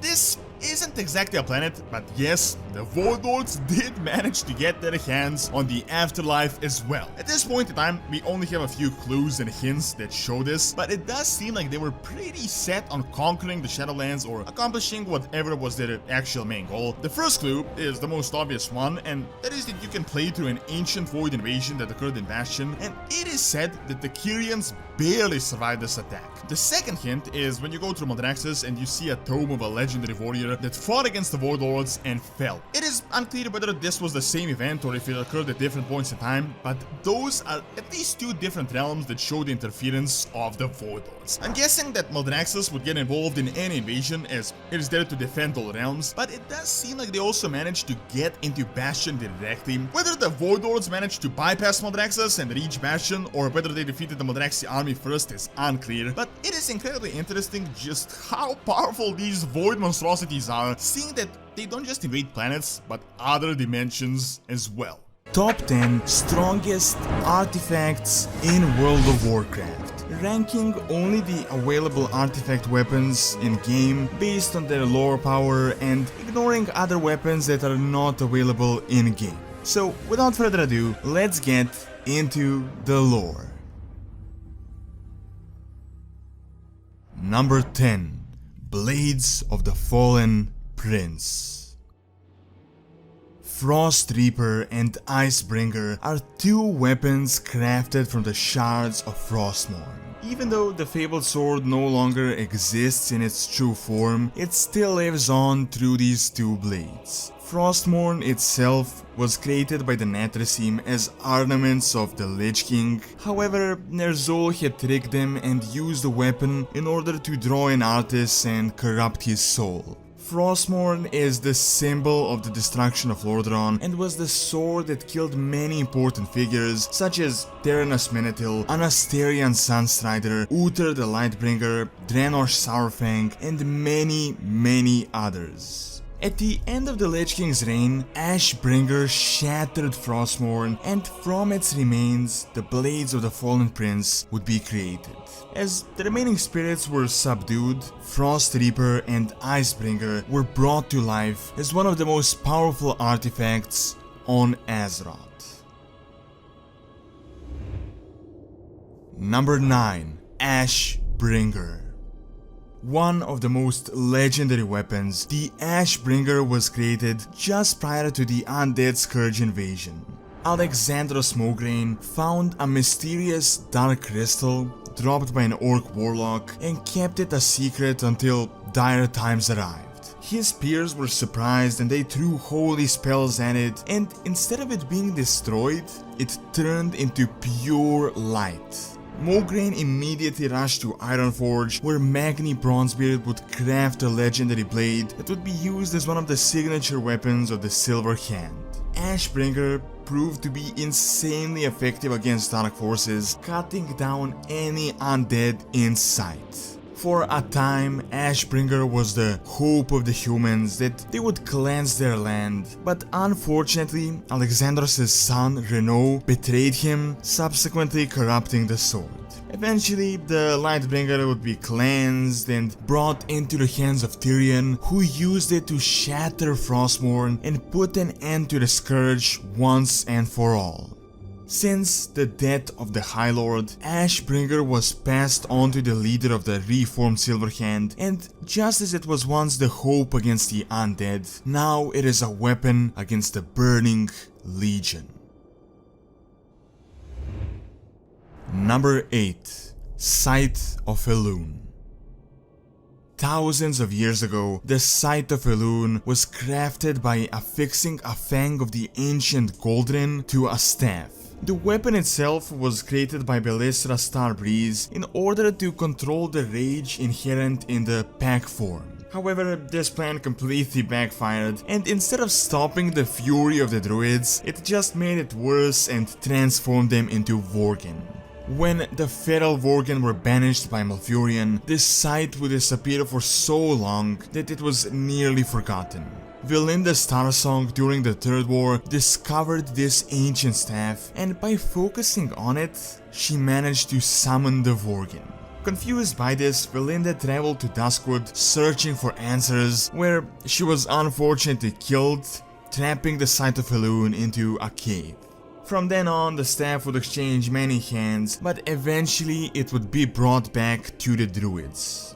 Very few can use this weapon correctly, as it contains untold lunar powers that only an experienced druid would be able to control. The one who wields the Sight of Elune is known as Nachlendo, meaning Master of the Fang. Number 7. A Lunet.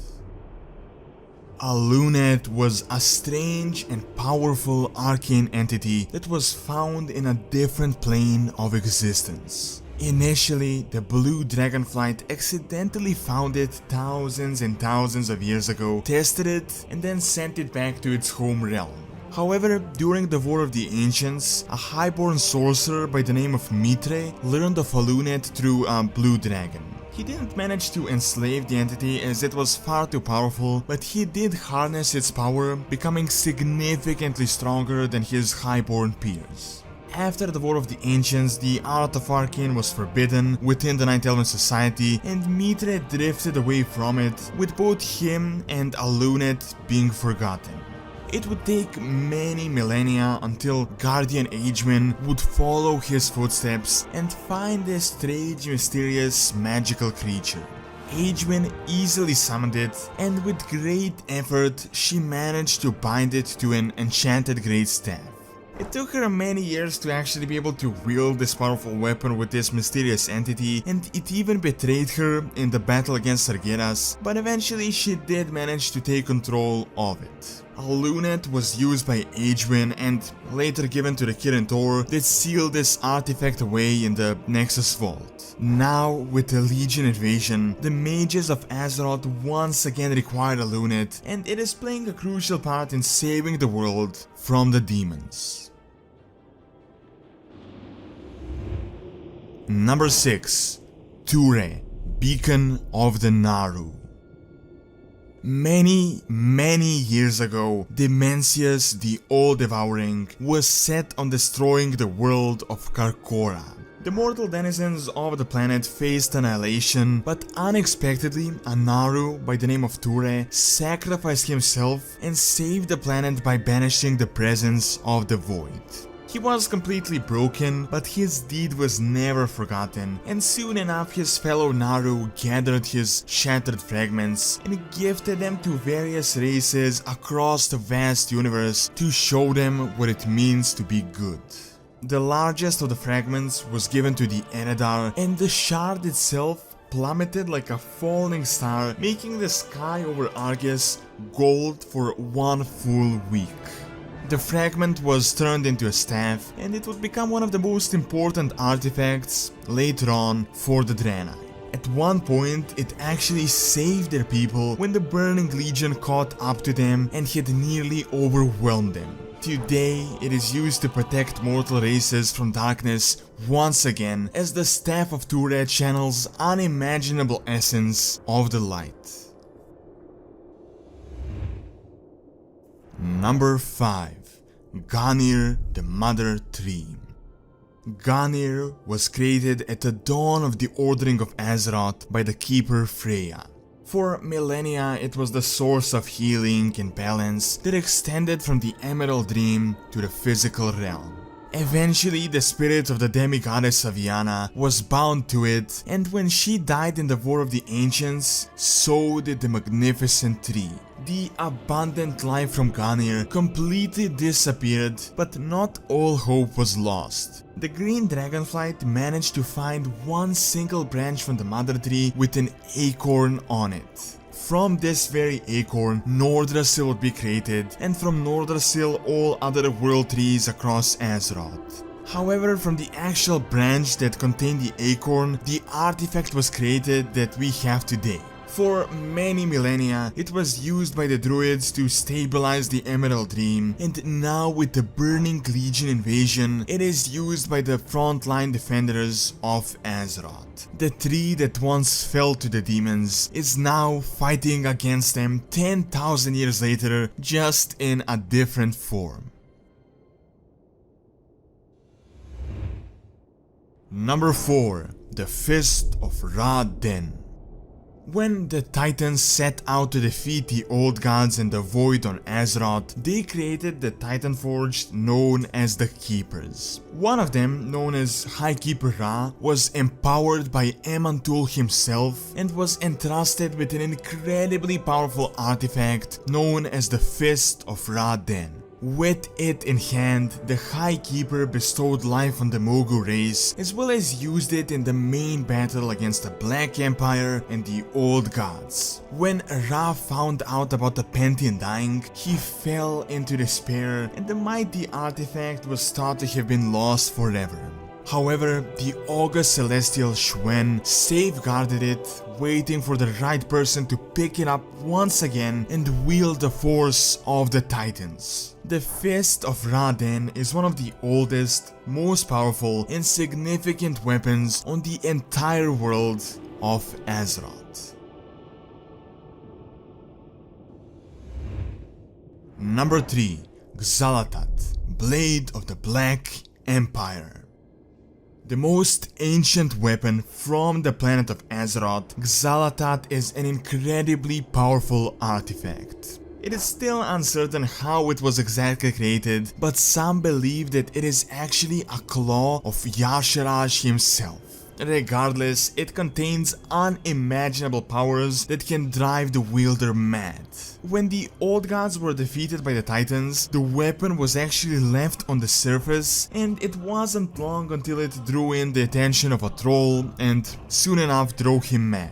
With Xal'atath, the troll awakened a Catraxi, and this subsequently led to the spread of the Old God minions, the Akir, and the major war between the trolls and the renewed Black Empire. Since that point, the weapon has passed many hands, eventually falling into the possession of the Twilight's Hammer that attempted to use it to reanimate another Catrax known as Zakaz in Tirisfal Glades. The attempt was unsuccessful, fortunately, and the weapon absorbed the spirit of the weakened Old God General. With its history and the current power, Xal'atath is not only incredibly mysterious, but also extremely powerful and now turned against the Burning Legion. Number 2. Ultalesh, the Deadwind Harvester.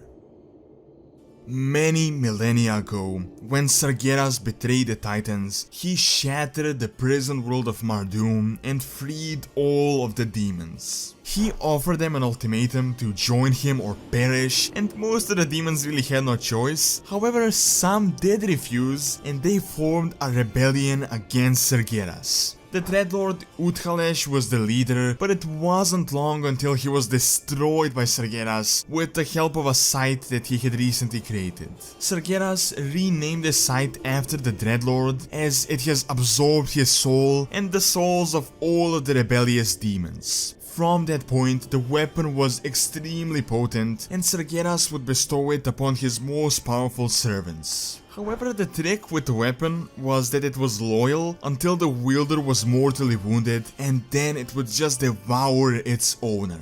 Because of this, for thousands of years, it would constantly exchange many hands. Eventually, Sargeras would take this weapon once again and offer it to an Eredar by the name of Satiel that was sent on a mission to wreak havoc on Azeroth. She was incredibly successful, draining life of thousands of denizens of Azeroth and turning an entire area into a barren wasteland known as the Deadwind Pass. Eventually, she would become so powerful that she actually sought to oppose Sargeras, but that didn't really last long. The Dark Titan defeated her through the Guardian of Tirisfal by the name of Scavel by giving him visions of Satiel. Today, the weapon is in the hands of the most powerful Warlocks on Azeroth, and the site created by Sargeras himself is now being used to fight against his forces. And lastly, number 1, Scepter of Sargeras. After the defeat during the War of the Ancients, Sargeras had already planned his next move. Knowing that without the Well of Eternity there is no power in the world that could summon him, he had to be a bit more creative. So he ordered the Eredar to make a tool that would be able to just let a portion of his soul through. He couldn't really get inside in his true form obviously, but something like an avatar of his definitely could be summoned.